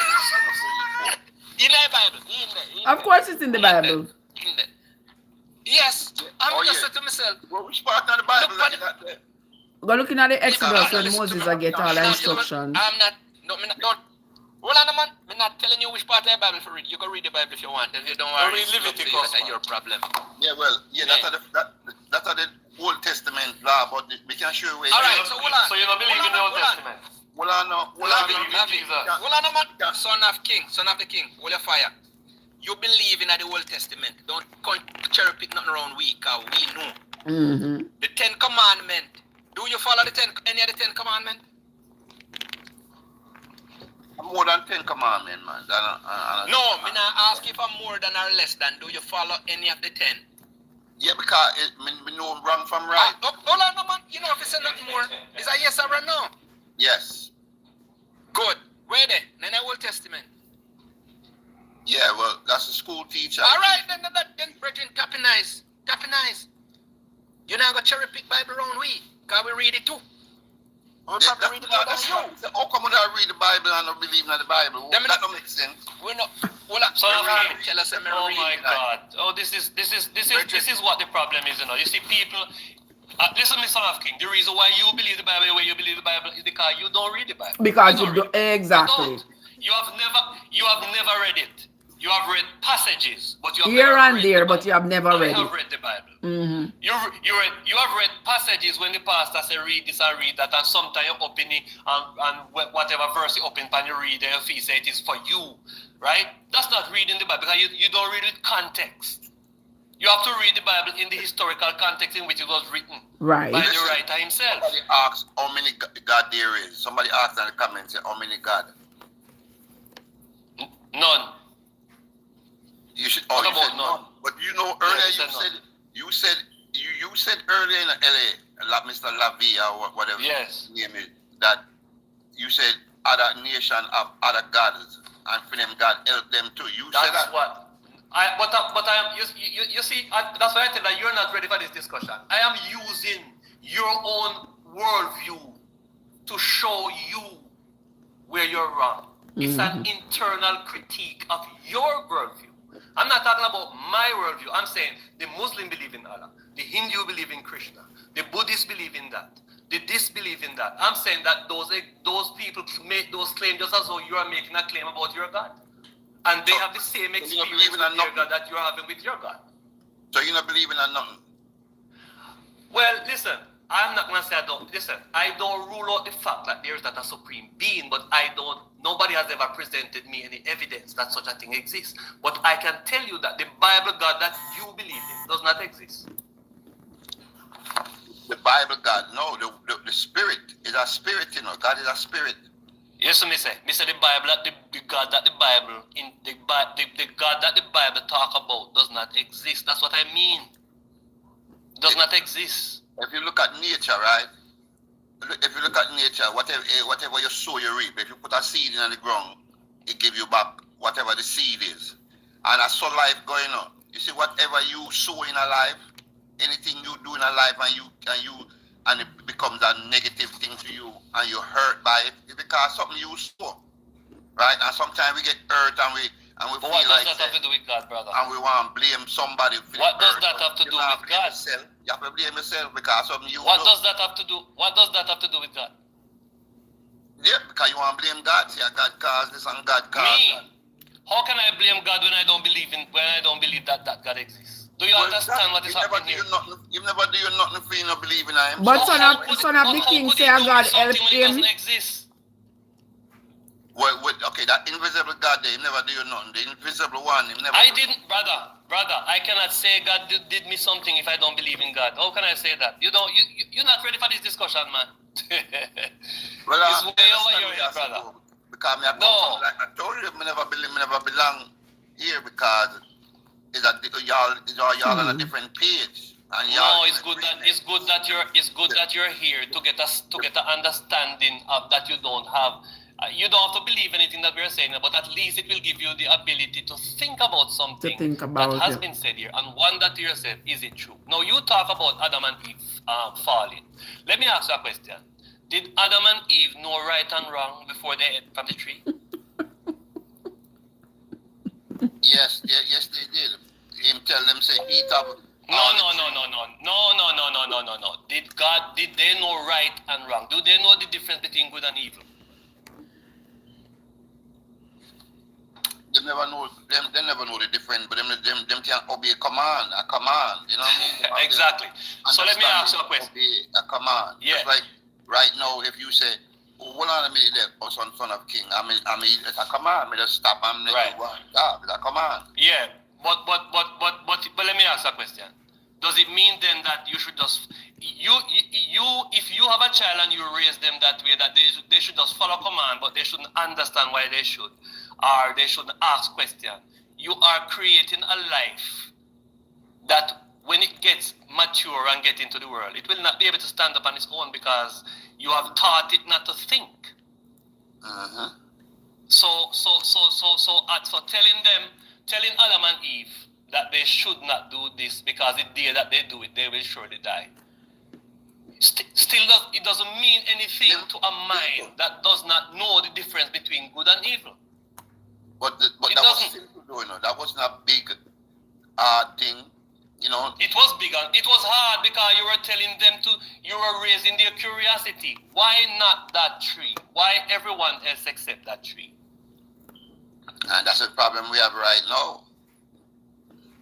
What is the problem? Tell somebody don't do something, the more them do it. Then why? So if you know that human beings are like that, why would God tell you? I think God set them up to do it. Don't you think? Mm-hmm. Well, that's a possibility. Because God knows everything, right? Right, so they would know what they're gonna do. Well, if God knows everything and God is all powerful, then God set them up for that to happen. Because what did God say after that when it happened? He said, "No, the man and the woman has become like us, knowing good from evil." Right.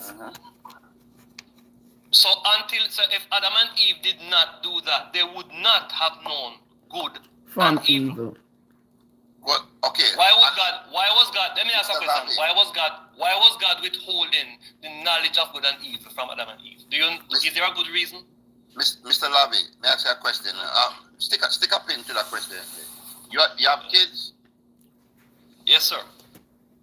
Do you love them and protect them? Yes, as much as I can. Yes.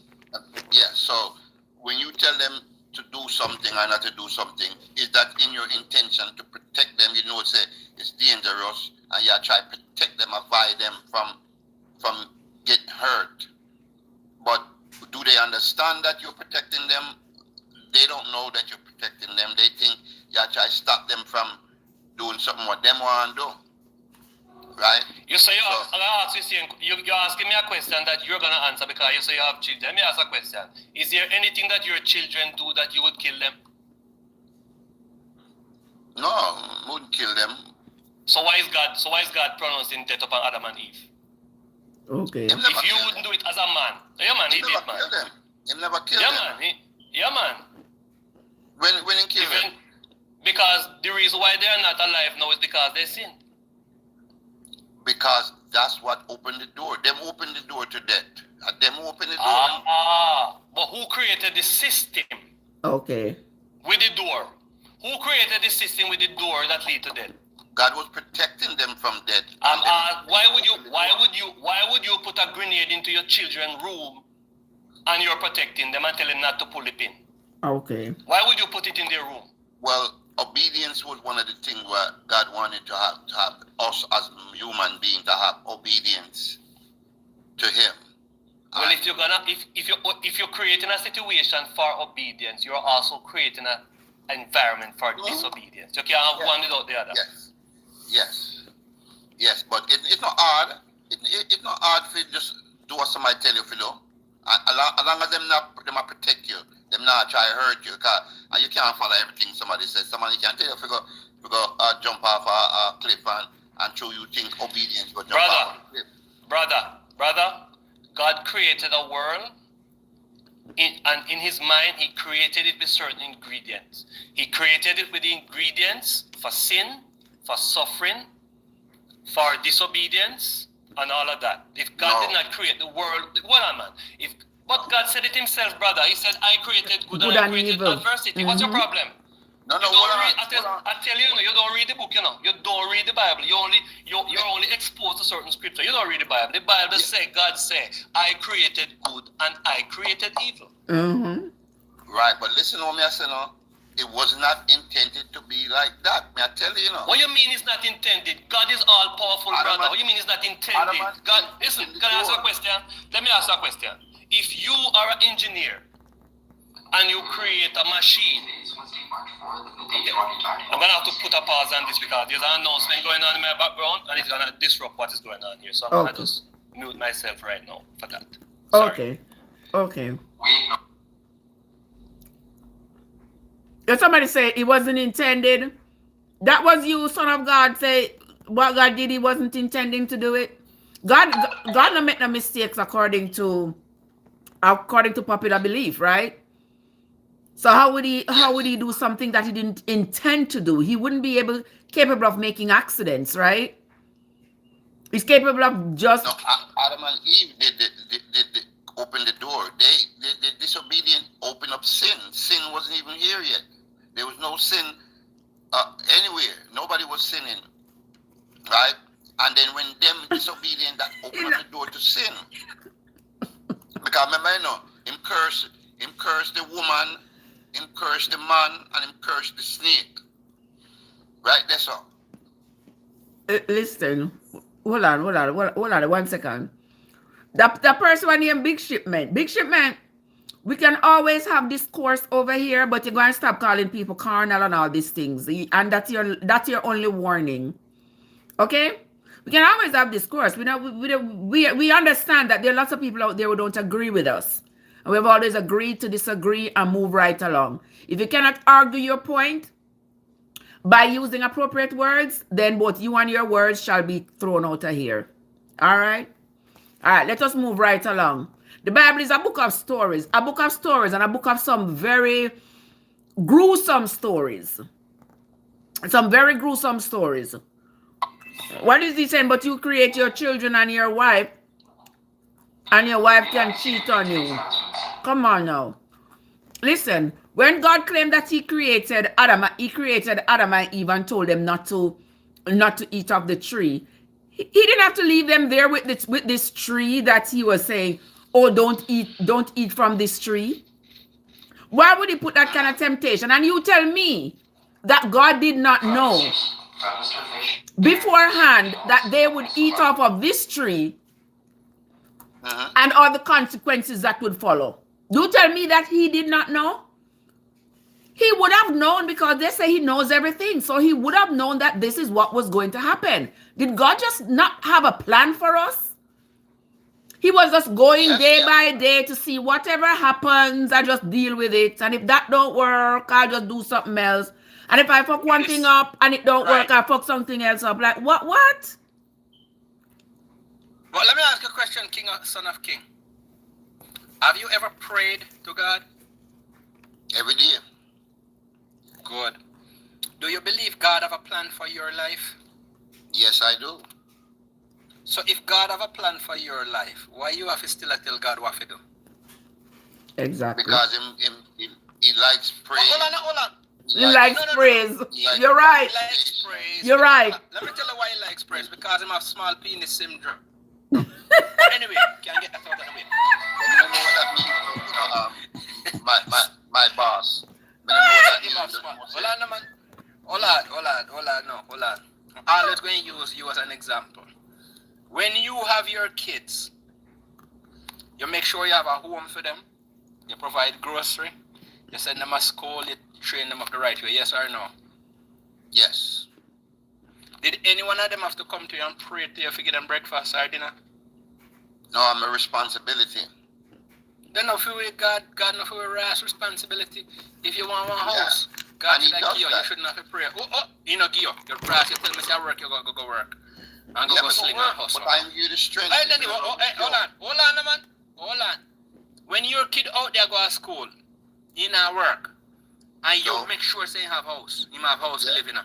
When you can't work on a bill house and say God give you. And you can't there sling and make money in a house and say God give you. You know, two of them in the same sentence. No, God give you something. Hold on, man. Hold on. The same way how you give your kid something. And you know, say you give them, I know them work for it. Show me something what God give you one you work for. Show me one thing. Life, health, and strength. Cut your ass. If your father and your mother never go to the holy dance, you would never have no life. And if you not eat and drink, you would never have health and strength. So cut your foolishness. Tell me what God give you. Watch this. Hold on, man. I don't want you about it, but tell me what. Big bro, listen to this. Them have people out there now who were born and can't I don't work. want you but hold on. They can't work because they have no hand and no foot. Hold on, they can't hear. If you want, hold on. If you want to ask about Trevessence, I'm going to ask you about Trevessence. If you want to ask you about King Jong-un, I'm going to ask you about you. So like how you go out there, go work, and you make yourself, you buy one Chevy pickup. You go there, go work, and you buy one lawnmower, and you go there, go work, and you buy one stove. Tell me something where you never work for, you just turn up one day and got wrap up in a big pallet and drop it on your driveway. Tell me one thing. That never happened. Then that's what I'm saying. God is useless. God is useless like tits and a bull. God not do nothing for nobody. Cut your bullshit. You have to be more grateful than that, big bro. Listen. No, man. Right now, you know. Hold on. God say. If you have an imaginary friend, It's okay. But don't tell me nothing about your imaginary friend. Me too old for having an imaginary friend. Me no want none. Just the same way. No, man. Hold on. Watch my brethren. Me not care if you pray to your imaginary friend. That's your imaginary friend. It's just the same way. Plumber, mute up, plumber. Me not care what the Bible says. Must worship him. Brethren, me not care. Hold on, man. Me not care what the Bible says. Me I tell you my position. I don't have the need for pop no pill. I don't have the need for smoke nothing. And I have the need for sniff nothing or inject nothing. I don't have the need for God neither. Those are needs that I don't have. So, you know, if you come and tell me, say, if you pop a pill, I'm going to feel, I'm going to go on cloud 9. You know, if you tell me to read the Bible, I'm going to go on cloud 12. I don't have no need for none of those things. You follow me? So I don't care why Son of King. Son of a king. Son of a king, you believe in miracles, right? Yes, sir. You believe that God worked miracles, you know, like back in Jesus' time and the church, all the church today, they work a lot of miracles, right? Yes. Me see Let me ask you a question, brother.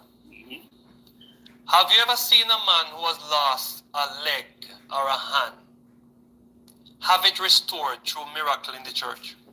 No. Why not? God don't choose to do that kind of miracle. Why would God? Hold on, brother. Hold on, brother. Have you ever seen that? Brother, I'm asking you the question here, right? The reason why I'm asking you this is that why is it that when it comes on to certain miracles, we are willing to say that God don't want it to happen? Because it has never happened before. It has never ever happened. Yeah, man, it happened, man. Peter cut off the man ears and God put it back on. But you never see it, man. You never did it. I talk about you today. You live today. Jesus said that the church would do greater work than he's doing. I'm asking you. Yes. Have you ever heard of anybody who have been received? Brother, hold on now. Don't try to lecture me on the Bible. Because you don't know it like me. And I'm not showing off. What I'm trying to say to you is, have you ever seen anybody restore their hand or their leg? Why is it that such things never ever happened before? Not even Jesus' time. Yes, it did. Him restore and foot in the Bible. No, man. No amputee received their foot back. No amputee lost their hand and get it, or foot and get it back. Lie. So never. So all the man where in the Bible you find that chapter? Which chapter 4? Where you say man get back in foot and in hand? Yeah, there's nowhere in the Bible. Nowhere in the Bible no go so. You have to read Matthew and... Nowhere in the Bible no go so. I have the Bible right now. It talks about the cripple who was made to walk, but nobody no get back no foot. Not no go so. The cripple. We're talking about a man losing his limb and getting it back. That's what we're talking about. Like when I was crippling cool. Man what couldn't see and getting eyesight back. Talk about eyesight. Listen. The reason why... Hold on, lobby turn. The reason why you hide behind those miracles, right, which can have other explanations, you can hide behind those because those have happened. But I dare any one of you who are believing Christians to pray to God to have him restore the hand or the foot of anybody. I dare any one of you do it. You know why you wouldn't even attempt it? You know why you wouldn't attempt it? You would not attempt it because you know say it wouldn't happen. You know it now go happen. And here is what you will tell me. Here is what you will tell me. You will tell me that because we don't have faith, that's why it not happen. That's why it not happen. And that's bullshit. No, I have faith and I know it would happen. If you lose your foot, you know it will. God will repair your foot, give back your foot. You must mad somebody. I know you should ask man if he believes in slavery. If we believe Yes. We went past that. Plumber. No. But they come back to black people in the Bible, you know. The reason why black people believe in the Bible so much because a lot of them don't believe that slavery exists. So that's why they don't believe that there was a thing called slavery. I have that argument yesterday with a pastor. I have an argument yesterday with a pastor. He tried to tell me something to the Bible. And I tell him to look up the slave Bible. I look for the Church of England Mm-hmm. in Ghana. I've been to Ghana in Africa now, and I see where the Church of England was above where they keep the slaves. Oh yeah. Mm-hmm. Yeah. So And that's where they indoctrinate them with Christianity. Indoctrinate Christianity and tell them that this journey they are going on is a noble journey. Exactly. Mm-hmm. okay. And it's a noble journey, and they shouldn't cry, they shouldn't fuss, they shouldn't fight, they must be humble and all these things and accept it because it is God's will.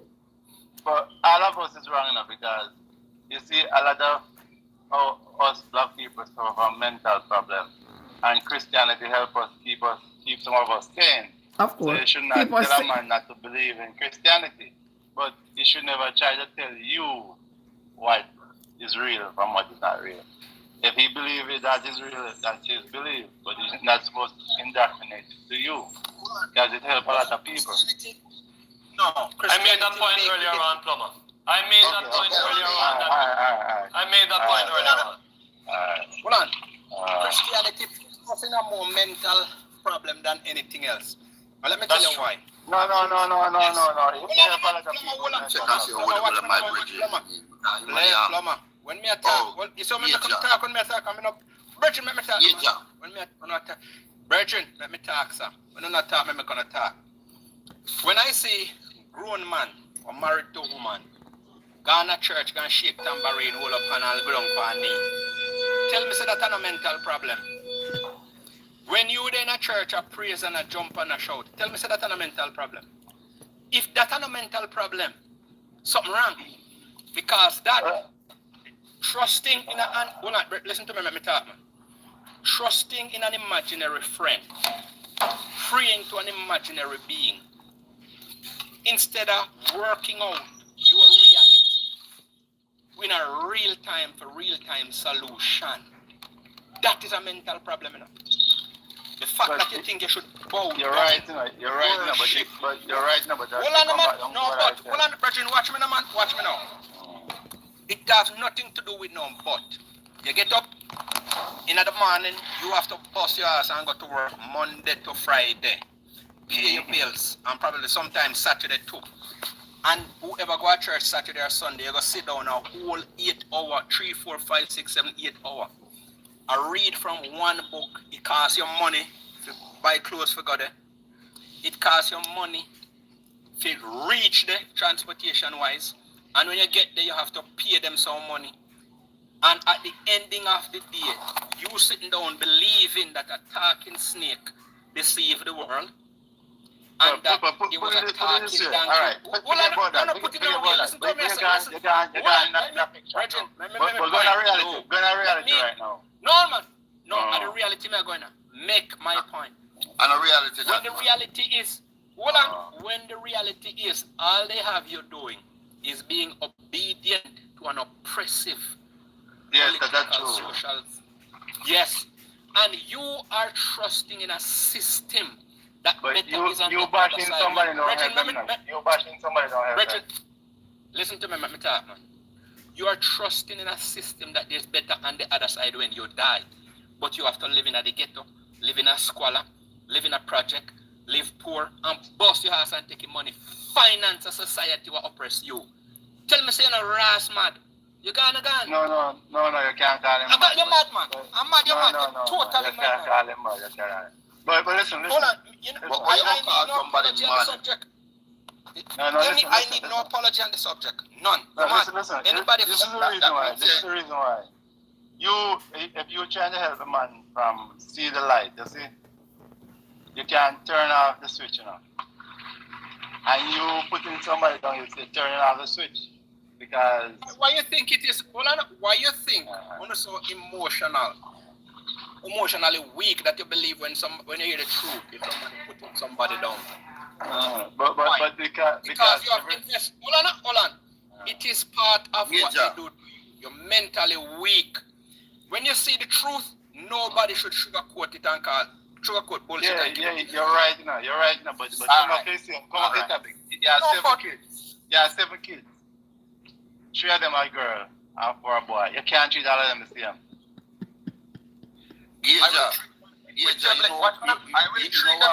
You know what, Gauger? I will treat them. Hold on, man. You don't have to tell me what I'm to me. Me a realistic person, me know that.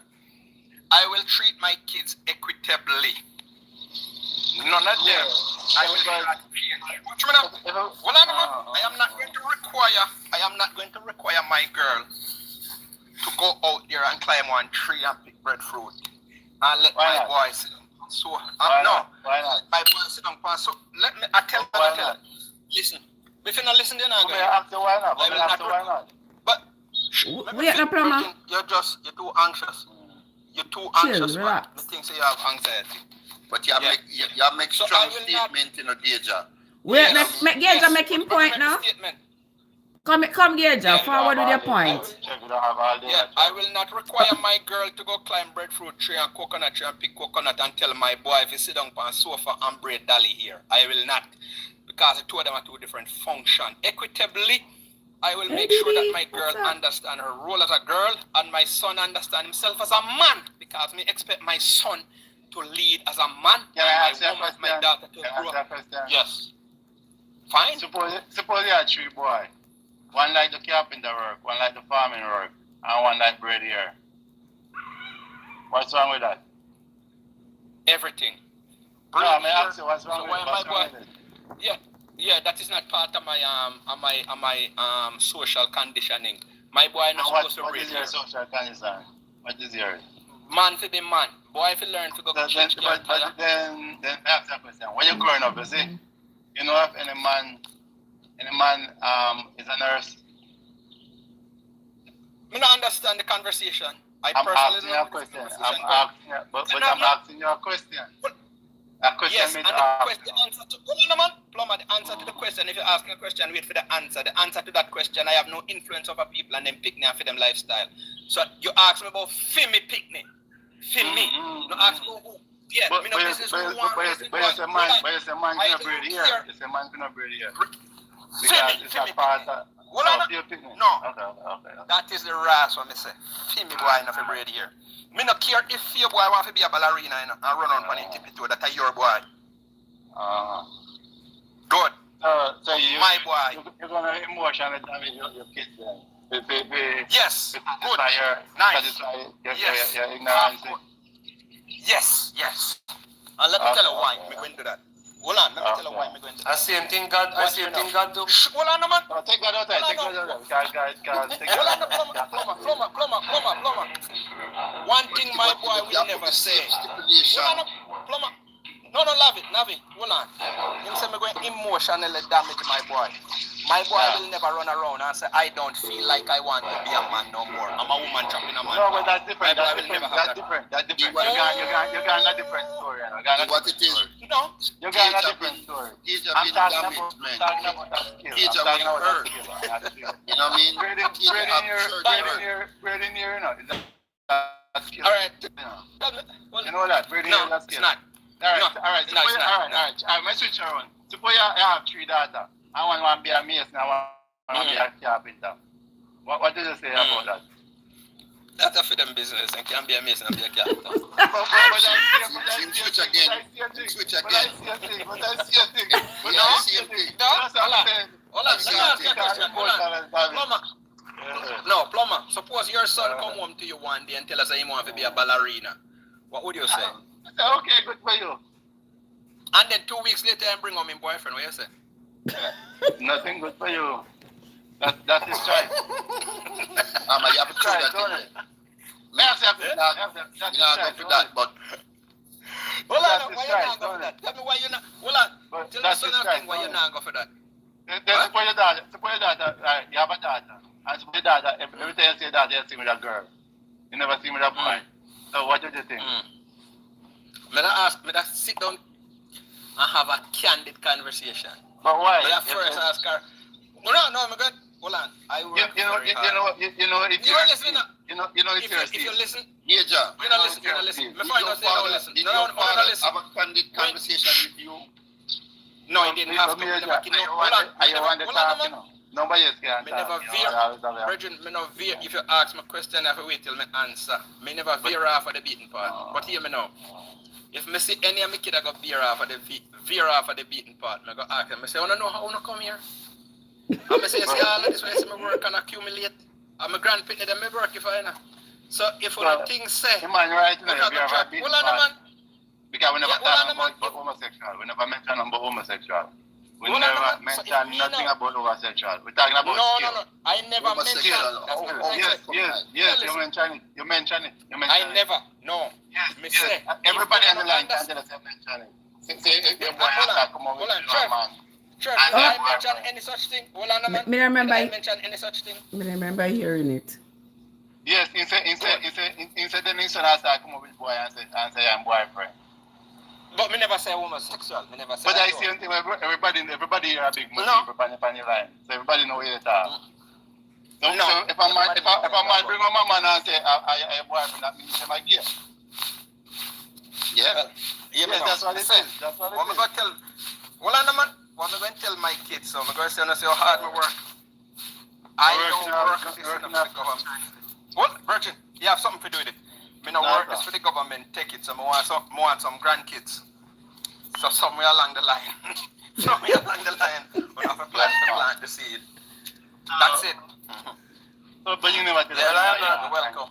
I'm not gonna be. I don't share. You see, we you still are. not hear me say. You still not hear me say. Me here just tell somebody say they're naive, but you still not hear me say. Me just say to you say.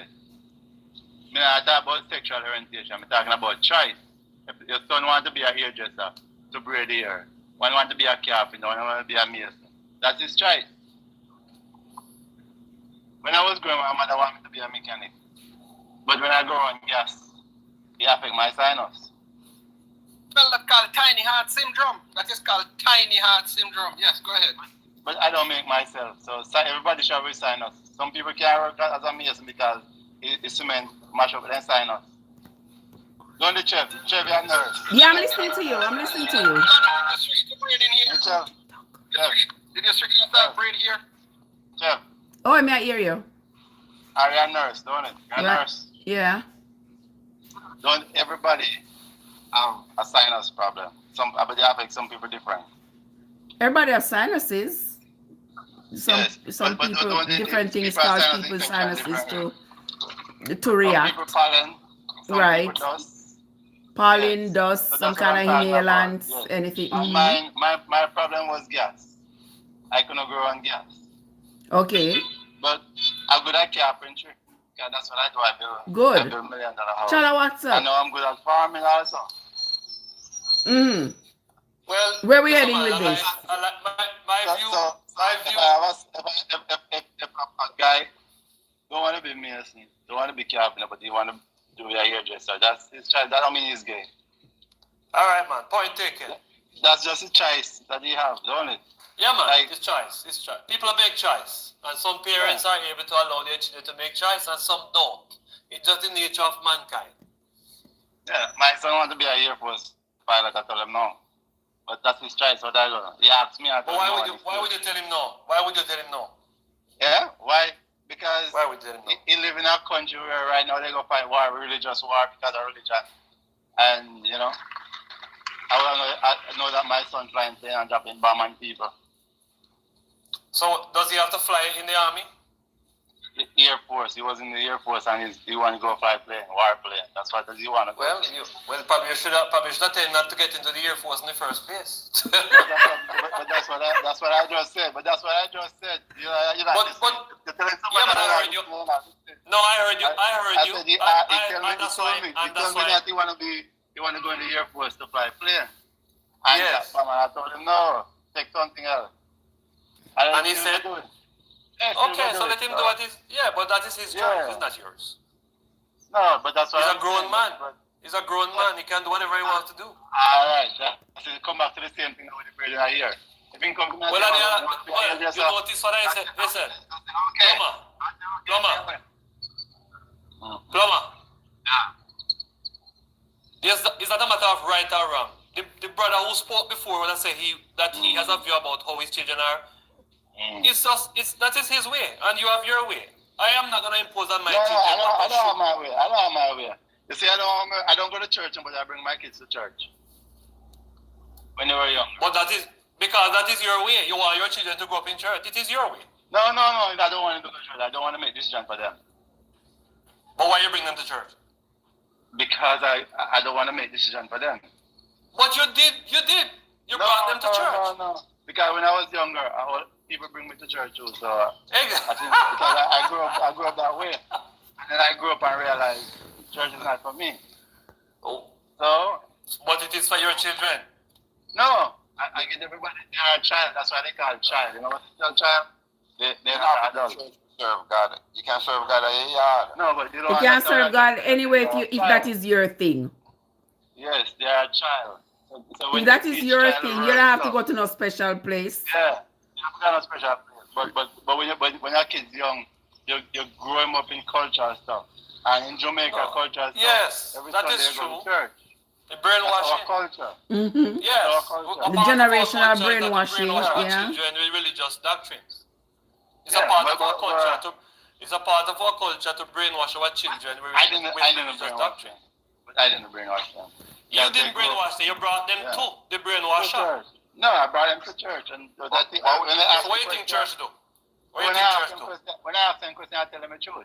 They ask me why I don't go to church. I tell them because I don't believe in God. So they start going to church. Might be doing more damage. Let me know. You might be doing more damage than good, you know. You have to make them make their own decision and make them go experience things. They did. I never got to university and they all got to university. Yeah, with their degree and everything. So they come up better than you. Yeah. Well, that's how it should be. Yeah. But I'm not going to stop them from stuff because I don't believe in it. You know? Listen, brother, I understand, and I think that's a healthy way to raise children. They need to feel as if they have a role to play in making decisions about their life. Yes, right. Yeah. Let me tell you a funny story. And Trevessence, wrong, tell me I am. Correct me. All right, may I listen? So, in the healthcare field, psychiatrists and pharmacists have the highest rate of taking their own life.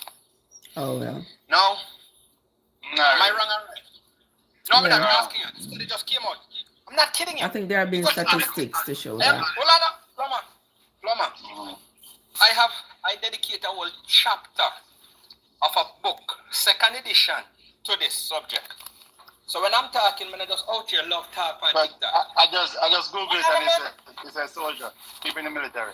I said in the health, brother, you know, listen, none of that. Well, people in the military. In the healthcare. No, in the healthcare healthcare field. Yeah. Mm-hmm. Yes, in the healthcare field, psychiatrists and pharmacists have the highest rate of self-analyzing. Good.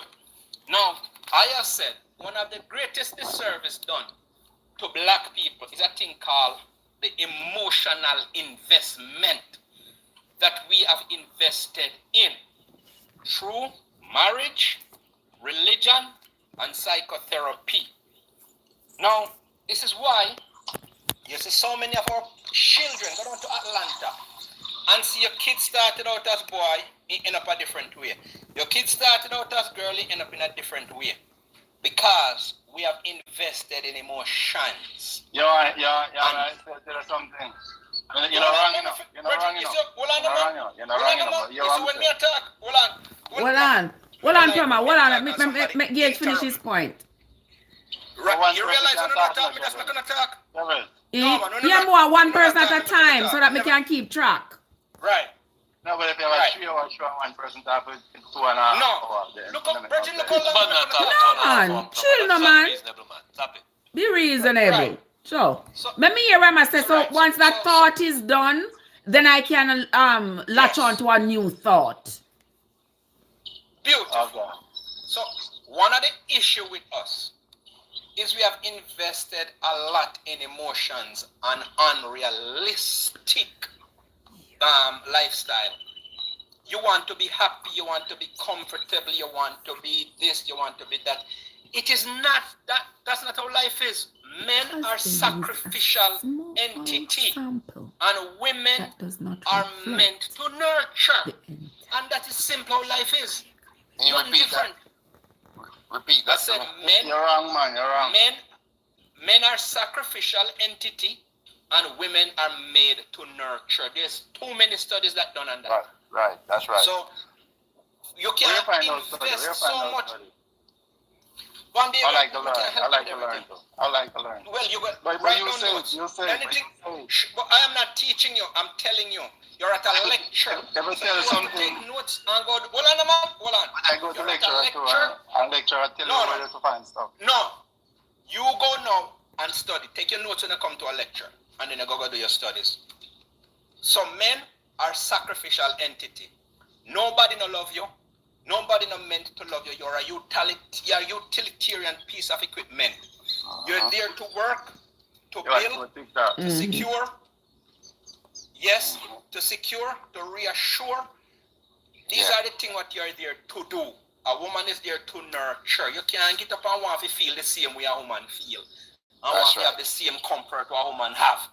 You go there, you go dig out the snow, clean out the trench, raise the high tension wire, clean the culvert, make the train track, build the house, look the hood, turn on the light, clean out the garbage. This is why you're there. Raise your kids, provide and protect. That's what you're there for. Now if you puff your fingernail and feel comfortable and your shoes soft, that's not what you're there for. How much man you know live to 100-year-old? Don't care. I don't know. And in a minute I'm here. asking a person. You're saying I don't know. I don't know. I never go around and do a survey if you see how many men I live with 100. I'm not care. I don't want to. You just say no about all the survey. You can check them. You tell me still say no about the survey. So you're here. You're trying to debate me. That's what you're trying to do. No, I'm just asking a question. And I give you an answer. Okay. All right. See, I like to deal with facts. Not hard feelings or emotional. Go ahead, son of King. Yeah. No, me I say that's good. That's a good information. That's good information, you know, what you talk about. But no, there's no part of that is good. Me don't. If you don't realize how nowadays is, one part of what you said was you itemize what man's supposed to do. Okay. Itemize what the woman's I was the only one listening. Right? So, but if you notice nowadays, some of the things I know that's what you're saying. Some of the things what man's supposed to do, women are doing it now because women are going to dig out the trenches, them independent, them shovel snow, them go work 2-3 jobs. Okay. You understand? Tell him. Make you know that. And what a man doing, man, on the car rubbing out hand maker. And drinking morning special. So what's going on with that though? I mean, I have a business in Jamaica. I have a business in Jamaica. See? I have a business in Jamaica. I have a business in Jamaica and I employ 9 people. Out of the 9 people that I employ, only 2 are man. Man doesn't want to work. What's the business? Huh? What is the business? I have a farm and a wholesale business in Jamaica.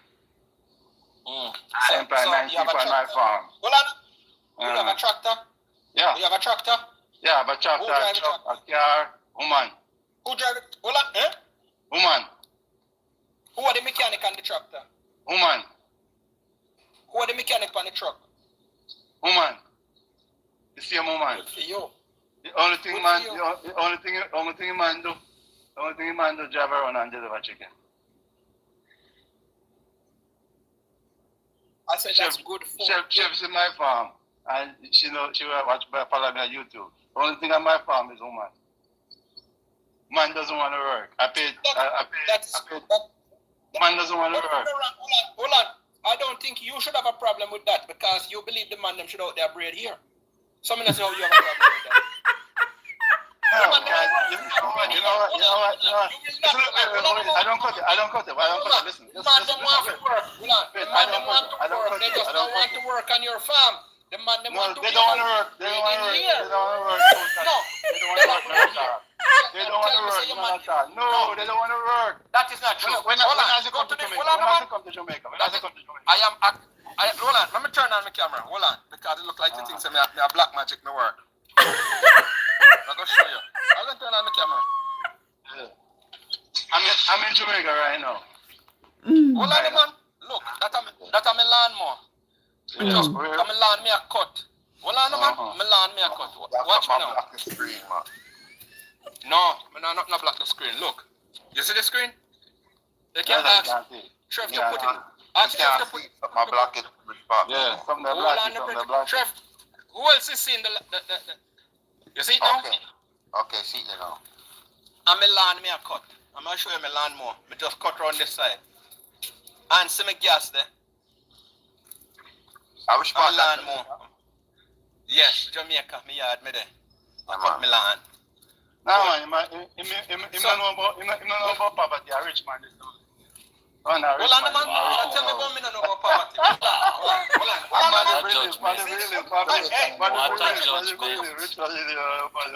No, watch me now. You probably have an I'm cutting myself.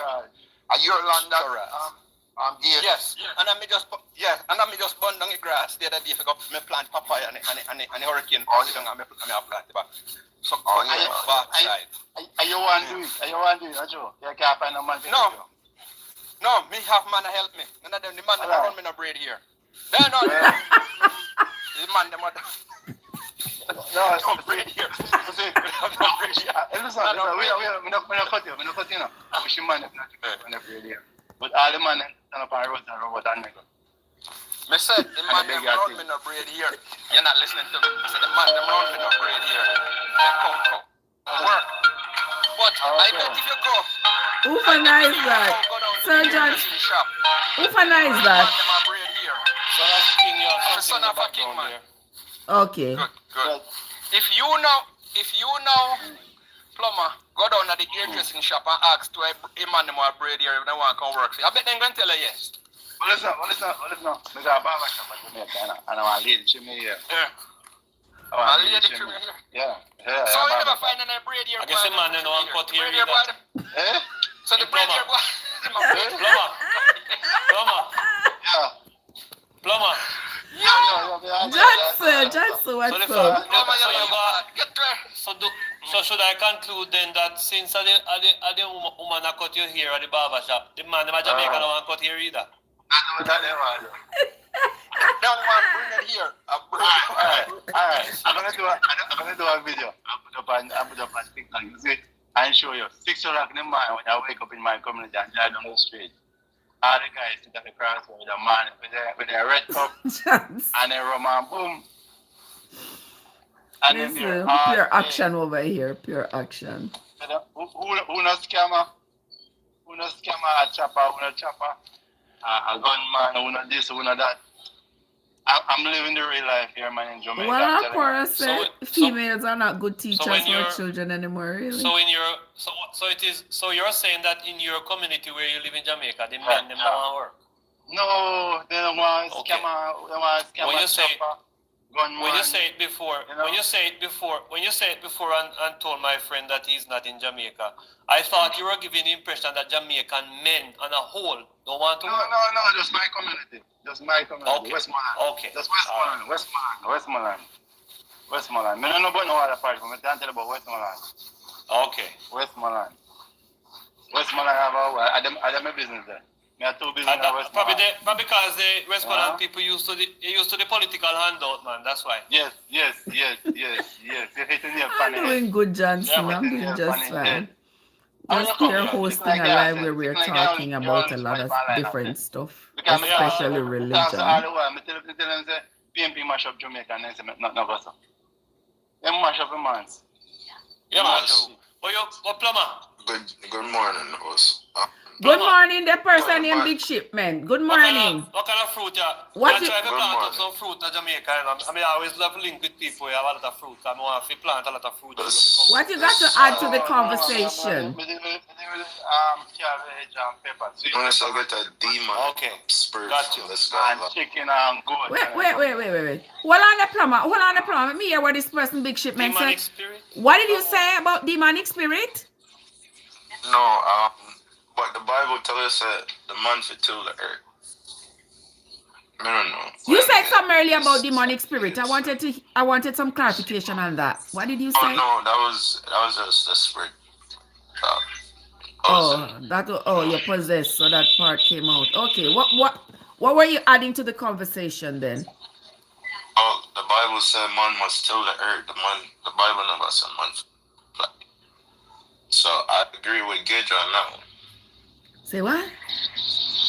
No, the Bible said man must till the earth. The Bible never said man also never here. tell So men that I they should be mechanics. No, till the earth, meaning it's a hard work. That's why you need the spirit of discernment. If you don't have the spirit of discernment, you'll feel like every man's supposed to have.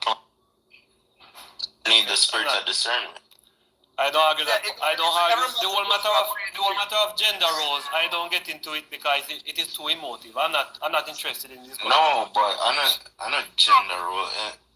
So God tells us, all right, when we disobey God, right, there's a consequence to it, right? And a part of the consequence was labor, because we have everything we need. Who did it? What did it? When woman was supposed to multiply. But why would that be a punishment? No, but now we're now in a position where Georgia can't find food. Someone want to hear. A lot of it want to scam. Everybody I tried to, but the Bible tells us that what you have to do. And if you obey the Bible, you're in that position. Yeah, so say if it's to your son if he disobey you. Okay. No, but the Bible, alright, the Bible tell you a thing, That's why, the story. You believe the Bible? You believe the Bible is the word of God, sir? Yeah, of course. It's the word of God. Okay, I don't believe that, so I understand why you're saying what you're saying. Yeah. So the Bible is the word of what?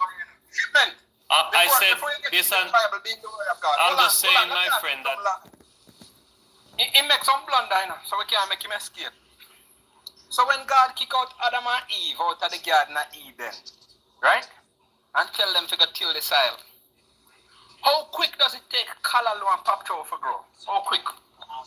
You see, that's why you need the spirit. Hold on, man. You want my answer? You want my answer? Some of my answer, answer me. You, Gage, I'm going to see you with a big farm on your screen, right? And all of that are vanity. Right? I don't understand how you answer my question. So, all right. Let me give you a drop down, because you're talking about let me give you a drama. Hold on, man. Let me give you a drama. It takes callaloo and popchows. You don't know. You can't say this is going to grow in a 5 days. You don't know. It's going to take 6 weeks. Hold on, man. It's going to take 6. Hold on. All right, hold on. Did God pack them on doggy bag when he kick them out of the Garden of Eden? You don't know how to put up there? Hold on, man. Which fridge did they stack up them papaya? There's nothing to say you need the spirit, cause I know, literal. You take it literal. So when them say, yo, all right, you drive me to get some alcohol for drink right now, because I need spirit to agree with your foolishness. My boy, this is how I'm going to come up on atheist panel in a car. No, give people a chance for talk.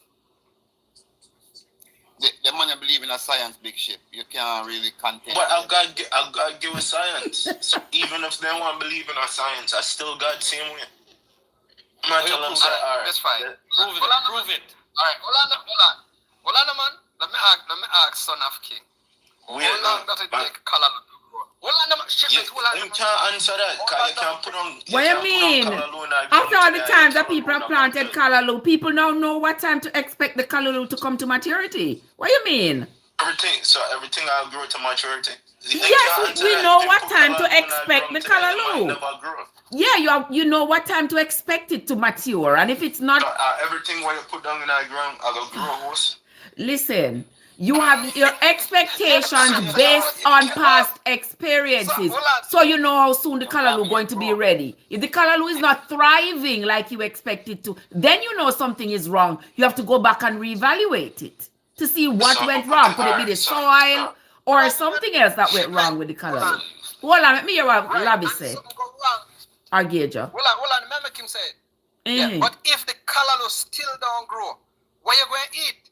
So you have problems. So if him never pack a doggy bag and give them money, kick them out of the garden, them going dead for hunger because them can't wait for 6 weeks to eat, to get callaloo popped out. And those are things that grow fast, man. Everything God already did it. God will provide. You ever put on callaloo in the ground and then you expect this to grow, but I know the callaloo grow, tomato beer. No. What is the proof? So when you expect something, what is the proof that you have that the story you read in Genesis is true? But the Genesis, you not understand, because the Genesis, that's what I tell you, say you need the spirit of discernment. The Genesis is within you, right?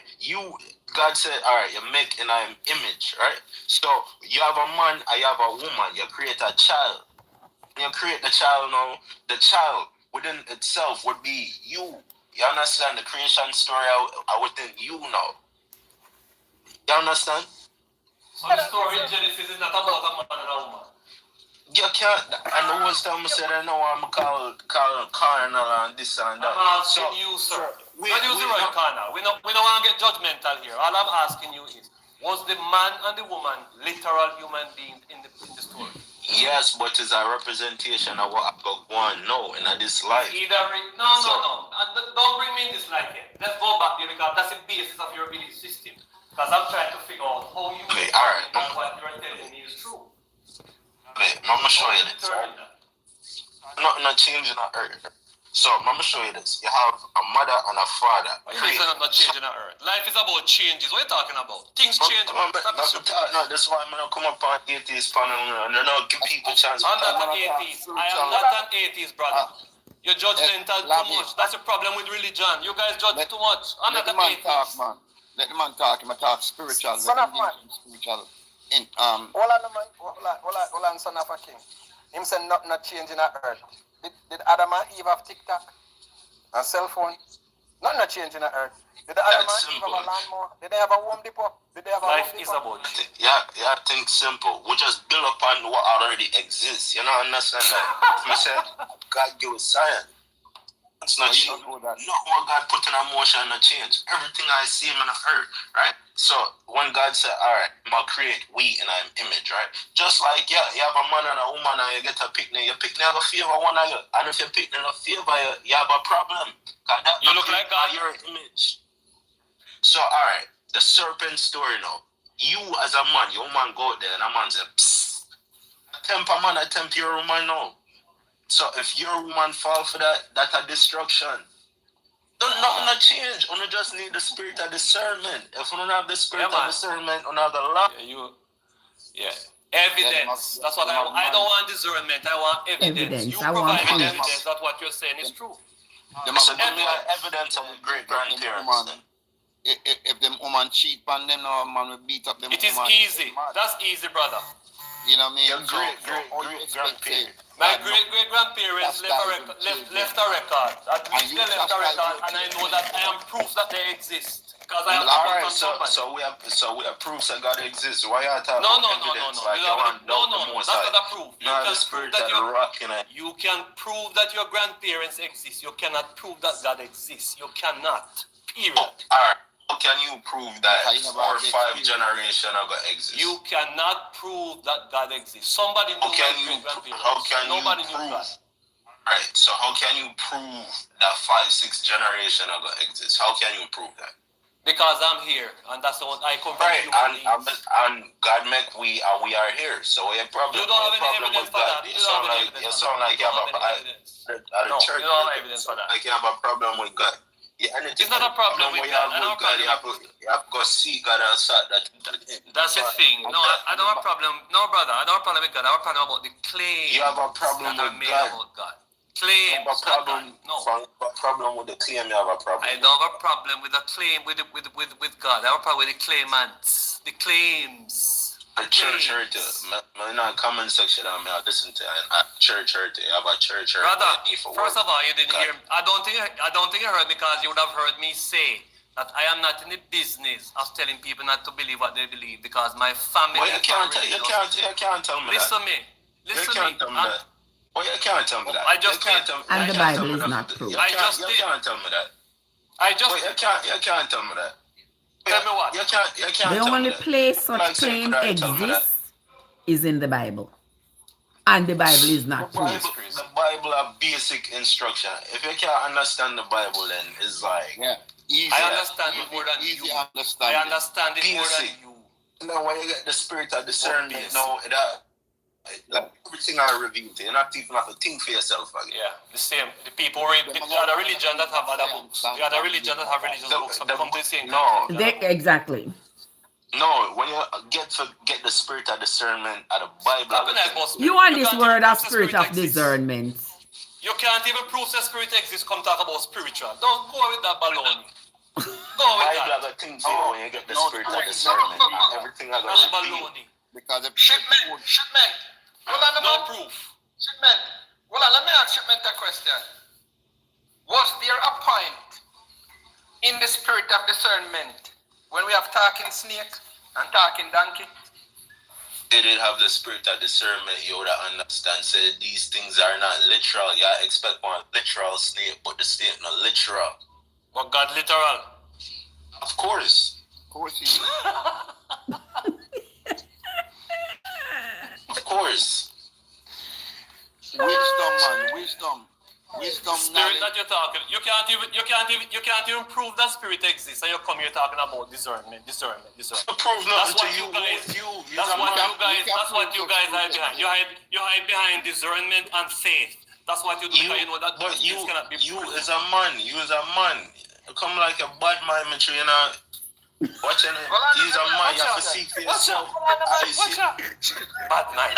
What is? You don't know anything about me, man. Bad man.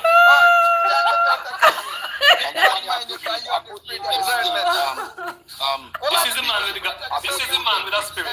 You are the man. You are the man with the spirit of God. And in this panel. Yes, You are the man possessed with How God, you and this is doing? how you talk. This is how you talk, and you are the man who is possessed with the spirit of God. If you remember your bad mind people for the spirit of discernment. You want to get cure from the hurt that them have. They want to get cure. So them are good youth, them man. Son of King, tell me how now. You heard. Tell me. What kind of hurt you talking about, son of a king? Well, the hurt, the church thing, you know, everybody. And I remember say a long time in this, No, man.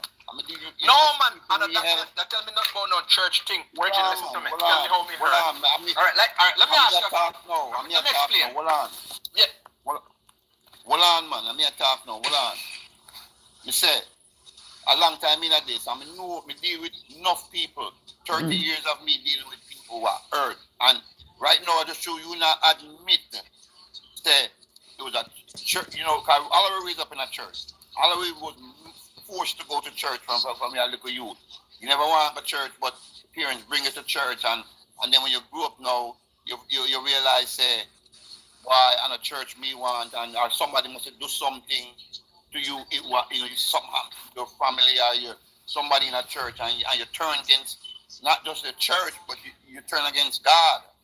And from them time, your mind say, God no real, and you're not gonna follow God, and people that go to church and nothing. Them hurt they embedded in you, and it's still in you. And you know what you do? You put your energy in something else. The same energy where you put in a God, you put it in something else, right? And you because and you achieve your goal, But what the Bible say it was profit a man to gain the whole world and then die and lose his soul. But you can use that energy and gain a whole lot in this world about what you can profit you. Which is fine. Hold on, man. Hold on. Let me explain. Hold on. Watch me now.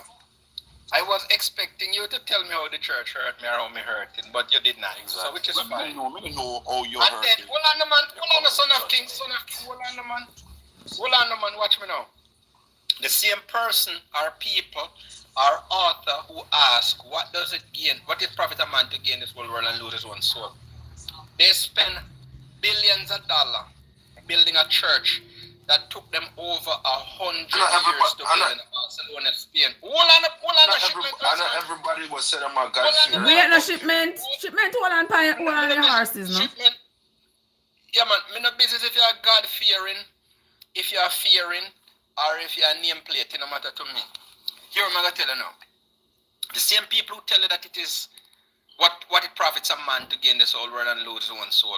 They have enslaved you, acquire a lot of wealth by beating the shit out of your foreparents, make you pick cotton and plant cane and pick tobacco and plow farm, and they gain a lot and they never give two damn about for them own soul. So why is it that them going to tell me now not to acquire and not to gain, but me must put my soul in front? No, me going to do the same thing what them do. Me want the same thing what them want. They lose their soul, I lose mine. All of we going to end up in a hell together. So me not have a problem. No, man, that's no, all. sir. No, I'm good with you. Me and you know I'm good at it. Well, no, man. If we find out said them start give up everything, mash down the church, give up the marble, all of them will up marble and the iron, make the organ and them and them African yeah. When they start give up all of that, the lumber and give it to poor people for build house in a Calcutta or in a Tivoli Gardens, and them now start live poor. Me and them will go to heaven together. But until then, all of we go to hell together. How we sound? Same so, it sound good. How we sound? All right. Yes. And everybody who are in a church are real church people, you know. I want to say, you know. Everybody was you know that racist. You know that racist, so me not care. You know, no, it no matter to me. Alright, so No, we're not bleeding cars, it no matter. and the Bible said judgment are going to start in the house of God. Me not care, right? Wait, Me not care. Me not care what I say. Me I do what them do. And that's all me I do. The same thing what them do. No, so you can't follow nobody. If me jump off a building, you jump off and they with me too. Try. You jump first though. Yeah, I want you to first. Yeah. Just jump first. Just jump first. That's all I want you to do. You know, it's really interesting, you know, people, you know what, One and this is bunch of one of the reason, like, you delusion. see, this guy coming and talk about the Delusion. church hurt and this and that. One bunch of I didn't leave the delusion. church because I was hurt by the church. And I have made it quite clear time and time again that I am not saying that God does not exist. I am saying that the God that they describe in the Bible itself, having read the Bible from Genesis to Revelation, having utilized the hermeneutics that your pastor is exposed to when he goes to the seminary, the things that he's not telling you, I have seen those things and I have determined that the God that they describe in the Bible could not be a real God. You have to be a man. That man is Couldn't created. be. No, man, that's a one That man. is, hold on, man, let me Couldn't say be. me, I say no. You can talk what you want to talk, you know. I'm not Love challenging you. You believe what Bible. you believe, and that's fine. All I'm Right. saying to you is, for you to come on here and talk about we are only doing because we are hurt, shows how narrow your mind is, because you think that for somebody to leave the faith that they always have is because they are hurt. Is not. So it can't be because they found out Because something we are that- enlightened. It can't be because they have been able to look at it more critically. You have to say it is her because that is what makes you feel good about what you believe. More we want to go, they go do what we want to do. I can't do Stop it your in the knife. church. Stop. That's the same thing I said. That's You guys think say. I said it earlier on that you think that because we are leaving church, we want to go out there and practice. Anybody who know me can tell you that. You could never class me into that class that you're talking about. People want to go out there and live there. I'm not the hooligan. I'm not the party type. I'm not that kind of guy. I spend most of my life with my work and with my family. You do not have to So be go to hell with your judgment, you man. do Go not with have it. to be a hooligan. The Bible says, as a man thinketh, You so are is he. a self-righteous. So when you're in a church, You are a self-righteous, pompous, conceited man. That's why you're talking the way you are. But big shipment. Give me no shipment. Hold on, no shipment. Shipment. Hold on. No Bible. No book. No commandment. Never have to tell me not to abuse people. When you read the 10 Commandments and it tell you, thou shalt have no other God but me. Why isn't your God powerful enough that he can zap the other God them like Zeus and Apollo and eliminate them? Why am I put that responsibility on me? If the other God them nicer to me than fear God, and them me I go like, fear God no nice. Fear God that send fire and brimstone. Fear God that send flood. Fear God. I mean, they abusing one son. if you God have two kids, hold on, if you God have two picnic, Adam and Eve. You ever read second? Hold on, Bridget. Hold on, man. I'm gonna read second not yet. Listen. Your God have two kids, Adam and Eve, and last them in the garden. Now we have 8 billion people on earth. You think God can find all of it? Yes, he can. He know everyone of it. No, he can't. So why did he ask Adam where art thou? Why did he say, Cain, what have you done to your brother? He didn't know. Him know Adam there. Him just want to hear Adam respond. Just like him a year. You ever read Exodus 25 yet? I read Exodus 21 where it endorsed slavery. I read how it endorsed slavery. But not always cherry pick the Bible because it's not cherry pick. Before no man, you're not worry about the cherry pick. You know the spirit of discernment. You tell me what it means example would I got D from a kill. Women being selling to sexual slavery. That's what I'm telling you on the discernment, man. You want this word discernment. You want this discernment. All day long. You see? What is discernment?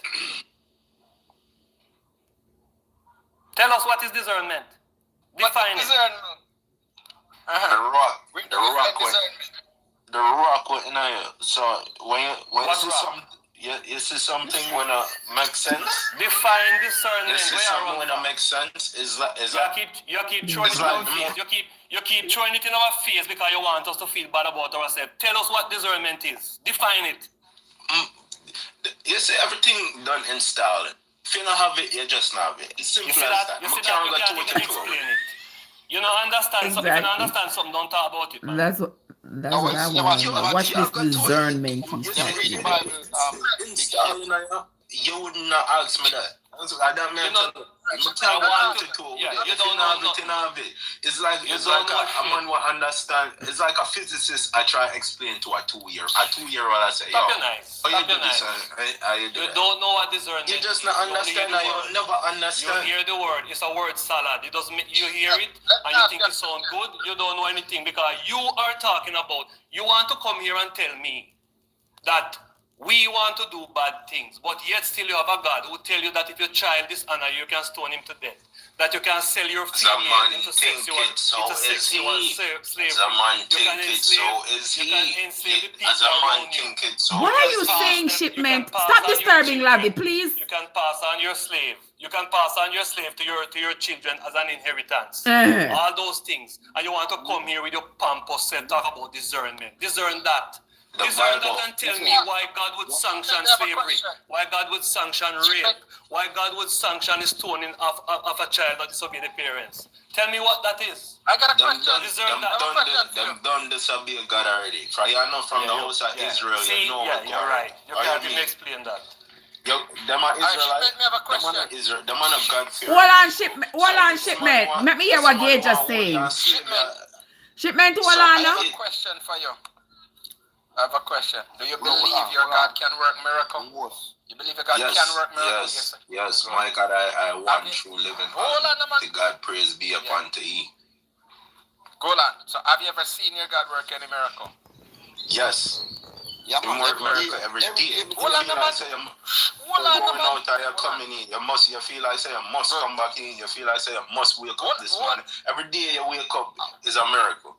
Stop it, sir, man. Yes. Can I ask you a question? Yes or no? It's a miracle. Period. Yes. All right. Hold on. No, fine. You believe you're made in God's image? All of we making a God. All of us. Good. Do you know what is a salamander? No, man. Tell me that. Since you tell me so. Salamander is a thing that looks like a lizard. Yeah. And it is not made in God's image. And everything making a God. Everything. All right, fine. Everything. It is made in. Hold on. It is made in God's image. Good. So, do you know that if a salamander lose a limb, it grow back by its own self? Let's be unto you. You say miracles. Good. Hold on, man. Hold on. Have you ever seen any miracle where anybody pray for anybody will lose a finger, a hand, or a foot and it grow back? The whole of we are one species. God know where man. I'm not exit the conversation. This is like Question God. That's the problem. Understand the power of God. Please, Amen. Brethren, the power of God manifests itself in a salamander, and no salamander no out there keep church. And you make it, you know, understand. God make hold on, it. man. God make it how you want it make. Hold on, man. If you lose a toe right now, nobody can make your toe grow back. No matter how they pray. not even God. No matter how Not they even pray. God they believe in. Not even the useless God, where useless like tits and a bull can make your toe grow back. But you going to tell me now about you believe in America. My friend say, what's bias in a car? Watch out, when them are this me up, I'm saying carnal. The man are this No, I'm just telling you why you're using that word. What do you mean by my bias? But the man, you know when man are this my God, but my God useless. He never diss you. I know you in my this. Never diss I know you in my this. My God is a part of me. So if I this my God and me are this. Come like say a man this a man mother. If a man this a man mother, come like if I this a man. Me not there to defend you nor your God. If people know are the same way Europeans they enslave African because they say African were not Christians so they can't own land. And the same argument you have right now that if somebody this God them are this you. That have nothing to do with you, shipment. Stop being so emotional about that. That has nothing to do with you. And if your God is almighty and powerful, then leave him make your God deal with it. You not take up that the burden. You never deal with it. You see, somehow on the glad so I have grandmother and grandfather and mother and father praying, mother and father in a God. What prayer supposed to do? True that. Nonsense. Mother and father never did that pray. Couldn't get feelings so. Nonsense. Absolute nonsense. Absolute nonsense. Absolute nonsense. So glad say your grandmother did that prayer. I pray I hold on right now. Not all no go so. Not no go so. Check it next 2 generations. There is absolutely nothing. Hold on. There is. Why you never pray for Melissa Thunback? Okay. Why you never pray for Melissa Thunback? Why is it that you never pray for Melissa Thunback? I feel like say I can pray over God works. God works. So why you better pray? What means if you know somebody never pray, but it never turn back? It could have worked. So why you pray? So your God mash up your country, but you can't pray for stop. What are you talking about, brother? This needs you feel like saying big, you can't tell God what to do? Big shipment stand down. No, you can't tell him, you can't ask him, can't you? Big shipment stand down, soldier. You know discernment. In the presence you can't tell God what to do. You know discernment. That means you can't tell God what to do. You say if you ask. You say you can ask and knock. Ask and it shall be given unto you. Knock and it shall be open. Okay. And if you pray, you are asking him for stuff. What do you mean by you can't ask him for what? You can't tell him what to do. What's the point of praying? What's the point? If he already has your life in his hand, he already knows what's going to happen to you. When you pray, what are you doing? Trying to have him change his mind? Is that what we're doing? Listen, you live in a God world. God not live in a your world. But you the pioneer beg God for do your favors, for do favors for you. What are you talking about? People go up on their knees for human being. Look how much people out there suck this and suck that. I don't know if you go on your knee for God. Much people are doing. But if God, you are being emotional and not. You are being more emotional than logical. Because if I have to go on my knees and ask God for something, the same God who already knows everything that's going to happen to me, but here I am begging him for one particular thing when he already knows whether or not I'm going to get it. What is the point? What is the point? So what is the point? That's my question. What's the point? Do you have kids? Do you have kids? Of course I have kids. What I got to do with anything? So your children say, Mommy, I can't get this, I can't get that. Mommy, you might go and store. She and God, she have limitations. Exactly. God wants everything. Man, come on for on the live, you know, cause Bolo crime, deal with them, man. Go on. Thank you very much, brother. I appreciate that. Who Bolo crime I gonna deal with? New to the faith. Hold on, Bolo crime. I just have one You question. lost your faith messing with these guys. Excuse me. Sorry, Mr. Gager. Go ahead. All right. So, host. I'm hearing say you for guys. Example, yes. Say, for example, you are the mayor of your town that you live in. And you have a population of 5 million people. And you have a plan, town planning act. You have a plan for water, plan for light, plan for road, plan for school, plan for health care, plan for youth development, and you have plan for the seniors. If every individual in your town write you a letter and make a petition, can you grant everybody their own petition? Can you? You can't. Good. You can't. So if God is God, you can. If God is God, and God have a plan, a town planning act, and I believe I deserve a Mercedes, Bolo Crime believe that he deserved to be first, the host decide that she want all our boy them to turn girl, and Lavi decided that he want his boy pinning them for braid here, and everybody sent their petition to the mayor. to the mayor. Right?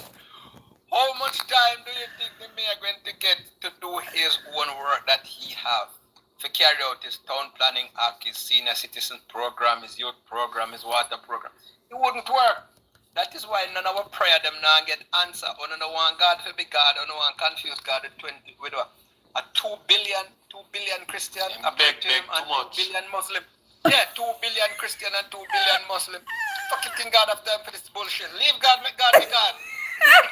Everyone Go live your life. Go work. Every 10 billion of them. Go on, go work. No, go on, go work. Go make your boy go braid here. But here he want to braid, go on, go braid here. Leave God out on the bullshit. God can hear every prayer, man. Every prayer. But what is he going to do about every prayer? Now, we have, when you have Christian country, I go up against Christian country, and both countries pray to God to give them victory. How are going to win? Who are going to win? Who are going to win? And every Christian, me tell you earlier, son, every Christian is a Christian, and everybody in a church. How you know? How you know the difference, son of a king? How you know the difference? How you know the difference?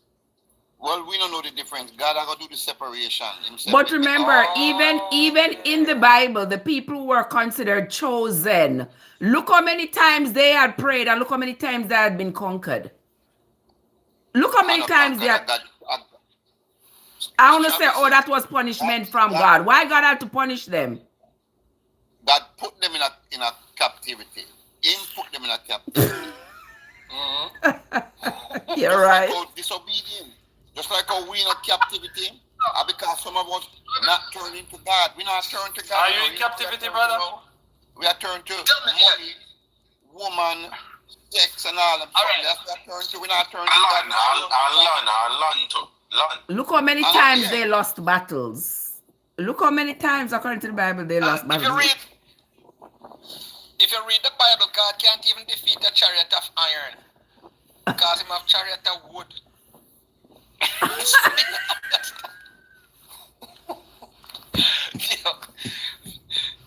Your God outdated. I wonder if I can get a bow and arrow and give it to your God right now.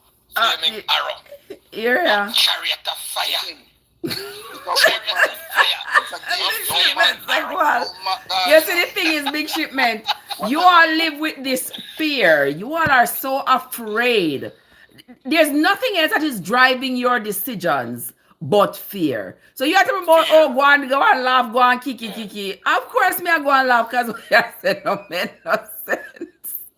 Of course, me I have to laugh. I laugh because what God I gonna do me? Because I remember when those things used to drive fear in me. I have overcome that now because I have the knowledge. Once me overcome the fear. I'm asking a question. If you not work with God, who will not work with? Well, you see, the devil. One of the thing about that is that when you leave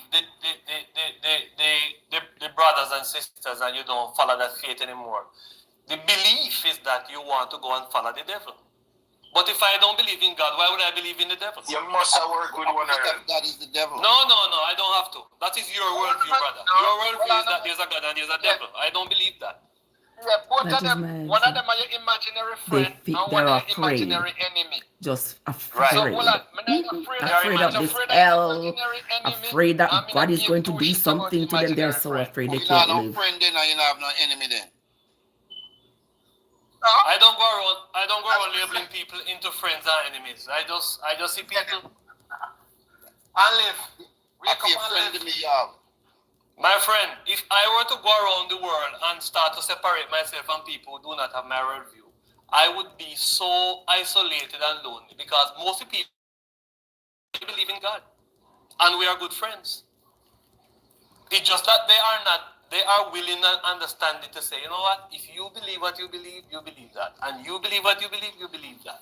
But we can still have a discussion. Simple. I'm not even at work for the devil. Somehow not subcontractor for somehow not work for some subcontractor for the devil. I'm not even reached the devil yet. Not reached That's that alright. empire. That's alright, man. That's alright. That's alright, Mr. Judge. Somehow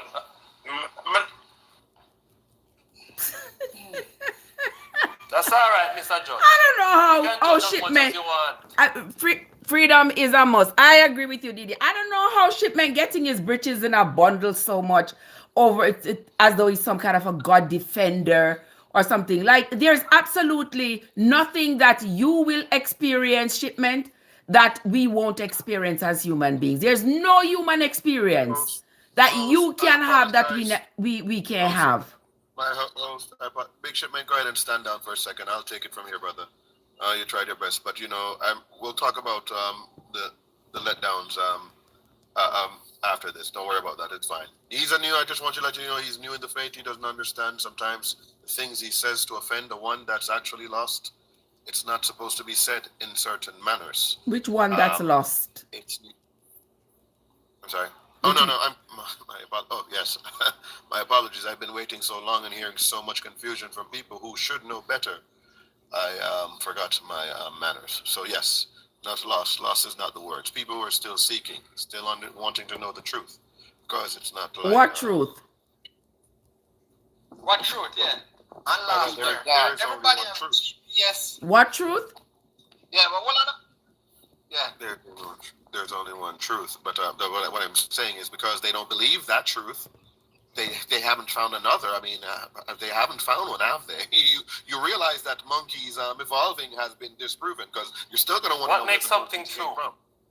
What makes something true? Yeah, you know what? This is how this works, brother. I would like to address you alone, because the rest of these folks, I'm aware of them, but you are brandishing the Jamaican flag proudly, even speaking Jamaican out of your mouth and speaking this last. What is wrong? And what I got to do with anything?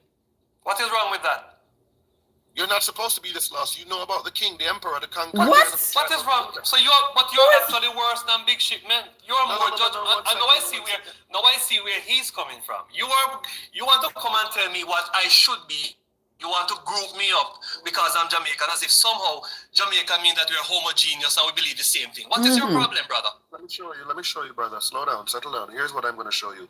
Do you remember your pledge? Because right now you're kind of close to the edge, and it's a next simple touch, and you could fall over the ledge. Remind me of your pledge. Okay, got it. You know where it came from? Listen, brother. Listen. Hold on. You and I will not engage because I can already sense your darkness that is coming. No. No, I'm not gonna. No, That's why. you're making too many judgmental statements for me to argue with you. I'm not gonna have a discussion with you. So you can speak with the other people here, but I'm not gonna talk with you. That's wise of you. I'm Bolo Crime, the fool. What is your purpose here, Bolo Crime? What do you plan to contribute to the chat? Let's get to it. Thank you very much. Yeah, I appreciate that. So what I realized was that, it seems as if it was some believers going against non-believers type conversations happening here. And I realized one of the young students, Big Shipment, really, by the way, Big Shipment, shout outs to you. Well, no need to stand up, Big Shipment. And why are you doing that in the comments? It's like you're gaslighting. These people weren't even being mean to you. And I'm like, dude, what? Now I'm even starting to question if you're really a fool who follows Christ or not. How can I trust you to go out on simple missions and handle simple... This is Gager for crying out loud, and you have him up here having you on the edge of your bridges, behaving as if you're some type of a buffoon. Come on, man. It's simple. as a fool who follows Christ, you're not supposed to be the one that's. Oh, Hold on. 1 second. Get this Not all who claim to be of God is actually of God, you know. So remember, the Bible tell you that already. Basic instruction. If you can't understand that, something wrong. And he's cutting me off Is again. this comic relief? Big shit, man. No, but Is this comic relief? what are you talking about, comic relief, Gage? You know, the security told, you know, if the security was going where, you know, these conversations wouldn't be happening with you and him. He doesn't really let you get away with these things. He gets really fast to get you because you know better. Hold on. Bolo, can you introduce yourself to the host? Let me introduce Bolo Crime. Yes, go ahead and give me an introduction, please, because I don't want her to think that I'm trying. I speak for myself on Hold on. Bolo Crime is the fool who follow Christ. Thank you, brother. Bolo Crime is the fool who follow Christ. He have three personality. One is a security guard. Brother, please. One is a... Three is let me explain. Hold on, man. You're right. Three is better. Yes, Yeah. three is better. Go ahead. He have three personalities. He's a security guard. Correct. He's a psychiatrist. Correct. Does Psychology 101 from Christ 102. Psychology 2. And he's also Correct. Yes. right. And he's also Bolo Crime, the fool who follow Christ. If you want comic relief, it's coming up right now. He's a baldhead who believes that he's a Rasta, and he's a Christian who follows Selassie. Well, all it is seriously funny. It's And really then, seriously funny. host. Nothing we can After laugh a while, about. hold on, man. After a while, he's The going Bible to say, is the plantation. bring me to your leader. Hold on. After a while, he's going to say, bring me to your leader. Bring me to your leader. Take me to Trump. I want to go to Trump. Kind of changed that up a bit. We're still going to speak to him, but you know, it's not. You're right. It was it shouldn't have been your duty to do it. Yes, even though you should have provided a you know, I gave you some knowledge. So listen, host. None of what he says should be taken seriously. I already sense that. Well, it should be taken seriously. I mean, you can laugh about it, but it should be taken seriously. I don't want you to get to heaven and say, no, this is what normally people say. You know, the last time I was up there, they told up where? And Gabriel and them called me to the front. The last time you were up in heaven? What happened? In the mental phase. And they Gabriel called me. I was chilling, having some grapes. Some nice, beautiful ladies were feeding me grapes, and I was enjoying myself. And all I could hear is, Bolo Crime! Up to the front of the line. I'm like, God dang it, man, what's going on out there? And I forgot who it was. I remember the voice, though. I forgot his name, but I remember the voice. And he's like, Bolo Crime, this was real the whole time. Even when you were shouting. I am excusing myself. I'm just using my manners, sir, to say goodbye to the panel and to say goodbye to the host. I appreciate you, Labby, every time. I work in the field of mental health, and I know when to take myself from certain places. Yeah, brother, you better change the flag of that letter for the can't say pledge, you know. Yo, you better put in your program before you go. Yes, sir. I have been talking to this Bolo Crime character for over 2 years. And I've always asked him to stay on the medicine and stay off TikTok and stay off the street. So let me tell you, no matter what we say to him today or tomorrow, it will never change. Chosen one. That's why I'm leaving. That's why I'm leaving. It's a mental case. I've been here long enough. I don't want to be a part of a clown show. All right, I'm going to put This is a circus. It's becoming a circus. No.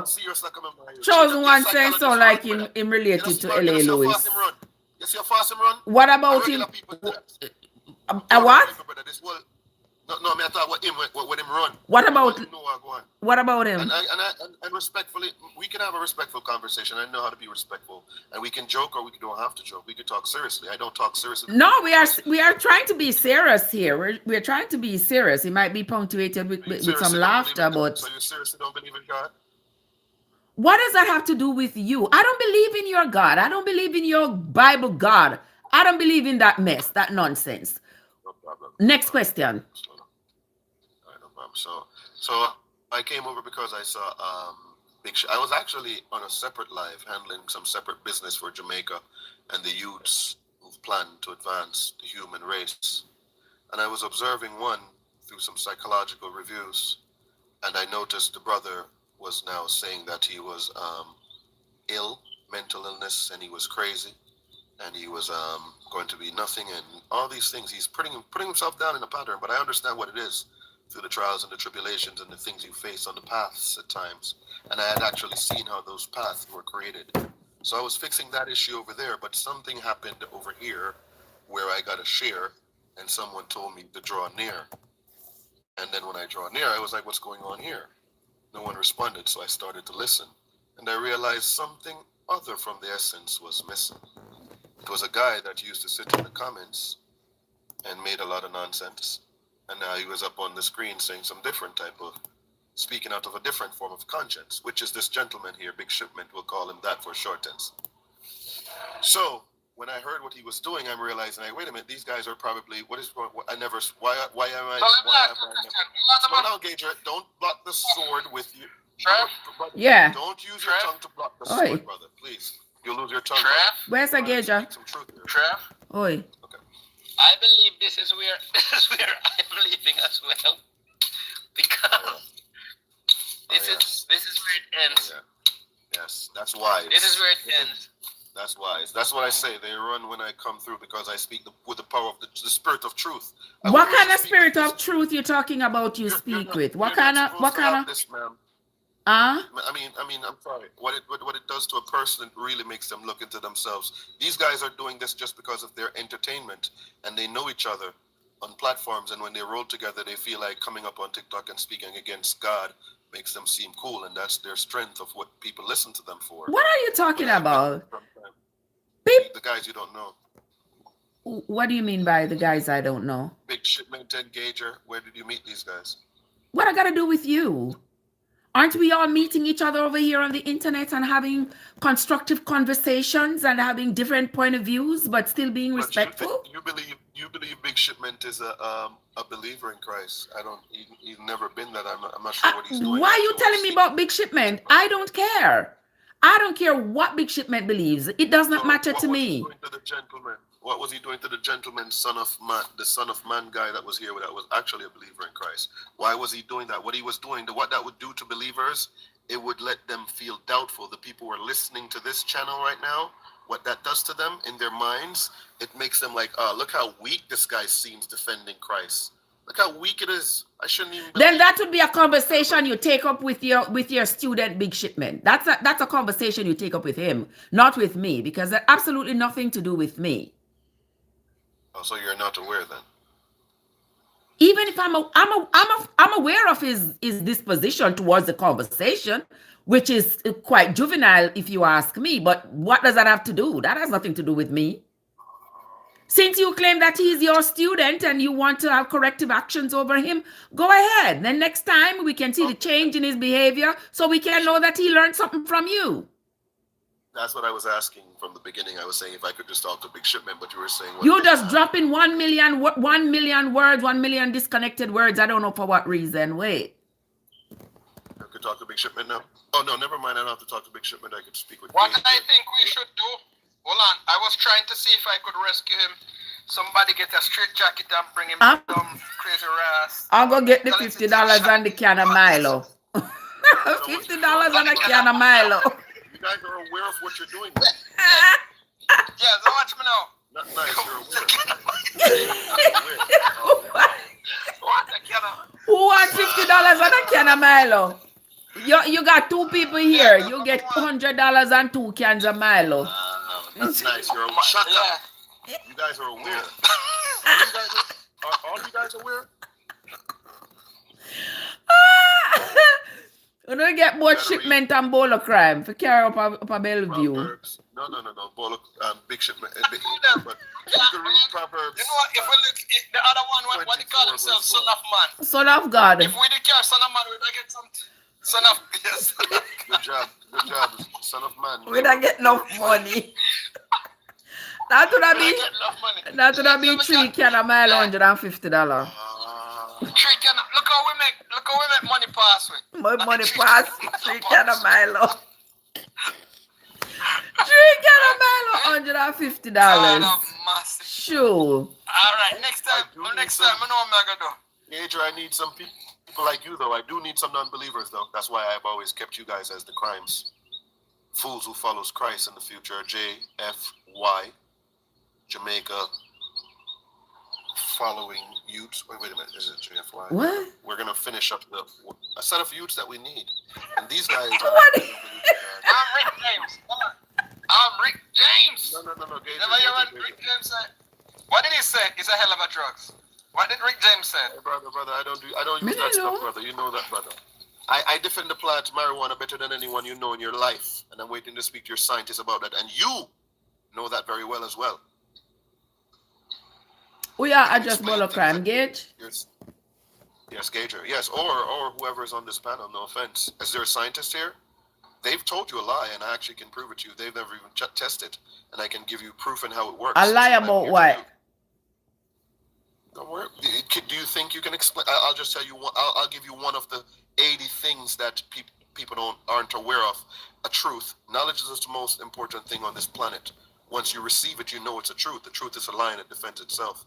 So once I say it, it hits you in your spirit. Bob Marley was placed to do his job. There's people who come to do these things. In the future, you've met Bolo Crime today. But this is what I do. I'm not being mean. I wasn't being mean to the guy. I told him something and put him in a space of mind. He's talking about mental illness. He's going to think about the crime after this. Because I told him a truth that he was hiding from himself. Now the self that's inside him, I have to tell it to him. People don't understand their inability, their inner consciousness, how it works. They don't teach this to people. That's why I teach Psychology 202 through Christ 101, because the Bible taught me this, and I can teach it to any man. Sometimes I don't teach it to them. I lose people like that, because people live a lie, and when they tell a lie against the truth, it could lead them to their death. But you know there's no variation to the truth, right? Oh, no, you're mistaken. Am I mistaken? So there are variations to the truth? If there are variations to the truth, it can't be truth, because truth has to be proven to be absolute. Yes, but time proves truth too, because not everything comes to light right away, does it? It's a process. Rome wasn't even built in a day. But 1 second, I didn't come to I didn't come to. I understand, and I'm not against. I came to literally speak to Big Shipment because I didn't know what this was about. Because I got a call saying, "Hey man, how come you didn't even tell me Big Shipment got in? You signed him in already?" And I'm like, signed him in? This guy doesn't even have what it takes to get in. What? Y'all got some kind of a cult y'all running? No. I'm trying to advance the human race and speak to Trump. I need fundings to do that. No cults. I work with that's the same thing you were saying, Gage. I only work for Christ. I don't listen to man. I have no leaders over here. These guys know me. Trev? Slow down. No, I know what you are talking about. Trev, do you want the Milo, yes or no? Me no matter want it. Me no matter want it. Me no matter want it. Exactly, Didi. Truth is absolute. There is no variations to the truth. If you have variations, it's not true. Can't be true. Right. It's one truth. Yeah. There has to be one truth. If you say 2 plus 2 is 4, every other number into infinity is false. 4 is the only correct answer. So I don't get what these people are saying. What Farah says, what? Oh, so you were. So who's the leader of this misleading here? Who is the leader of this misleading? What are you talking about misleading? No, Gager is a top. Excuse me, my apology. He was once a top tier, if I'm not mistaken. Was it top tier demons? Yes, top tier demons. Well, after we spoke for a while, they turned into top tier demons, and things got pretty out of almost got pretty out of hands a couple times. You know. Gager, Bolo Crime classifying you as a top tier demon. I didn't know that. Demon. Yeah, I told you. I don't lie. I have to tell the truth. I must tell the truth now. Hold on. I'm telling you, they used to say that I'm a demon. I'm a top tier demon. Whoa. You said that. What's this them said thing? You said that on multiple occasions. I am. Okay. I am a demon. There you go. Thank you. Yes. But I know what happened. Mark. What happened to him? People started calling him that, and he started believing. And the same thing is happening to Tavi over there. And I called Big Shipment to come assist with this because I'm like, okay, here's one of the fools we're going to follow Christ in the future. And here I'm getting calls, people telling me about, oh, how come Big Shipment got in and you didn't tell me anything? And I'm like, listen to me, Brasta. I didn't know the guy even signed up as yet. Why are you running some kind of a cult? It's not a cult. Recruiting people coming to some nonsense. No, it's not nonsense. It's the chance to advance the human race, like they pledged to God. How? It wasn't me who made this up. I was born into this just as you. And it was given to you, was sent to you by God. Hence the reason you say it. Before God and all mankind, I pledge a love and loyalty of you. What do you think you were doing? But many are called, but chosen are a few. Oh, Madras, man, this is my life. I'm not lying to you. I have to tell the truth. Have I lied once? Big Shipment is now saying he's a believer behind my back. How do you think I feel? I've told him for months. Why you getting so emotional? What do you mean by he's saying he's a believer behind your back? Who are you? Who are you to him that he can't? Apparently, he's the cult leader. He's the cult leader. No, him getting emotional. Big Shipment getting emotional. What the hell? Big Shipment is not getting emotional. Big Shipment has done the right thing. He's muted his mic. Unless he wants to lose his membership. Come on, brother. Fools who follow Christ are a specific his membership. Pope Bolo. Bolo for Pope. No, brother, please. The Pope is a joker for hope. Come on, brother. The conquering lions of the tribe of Judah. King Selassie. Rastafari. I think Selassie is a house cat. I think Bolo crime. Watch me. Selassie was a house cat hiding underneath the cupboard.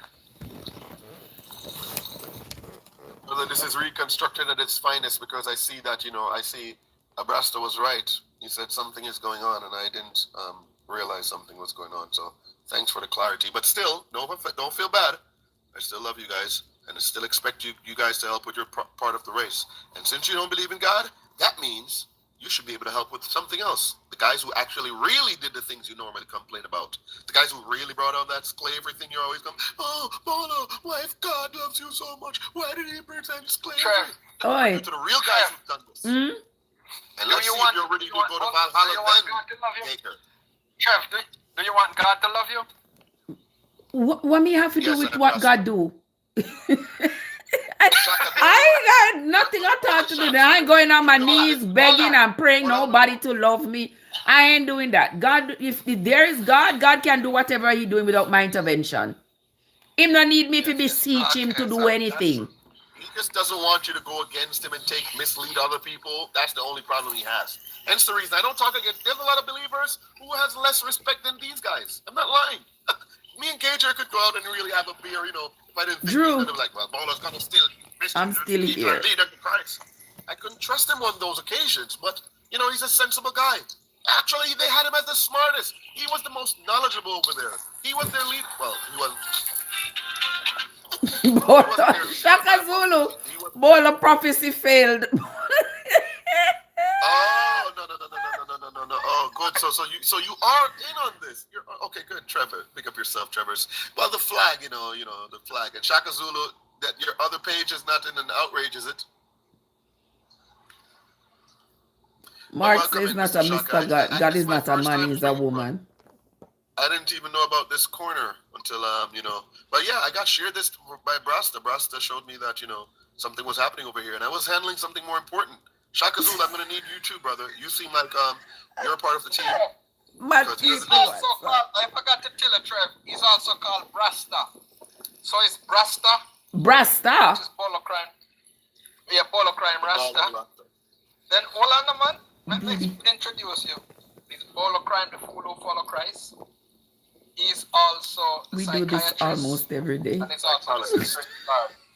What I want you to do, especially when I'm off. Trev, when you have time, go on his page. He's a guy who talked to himself, and he set up his camera out in the woods, and he have some trees. He have some trees, and he's teaching them psychology 101 from Christ 102. You watch for yourself, and he give all the trees. That's lies. Hold on. But me here say a while ago saying go heaven. Something was wrong with it. If you go on his page, they know my creation. If you watch my page, if you go on his page, hold on, man. Sorry, go ahead. If you go on his page, you will see all of the students. Him have the trees, him have some chair, and all the trees and the chairs have name. Him call them all sorts of name. And they're having all these conversation with them. I'm telling you, it's a way loose cannon. I'm not kidding you. No. I could tell. Hold on, Trev. Hold on, brother. He go live a lot also. And we go on his page and make fun of him. No. You guys don't do that. You guys respect me very well, just like you do here. I'm actually a representative from Jamaica, the biggest activist you know. And none of you guys in real life can offend me in such a way that if it's that serious that I don't have the agents to pull up at your doors and take you to fix you. You know that about me. I've just been very respectful. But you guys I don't know if you take his medication. I just allow you to. It no sound so. Medication. No, I'm a G. Big up yourself, no, man. I Trump me come to talk to them people a small fries to me, man. But just humble. So what me see I don't know, what me realize go on do, me say one tactics were real dangerous.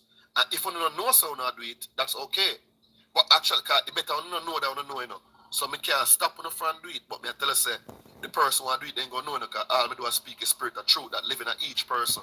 So the next person who can tell you the lie will make you comfortable and accept it and doubt it. You can't doubt it after you hear it from the lion's mouth, you know. Because when a lion roar, you know, call a meeting, an announcement gets made. I'm bold of crime, the fool who follows Christ. I never tell them much. But yeah, shit, maybe they work on Tavi same way, you know, because you know, say I want to use them what they can lead to madness, you know, on their program, you know. You know my program. 11:59, it's 11:59. 11:59, it's 11:59. All right, Bolokram, it was a pleasure having you. You can't drop him. You can't drop him.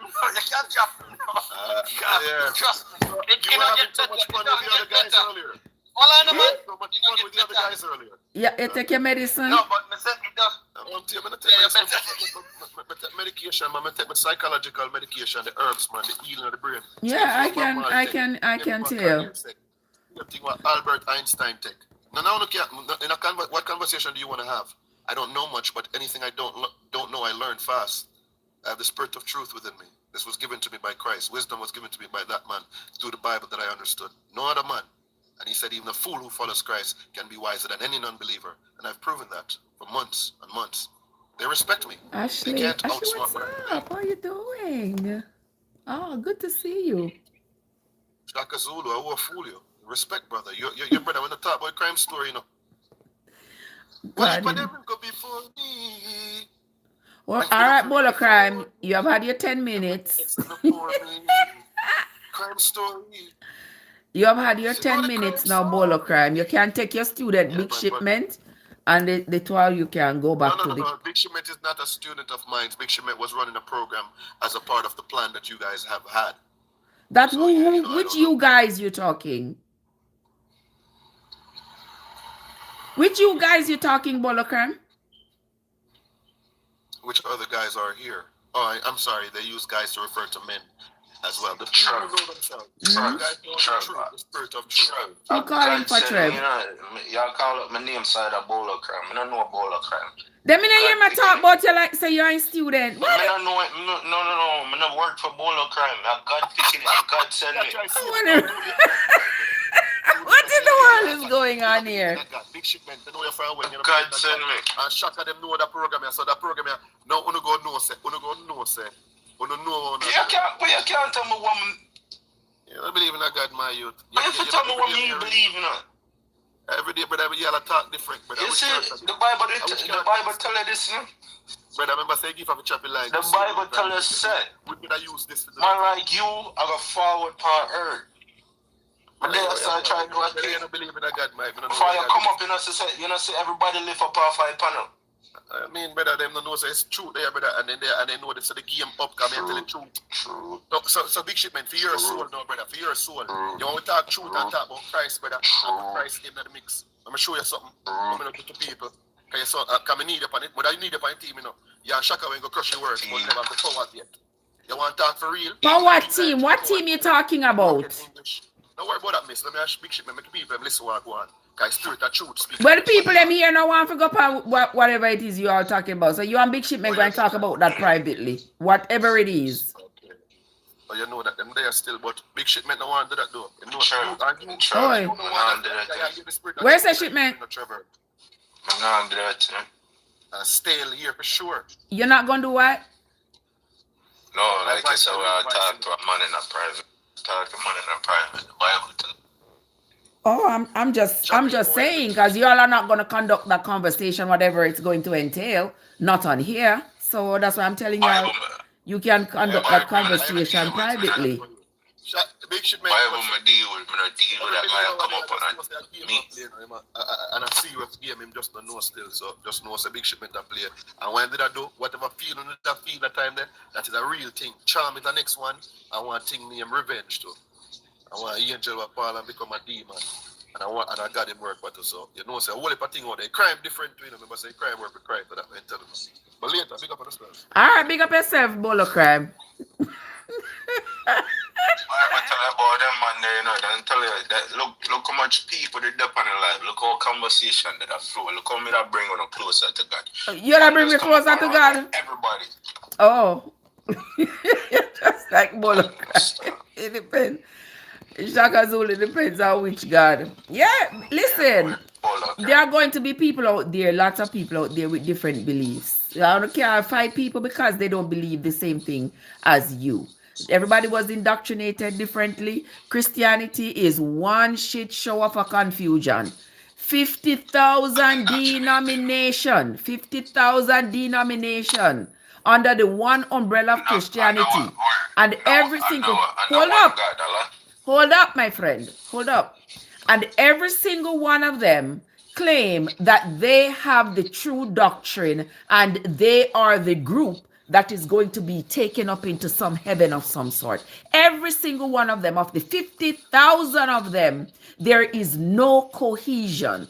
Everybody have their own idea. Everybody, the only thing they have in common is that, oh yes, they have this God that they claim lived in some place where there is milk and honey running on the street and all that stuff. And they have this Satan that's going to be in some kind of a fire, holding up a fork, whatever. That's going to be their punishment for not serving this God. That's all they have in common. They use this, all of them using the same Bible, but they all have a different doctrine. Powerful. Ain't that something? So if y'all come from Orchard, right? I come from St. Catherine. Like I said, Gage, I come from Westmoreland. Style. It's Mobile. The whole of we I got Kingston. Take different road, I like. Okay. But a one destination, I like. But whether they want to create them nomination or alright. Everybody have them different road for get to the one destination. So that's what I'm saying, you need a discernment. But listen, so what about consistency? So consistency does not have a role in your direction to get to the one place? You can do 70 kilometers per hour on the one road, but at the end of the day, you still have to reach. Understand? A man might just 90, you still have to reach. No, that's not the same thing. That would not be the same thing. Those are not comparable, my friend. No, those are not. No, those examples are not comparable. Because if we are supposed to be serving the one God and we are using the same Bible, all of us are using the same book, and everybody claims that God is giving them, as your word, God is giving them discernment and allowing them to understand the Bible and to live accordingly because there is some kind of a reward at the end of the day. How come they are all doing different things but reading the same Bible but expect to get to the same destination? Make that make sense? But look, you ever do division yet? Look for a square root. Don't have shortcut in that. So you tell me there's some shortcut to this heaven that you all are planning to go? You're telling me? If you look for a square root at 28, right? You know, you say 8 plus 2 minus 2, right? You get it just the same. You can do division. You can do a long division. You can do standard deviation to where you do 2 times 2 and 2 times 8. Go down the way there. But ultimately, you get the same answer. It's just a. Are you therefore trying to justify the inconsistencies that are in the Bible? No, that a man made. You don't understand. Man do that. Ultimately, you get an answer. The answer. But how you get to the Father is up to you. How you get to the Father is up to you. Yeah. So if it is up to you, what role does this Bible play? Get to the Father. Basic instruction before leaving Earth, because ultimately this thing tell you how to fuck. Wait, let me finish,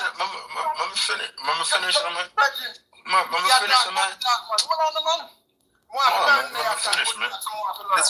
This how when the word of God abund them, they have to interrupt.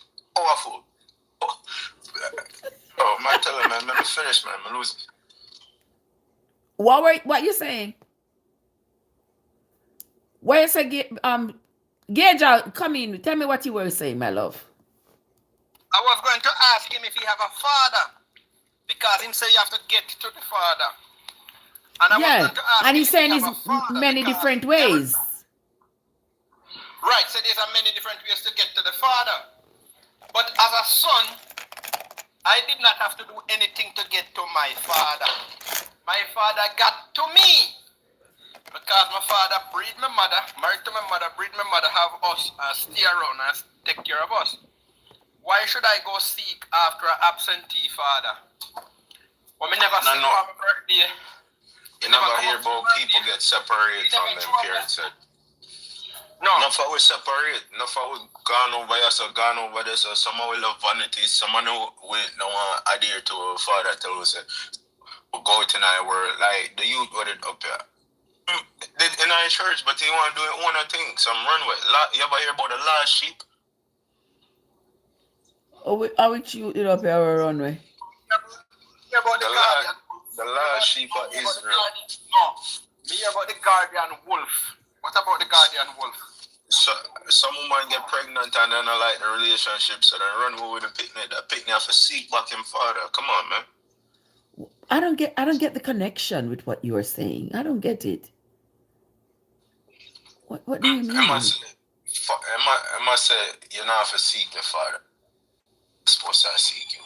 But if the mother did pregnant and run away with the picnic and the picnic want to know them father, they have to seek them father. Come on. That's how I'm gonna tell you. So why are you likening that to the same? Simple. Wait, no. Why are you likening that to the search for this God that you are talking about? Why are you likening a child looking for their earthly father to the biblical sense of somebody searching for an heavenly being?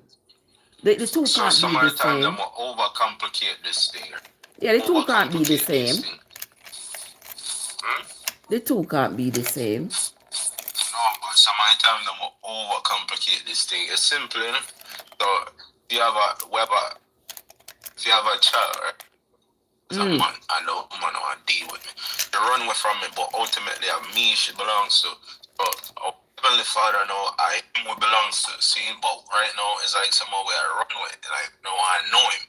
But no man go out there and have that picnic that the picnic have a desire for know him. Even if I acknowledge it. You might be mad at the world and say, boy, my father left me or what. I don't know my father. But that's how some of it, we might not see it, but I see him time is like him dead. I just you for go look for him. Or you for go put down your ego now and get to know him, read the Psalms, read something. But the thing is, we wouldn't have nowhere to run to if he's able to see us wherever we go. Unlike an earthly father, you got to go search for him because he can't see you wherever you are unless you are actually in his presence. So the two are not the same. They are not comparable at all. Of course. Oh. Yes. I must say interested somehow. I'll start talking about it. Yeah, so we can do that in a bit. You want to learn. You don't come like Gage. Gage lock off your mind to that area. So choose what I'm choose. Yes, and me want to learn what? You want to know the Father. I must say you want to know.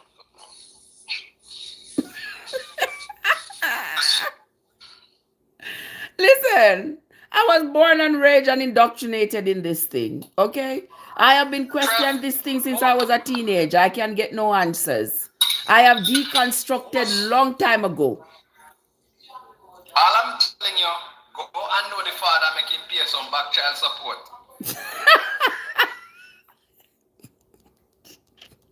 even so. My child, please. Let me see who this is. Oh, this is my friend Frankie. Oh, Frankie. The Frankie. He's not making people come up. I'm not sure why. I'm not sure what is going on. I'm not sure what is going on. But he's not allowing people to come up.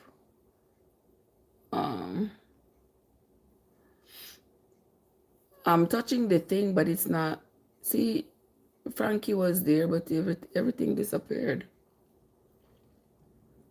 And I have TikTok ramp with me like yesterday. Yeah, this has so many fire, mama. Let me see. What is?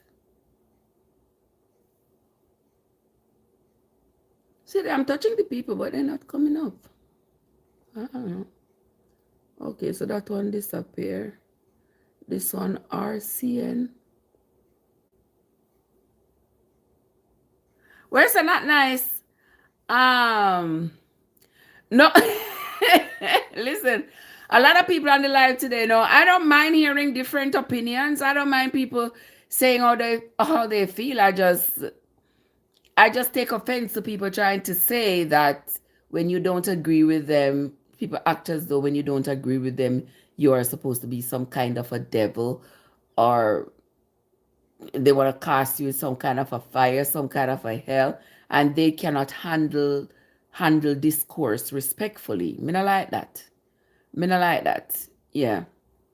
I like when people handle discourse with maturity. Yeah, we agree to disagree peacefully. I mind my business, you mind yours, and that is that. Right? Not a whole bag of bangarang and name calling and all of this foolishness. I don't know why this let me bring up nobody. This one here, you must have to bring him up. I don't know what this person.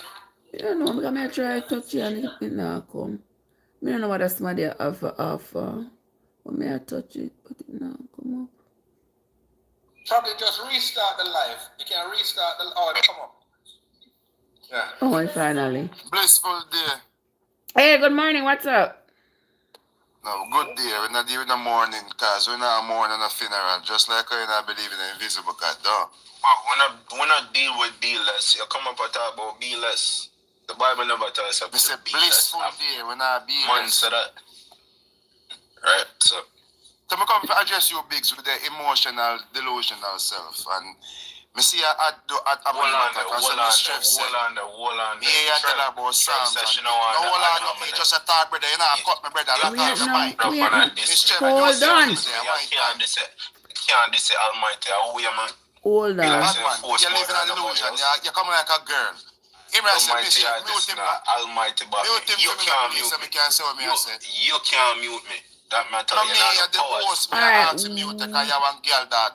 You come to attack her. You disrespect the woman and the woman. Can't come to attack me. I'm a man. I guess you're a woman and me a man and me I go protect her. You hear that? Hold on. Lift up, man. I used to lift up. You're a big girl dog. You're delusional. Lift up. You're worse than woman. You're delusional. Okay, all right, that's enough. Wow, rich man. Hold on, that's enough. That's enough. Hold on, brother. That's enough. That's enough. Come up here, come and chat to me, you know. I'm not into that. I'm not into that. Yeah, me not do fighting and arguing and cussing. Me not do that. Yeah. No. Me not do that. Yeah, we are gonna do this respectfully. If you disagree with something, yes, make him lock off now, please. I only for mute him, you mute me, and I mute him. And you come for defend, because I agree with you. Yeah, I like it. Like when I hear, and him alone attack madness. Yeah, listen. And I move like a little child. Yeah, me like you. Yeah, look at husband. I like you, but you don't know if I want to say shipment. If me, I look at husband. Kill yourself, youth. Rest yourself. Like you, but you don't know how to talk to you, so you want to talk to me. Like you want your empress. I'm not talk because me here chat foolishness. I'm not talk to you, bad man. I talk to. What make you love man? I'm not talk to you. Beg for come up here, come and talk to me. I'm not talk to a woman. I still want to talk to me. What do you, man? Unu calm down now, please. Unu can't calm down. Unu can't simmer down. Yes, what I mean, Didi. Order in the court, man. Me can't You mute him all now, Miss Trev. Of course, me mute it Tuano, because Tuano now stop. But me, when I came on, I was trying to say my piece, and he started interrupting. All right. Now that he's mute, Typical say your female piece. move that. Say your move. All right. Say your piece and make me hear what you have to say. What you have to contribute to the conversation. I agree with you. When you say you can't take with them and them ad hominem attack and emotional state, when you're addressing them in a positive discourse, and all they come with is ad hominem attacks and the pejoratives, where they cannot argue any logical point that you bring, and then they go so emotional as a child and start screaming like a banshee. And that's what all they do. And it hurts me as a man when men do it. And, well, I'm going to separate it. It hurts me as a man when males do it. You see what I'm saying? Because what I've learned, the difference between a man and a boy and a woman and a girl is one takes responsibility, one doesn't. And we all know who takes responsibility, adults do. So to hear the big man, one bigs, I tell you these things as a man, and he's supposed to be a leader. I'm saying this is one of the reasons why the world is so distorted. And I had this conversation with my father, and the new talk with Jamaica called jelly back. But I'm saying jelly inside because jelly outside tough and the inside soft. So him say the jelly back man them, but are the jelly inside man them, me say. Are the reason because they are perpetuating a indoctrination that if it was real, a lot of these tragedies that occur in earth that we see would not happen if their invisible God was so all-knowing and all-powerful. Why haven't he stopped all the atrocities that has been plaguing us in earth? He don't care. So what powerful is their God? What are they saying? And this is what I was trying to say to you, Miss Trev. When one big is speaking, he's speaking from a emotional standpoint. He may not like it. It's just the truth. You see what I'm saying? So that's all I had to say. Yeah, when people say, oh, they are defending their God and so, those people, to me, honestly, I find those people to be dangerous. Yes, my dear. When people are willing to say, oh, I'm going to defend my God, and you can't say this about my God and all these things. Personally, you know who they are? Personally, they are the fake Israelites that you're seeing that's taking place right now. They want to vanquish all the people in the indigenous people in the East and claiming that they are God's people when they know they are not. That is what they are doing. Yeah, somebody says that his power is only in the book, and I agree with you because outside of this Bible, I don't see what else he's doing. In this Bible, these blind people seeing, deaf people hearing, crippled people walking. But outside of the Bible, if it's not a doctor who intervenes or give you a cornea transplant or whatever, you'll be blind forever. If it is not a doctor intervenes and give you a cochlear implant, you'll be deaf forever. You understand? Miss Trev, you notice how I'm not hear a guy offer nothing to the conversation, just want talk about what me I said, or how I feel about me, or anything I said, it just have to do with me. And yet to my talk about ad hominem. Offer something to the conversation, man. Tell me about your God. Tell me about who you not believe in. Tell me something. Just don't talk about what me said. Biggs, talk about you me are or how you an feel about me. imbecile. You know the difference between believing and knowing? So the difference between believing and knowing, you are a believer. I am not. I am a knower. Tell me where you know. Tell me where you know. Tell me where you know. Talk about where you know. I don't need to tell you because you're an imbecile. I don't. All right. Hold up. Cut out the name calling. Because when you argue with a fool, you only prove that you are the bigger fool. You see these guys? Hold on, big shit, man. Hold on. Don't point him out yet. Hold on. Host, how you doing, host? I am wonderful. How are you doing? I'm doing great. Now, I just hear the gentleman said there's those guys are fake Israelite. So who is the real Israelite? The real Israelite is the people that are indigenous to the land. People in our West claim say them are God people. Who are you asking? And you're calling Big Shipment an imbecile? And you are calling Big Shipment an imbecile? Let me see who's this talking. Cause the man you want to talk about now, you know, not talk about nothing about what him know. Him just want to talk about the man and I talk about indigenous people. Indigenous people? Who are you to? But you, why you are indigenous to where? What are you talking about? I don't like those kinds of words. I don't like people calling people imbecile and those kind of words. I don't like that. What's wrong with this guy? What's wrong with these two effeminate males? Trev. Yeah. Trev. Remember I said this your money I talk about and how many I'm gonna hear Buckley say nothing about him. Well, what? Where am I talking about? You know a big man. Yes, that's why he just yeah, no, that I don't. This is what effeminate males do. Because that's all them do. Come up and run up them more. Yes, I'm not into the name calling. I just answered you fucking idiot. Hey, watch your language, man. I just answered you. They are indigenous people. In the East, you asked me who are Israelites. I told you Israelites are indigenous people. What the fuck? Israelite? Miss Trev, you know what? I don't function like that. I can't function like that. Whenever there is this, and all of that, me personally, not just on the live, but in my personal life, I cannot function in that kind of environment. My whole brain just, yeah. Yeah. I cannot function in that environment. Yeah. That's why, I don't prolong living with people who have a cuss bad word and carry on and you know what I mean? Make the whole environment tense and people get angry because the longer that is prolonged, the more unhealthy it becomes. It becomes toxic. Yes, it's toxic. It's like you're walking on eggshells and all of that because here now people start dropping the F-bombs and people calling people imbecile and that sort of thing. And if you were here for any time this morning, you see I had respectful people up on the live. Lovey's on my live all the time.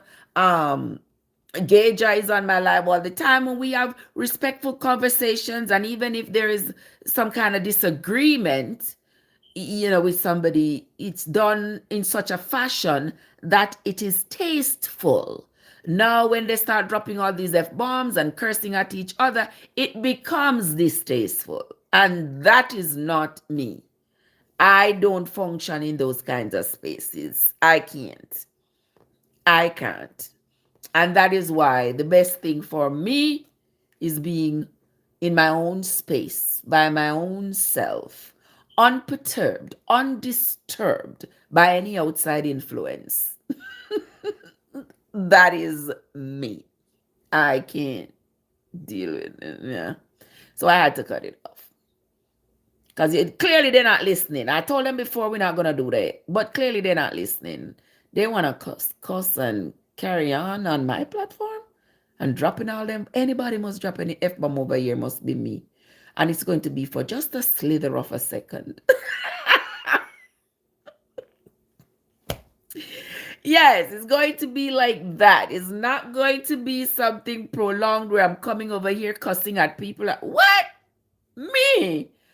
No, not at all. That will not happen. So I was not going to put up with that at all. Not one bit. But it was a great conversation. We have been chatting since no sir, me not cuss. Me not cuss. I honestly don't cuss, but I mean, I'm not saying it is beyond me that I won't curse somebody out, but I try to avoid situations like that, and I haven't been in a situation like that in a mighty long time. It's been over 10 years since I have actually cussed out somebody. The last person me cussed out must was my ex-husband. I don't remember cussing anybody else like that because I don't remember having the disdain for anybody else in my life since then. But anywho, But anywho, yeah.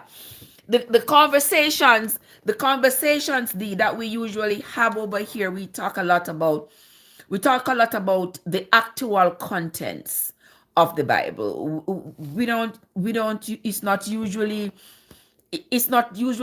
overwhelmed with opinions. It's usually what is in the Bible. Actually, that's what our conversations are usually about. Because you see, for me, you were probably just coming, so you would not have had the full experience of what we have had over here, where we read the Bible before from Genesis through to Revelation, and we had robust conversations about its contents and the disharmony that exists in the Bible and how it relates to us today as human beings, and just the whole narrative of the Bible that is riddled with inconsistency, and we go over that, and that has caused a lot of people to question what they were indoctrinated in and what they thought they really believed in. It has been something that I have been visiting since I was a teenager. I've been asking these questions and I've never gotten the answer. Nobody in church could give me the answer. Nobody who claims to have studied theology could give me the answers. Everybody tried to shoo you off. They say, you're questioning God, you're being a heathen, you're going to go to hell, da da da da da da da. And I don't come for no condemnation. I come for clarification. And they don't have the clarification to give you. So they try to use the scare tactic to tell you that, you're going to go to hell. How dare you question God? And I ask all the time about the contents of the Bible. You say God knows everything. He knows what's going to happen to you. He knows the course that everybody's life is going to take already, because he has already predetermined your life. So if God has predetermined and predestined my life, if I want something, now I don't know what his predestination is for me. All right. So if his predestination is for me to die tomorrow and not live to see my child graduate high school, but I'm going to be praying to him and say, I want to live to see my child graduate high school. That's just a mild example. And I'm going to pray and ask God to make me live to see my child graduate high school, and it is not in his plans, then I'm not going to live to see my child graduate high school. But what would have been the point of me praying if he had already predetermined what was going to happen? Is it that I am here trying to ask God to change his mind? Yeah, like, am I asking him to change his mind? God, I know you may have plans for me to die tomorrow, but I really want to live to see 2028 June to see my child graduate high school. Can you just make me live to see that? That's the question, D. Is it negotiable?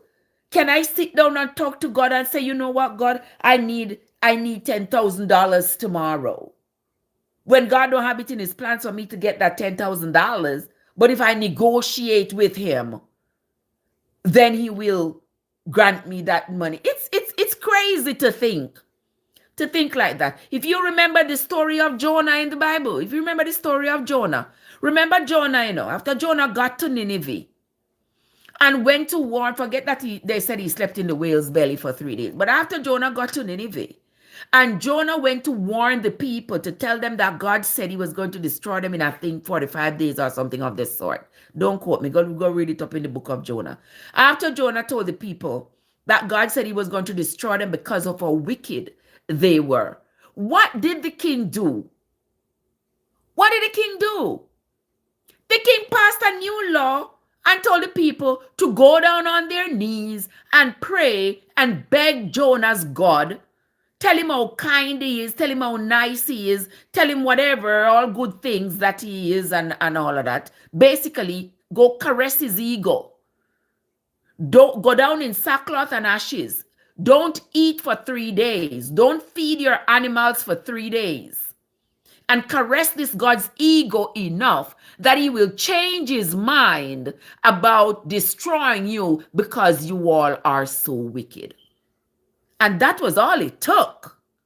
And that's why Jonah was so upset, because Jonah was like, if you knew that all it would have taken was for these people to go on their knees and caress your ego for you not to destroy them, why couldn't you have done that? Why did you have to put me through all of this? Make me go on the boat, the wind come, the storm come, make me go in a shark's belly, go sleep for 3 days. Why do you have to put me through all of this? And then when Jonah was upset and expressed to God how upset he was because of what God had done to him, God turned to him and said, why are you upset? You upset because I didn't destroy these people who don't know their right from their left? Really?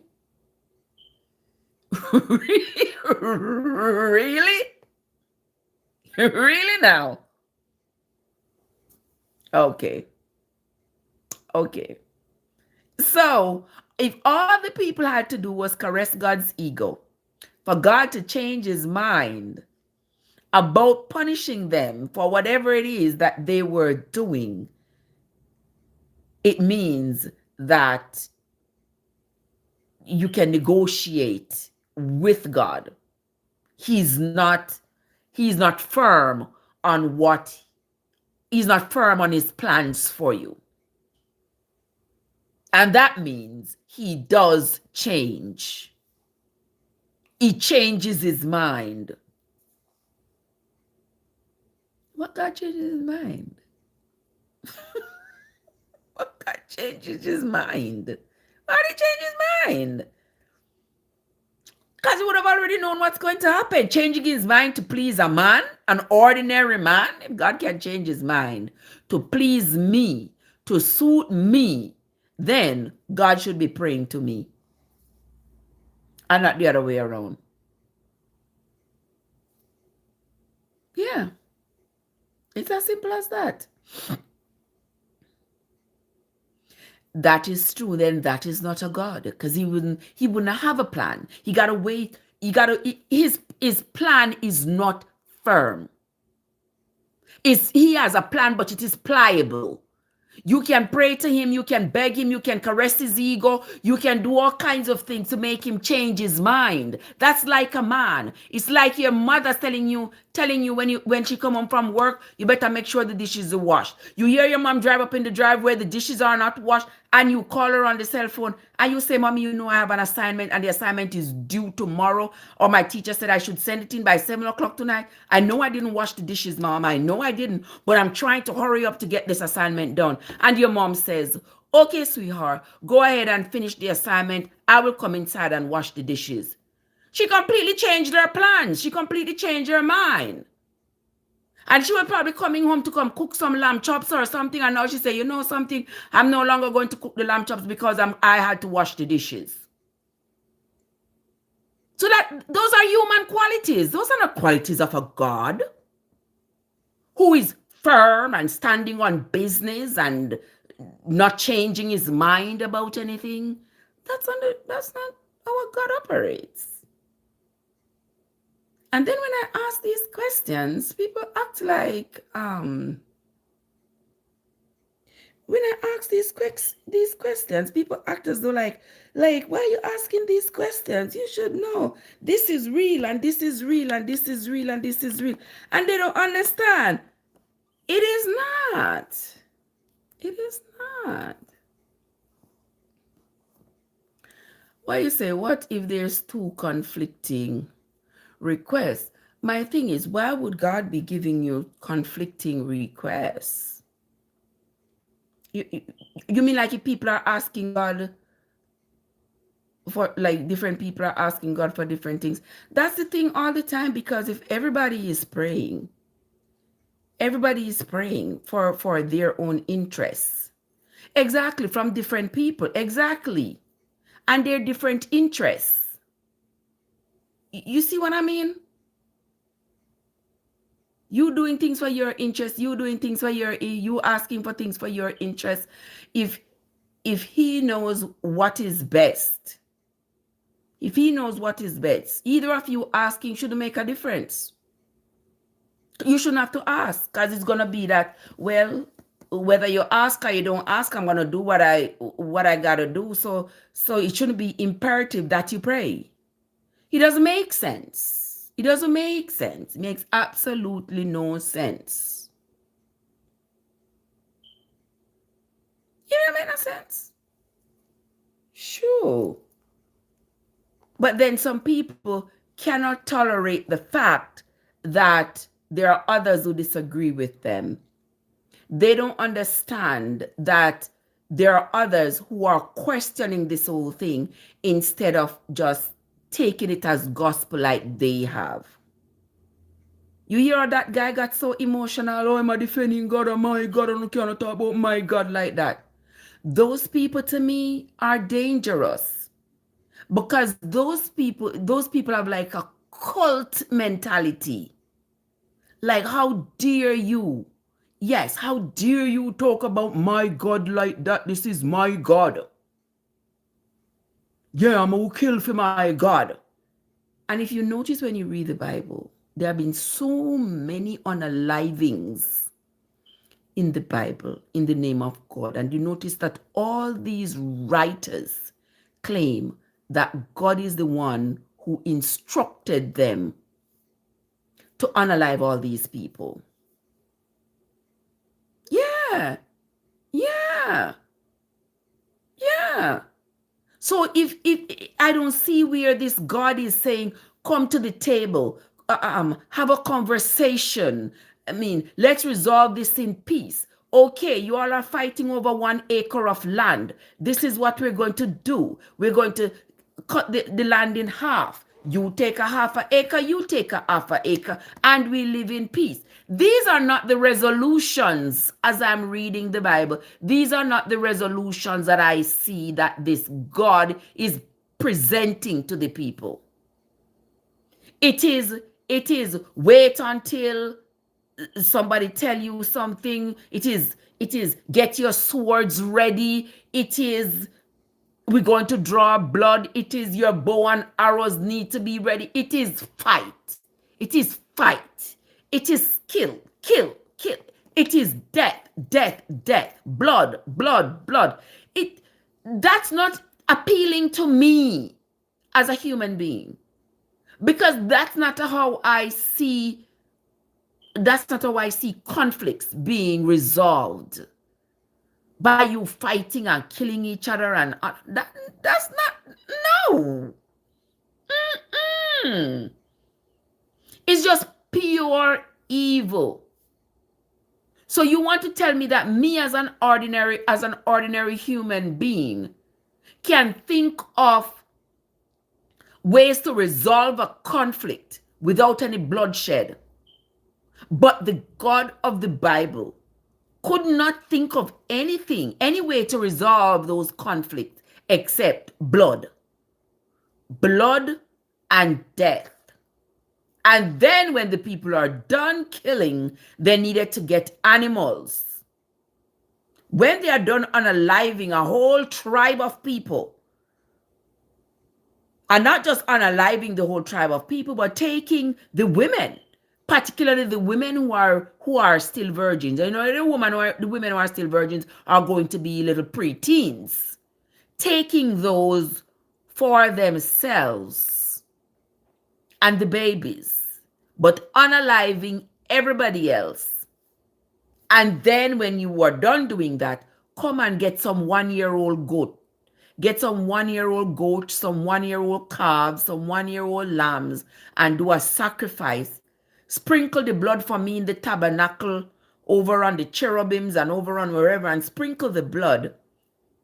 And sit down and let's eat this meat as a form of celebration for having unalived all those people, because you could not come up with a favorable resolution.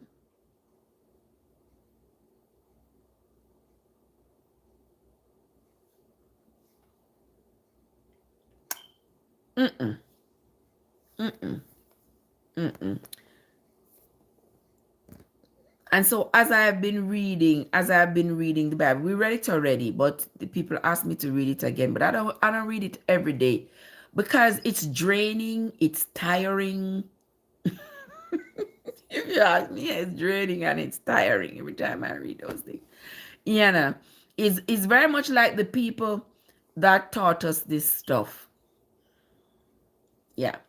The people who are teaching us this stuff, it's as though their intention is just to have followings, like in the churches, the different churches. I think their whole idea is to have followings, is to have people coming into their church, joining their denominations, getting baptized if baptism is what they do, or pledging their allegiance to all of this and throwing their money. And to me, it's like a social gathering. Yeah, it's like a social gathering. Right. But to me, no, in terms of religion, in terms of something that is supposed to be holy, I don't see that as being the objective. Because you tell me, a lot of these people who are preaching, they have read the Bible. They have come to the same conclusion that I have come to. They have read the narratives in the Bible. I was speaking to an uncle of mine some time back, and he is ardent about the Bible. He is like, yeah, the Bible is the word of God. And when I bring up things to him, he said, those are not things that we should discuss. He said, those are not things that we should discuss. So what do you mean by those are not things that we should discuss when it's right there in the Bible, right there in our eyes? All these unalivings, you know, those are not things we should discuss. So we should just skip over some of the things that make us uncomfortable in the Bible. Just skip over them and keep moving. What? So how is it that this is supposed to be the inspired word of God, but you want me to skip over it because it makes me uncomfortable? I say, you all know that you are doing a bunch of foolishness. It's a bunch of nonsense. Yeah. That is the thing. Because even until today, I'm in my 50s. I can't ask my mom any questions. My mom is firm in her belief. You would get a piece of arson if you ever, when I first started asking questions as a teen, them tell me, say, gotta go show me sign and all these things, and I'm going against the teachings because how dare me ask questions. They say, you're not supposed to question God. I'm not questioning God. I'm questioning y'all about what you all are teaching me and what I am reading in the Bible, because it does not make sense. And they would say, oh, man ways and God ways are not the same, and all this. They just come up with all kinds of nonsense just to get you to not ask questions. So why do you want me to just follow blindly and not ask questions? I have to ask questions because I want to know. I want to know.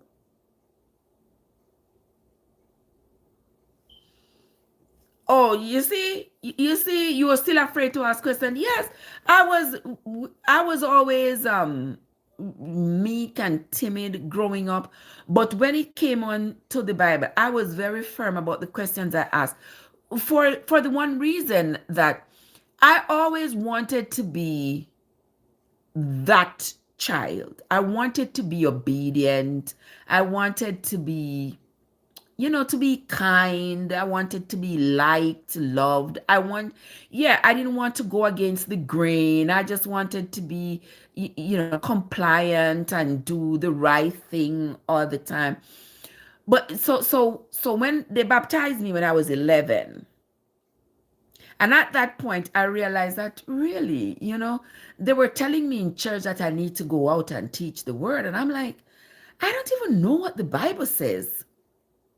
What can I teach? And they would give you this little pamphlet and stuff that had like the 10 commandments and these are the tenets of the Adventist faith and this is what you are supposed to teach. You know that this is how you would conduct a conversation then about that. And I would say, I still don't know. I've not read the Bible. How is it that I could go into a math class and come out to say, well, because I can do math well, I can now go teach math when I haven't gone up to calculus and all of that. I'm just here in elementary math. You know, I want to be able to I want to know what I'm talking about. I don't want to be just talking crap out of my head, can't find evidence, just telling people crap just because I was indoctrinated that way. I never wanted that. So I said, you know what? I am going to be reading the Bible for myself. And I started reading it, and boy, I got an awakening. And I started to ask questions like, what does this mean? Like, how come God drowned off the entire world? Because the world was so sinful. And then he saved 8 people. And then those 8 people repopulated the earth with sinful people again. How did that happen? That don't make no sense. So what was the point of him drowning off the world if he couldn't ensure that the world's population is not as wicked as the population he just drowned? What was the guarantee? What was the mechanism that was put in place to ensure that the new set of human beings were not going to be like the ones he just drowned? Pastor can't answer. My mother can't answer. Nobody. They say, I'm thinking too deeply. Does God really want us to be like pure? Or does he want it to continue to be a game? Yeah. Because if he so badly wanted us to be pure and he wanted a pure earth, he would have just get rid of Satan.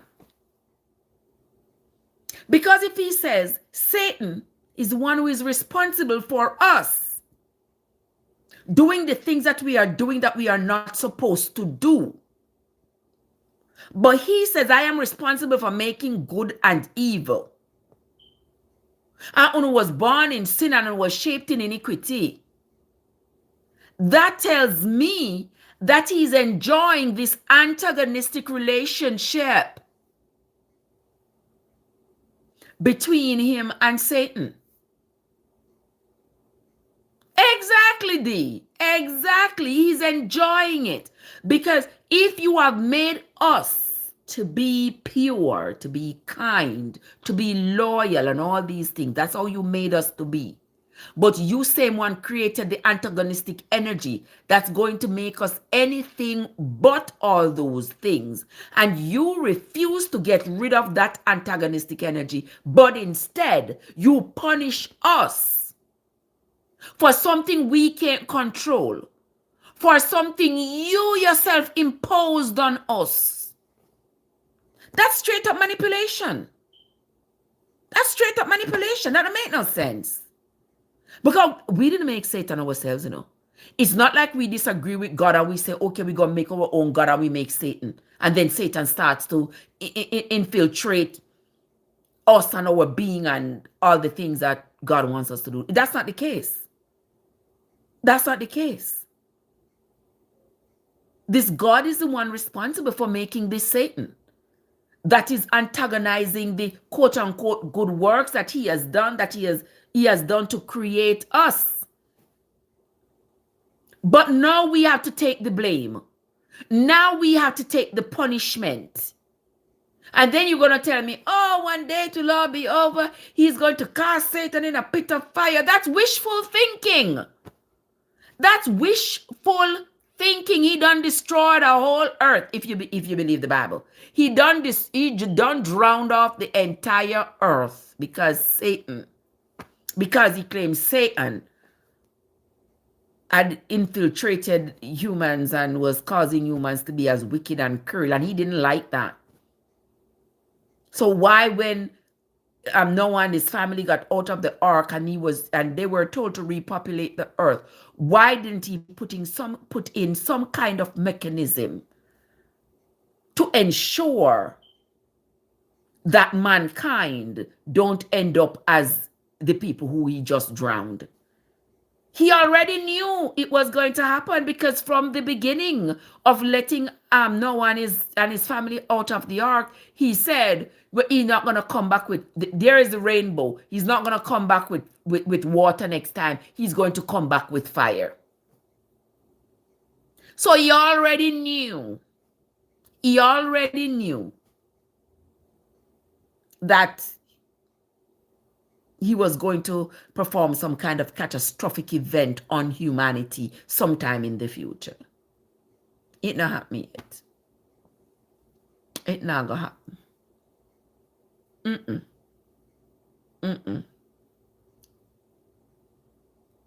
It's not going to happen.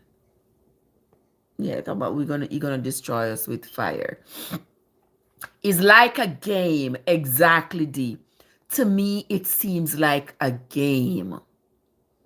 A game. And that is why I tell you, mankind, in their quest to determine how we got here, what is our purpose here, and whether or not there is going to be an end to what we have going on here, mankind have come up with this whole ideology of this God, of this person up in the sky who is pulling strings and controlling what's going on. Mankind have come up with that. And there is no way for us as humans to justify it. There's no way to prove whether it's true or not. Yeah, man can come up with it. Yes, they are creating their own theory as to this is what I believe happened.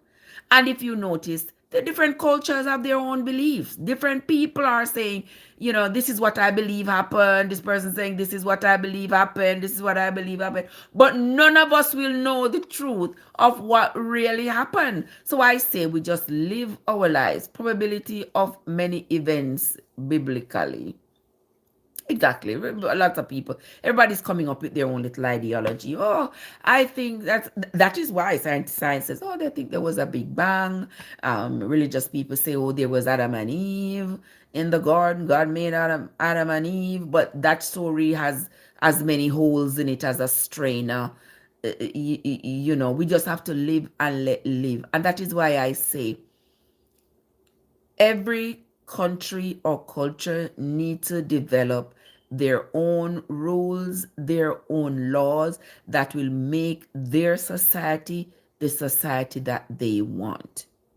If in your society you do not want murders, anybody who commit murder, you make it clear, if you commit a murder, this is what you take a life, we take yours. People are going to live in peace. People are going to live out their days and die, and we bury them and we move right along. Yeah. But unless we move away from this book and create our own, I'm going to say, constitution as to how we should live in peace amongst each other, there is never going to be any peace. You're just going to always going to be all of these religious wars and all of this.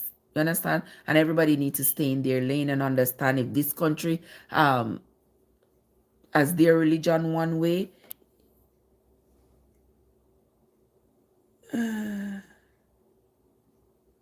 Okay. It is their business. Yes. Trust me, Andrea, yes. Because let me tell you something.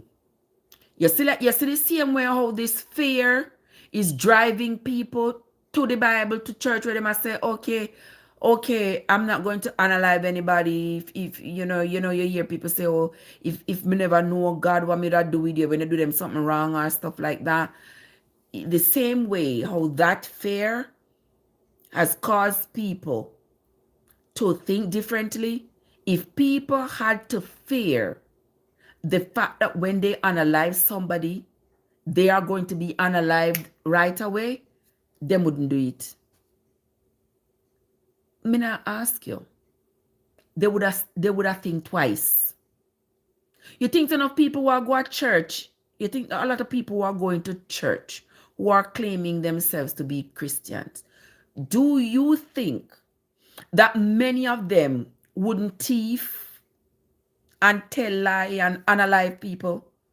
They would. But there is something that is stopping them, and that is the fear of retribution from their God. That is what is stopping them. It not appeal to me if you thief and lie and unalive people and stuff. It not appeal to me to do those things, even though there is no fear. I don't have that fear that if I do these things, there is this God who is going to throw me in hell, because I don't believe in this hell thing. I don't believe in this hell and heaven thing. But in my conscience, I know that if I steal something from you, it's going to hurt you. I don't want to hurt you. I know that if I hit you with something, it's going to hurt. I don't want to hurt you. I don't have a desire. I don't get any pleasure from seeing other people hurt. So I don't participate in anything that's going to hurt other people. That no pleasure me. Yes, it's a strong control mechanism. It is. It is. And I can tell you, as much as you hear me telling you all, I can tell you that if it wasn't for this whole fear of retribution from this God, we would have a lot more people in prison. May I tell you no? It's true. We would have a lot more people in prison because people would not be worried about this heaven and hell. They would have taken things in their own hands. A lot of people would have taken things in their matters in their own hands, unalive somebody, hurt somebody. Yeah, people who have wronged them, they would have hurt people. So when people say, oh, talk about religion, I see it as being somewhat useful, but also mentally destructive. And I don't know how something can be useful but mentally destructive at the same time, but that is how I see religion. This saying forgiveness 7 times 7 is this upholding with spiritual and religious belief. So that again, this saying you must forgive 70 times 7 is this upholding with spiritual and religious beliefs. Well, there is a part of the text in the Bible that talked about forgiving somebody 70 times 7. But even as we have read that in the Bible, this forgiving somebody 70 times 7, we have seen we're in that same Bible, the same God that was being worshipped in this Bible did not espouse that. He did not encourage everybody to forgive everybody 70 times 7. The descendants of Jacob, that... What is that? Oh, this is my daughter text message. Hold on.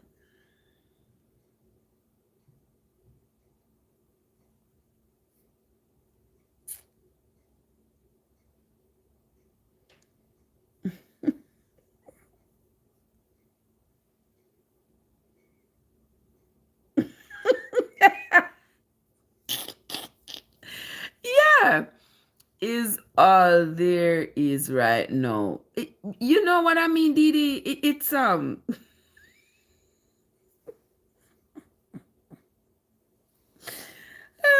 gosh. Yeah, religion is what there is right now, and still a lot of people are are worried about whether or not they are following the right religion, whether they have the right Bible, whether they, yeah, so it still leaves a measure of confusion with humanity. Still leave a measure of confusion. Because you see, there are some people who diligently want to follow a path that will lead to some kind of righteousness. But they are so afraid. They are so afraid, and that is why the confusion continues to perpetuate throughout humanity.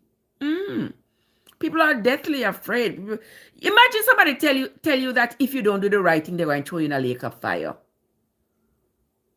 And then this person tells you that they love you. But if you don't do what I say, I'm going to throw you in a lake of fire. You know how psychologically traumatizing that is?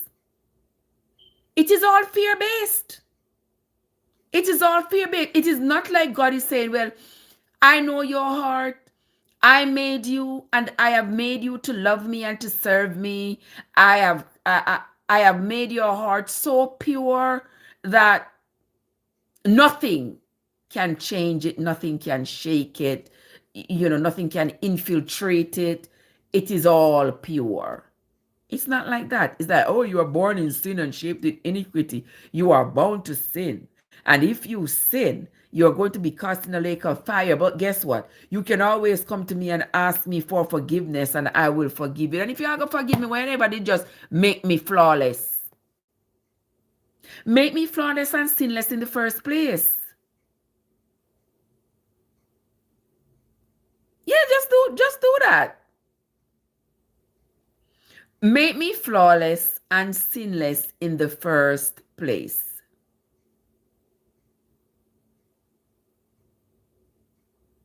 Yeah, so you don't have to. But how you make me the way you make me, to be disobedient, lie and steal and do all these things, and that's how you make me, That's how you make me.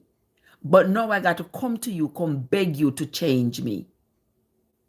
Come beg you, Lord, change me from lying, change me from stealing, change me from this, change me, give me a new heart. That makes sense? And if you don't, yeah, and then the threat follows. If you don't go on your knee and pray and beg me, I'm going to throw you in a lake of fire. And one of my questions has always been, at what point am I going to be holy enough and worthy enough for heaven? That's my question. Because if I'm born in sin, shaped in iniquity, and I'm always a sinful person, and I sin and I don't even know it, that I have sinned, but I'm always going back to go pray, to go beg God for forgiveness, at what point am I going to be worthy and holy enough to be worthy of heaven? Yeah. Because is it that I'm going to be always on my knees? Gabriel, what's up? Yeah, and these are relevant questions that people don't want to ask because they are so afraid. Because I'm on my knee right now, I get up off my knees, I sin and I don't even know it. So I got to get back on my knees to go pray again, to ask God to forgive me of sins I knew and sins I didn't know I committed. I'm always on my knees. I'm going to always be on my knees. Ain't that something? Ain't that something?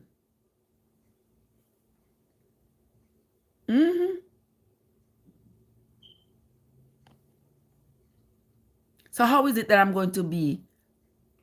It's a guilt trip. It's a guilt trip. Keep you guilty. Keep you feeling guilty all day long.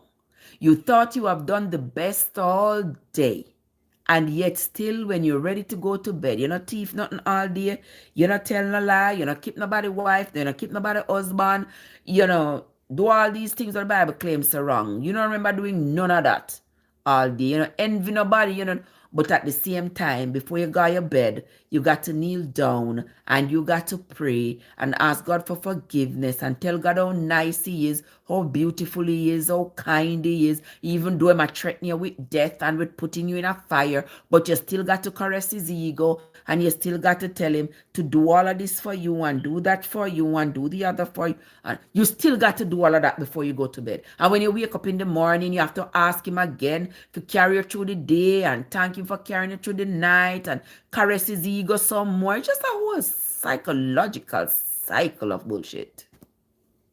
Simple. Simple as that. Just bus coming late. Yeah, just a whole, a whole cycle. So many for the two videos. Yeah, just a whole cycle. The guilt trip, and it goes round and round and round and round, and it will never end, because you and I may not live to see it, but this earth is not gonna end. No fire not come out and the sky come burn up nobody. Nobody not going to ascend up in heaven. I was talking to a friend of mine recently. She was telling me her mom had passed away, and she was telling me all the things that she was going to go get to take to the funeral home for her mom. And she said, you have to put them put the dead in a, like some kind of sackcloth of some sort that you put around their crotch, like some kind of sackcloth like that. And I said, like, what is that for? And she says, like when God come back, judgment day, and the dead raise up, they're going to raise up with this sackcloth thing. I said, what? You ever hear that, Andrea? I said, what? She said she had bought her mom's funeral clothes and stuff. Yeah, she said she had bought her mom's funeral clothes and she had bought her mom's sackcloth. I said, what the hell is the sackcloth? And she said it's like like this thick kind of underwear, like this underwear that is wrapped under the crotch, wrapped around like that. And I said, what is that for? And she said, do you know, on the day of judgment, when the dead raise up and they are ascending into heaven, they got to have this cloth wrapped around them. I said, oh dear God, what kind of nonsense? I said, what? But Trev, how you know that you are forgiven if you are always asking for His reassurance? Exactly. You're always on your knees asking for forgiveness. How do you know when you are forgiven? How do you know when you are forgiven? You don't know. It's not like there is a sign or you go put a tick beside your name somewhere to say, oh yes, you are forgiven. Oh yes. So all you got to do is ask, and then once you ask, you just consider yourself forgiven. What? Consider yourself forgiven? Really? Listen, it's mental gymnastics. It's mental gymnastics. That's what it is. They're playing games with your mind. Because if us as humans don't know, what make you think that men thousands of years ago knew? If we don't know for sure, why do you think men thousands of years ago knew? They didn't. They just sort of philosophized what they imagined would be the truth. And then they documented it and they embellished it, and everybody put their little spin to it and say, this is what they believe should happen or would happen or might happen. And it seems all romantic, religiously romantic. And people say, oh yeah, Oh yeah, let me embrace that. Let me accept that. Not no go so. Not at all no go so. Can't convince me to believe something that has never been proven.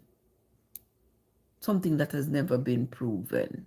There is no truth to it. You can't convince me to just get up and just believe something like that. It don't make no sense. And when I ask the question, if God already knew what was going to happen to mankind, but he made them that way anyway, only to turn around and punish them, he's not a God of love. He's not a God of love. Because he made mankind how they are. And then he turned around and he said, he grieved his spirit. He grieved his spirit that he created mankind. I thought he wanted to create people of your own image.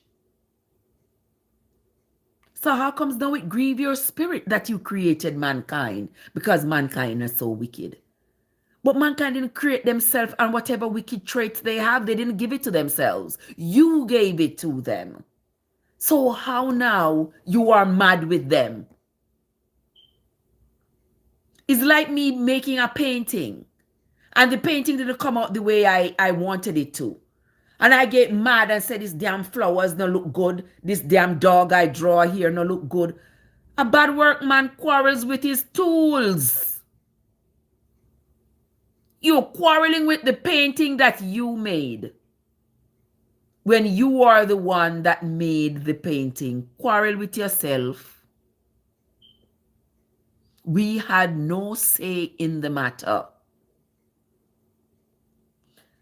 That's a great question, Andrea. Andrea says, is life guaranteed or is it a privilege to exist? That's a great question.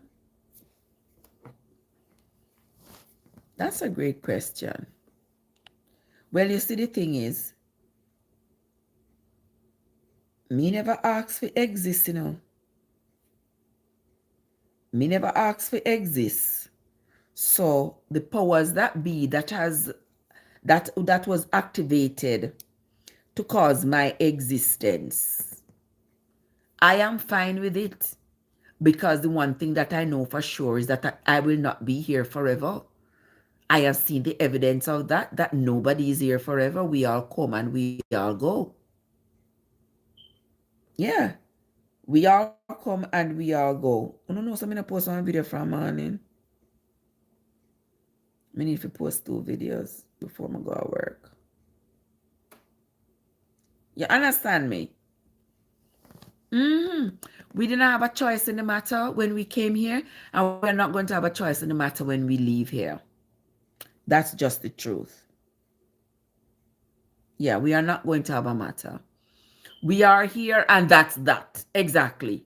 We are here and that's that. Love each other. And even if you can't love each other, just not hurt each other. Yeah. And we just live with life, go about with business until what are we dead off?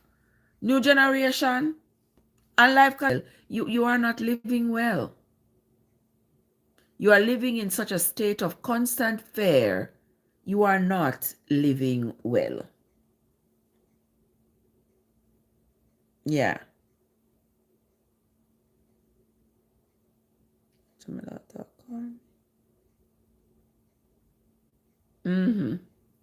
Here's what I mean. So with that, DD says we are here, and that's that. I completely agree with you. Yes, we are here, and that is that. Let me see what this them sent to my phone. A U.S. Navy submarine sank an enemy warship with a torpedo for the first time since World War II. You don't hear that?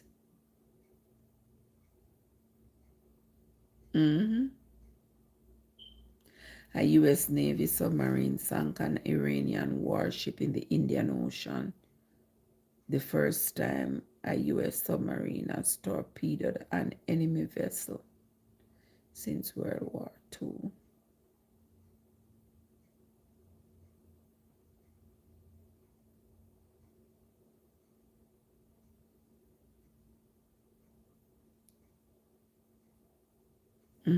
Okay. Yes, we just don't. Yes, we just need to not overthink it.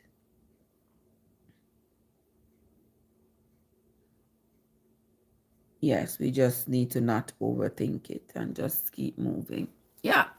But that's how that is. And with that, I am going to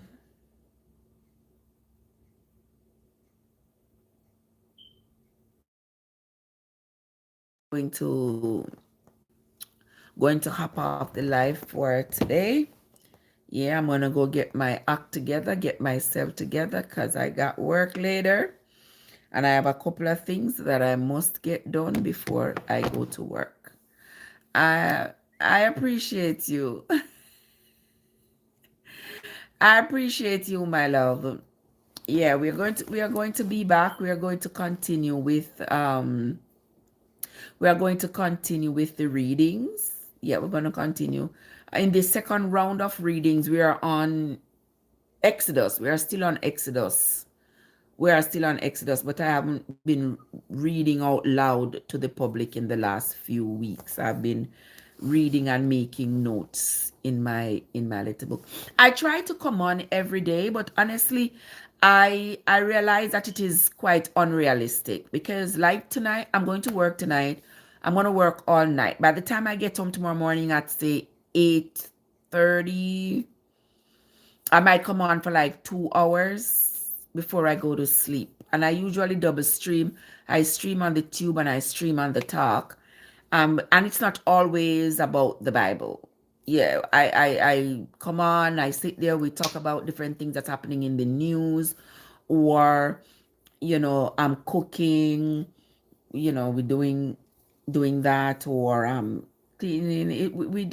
I do so many things. I just live the better portion of my life out loud on the internet.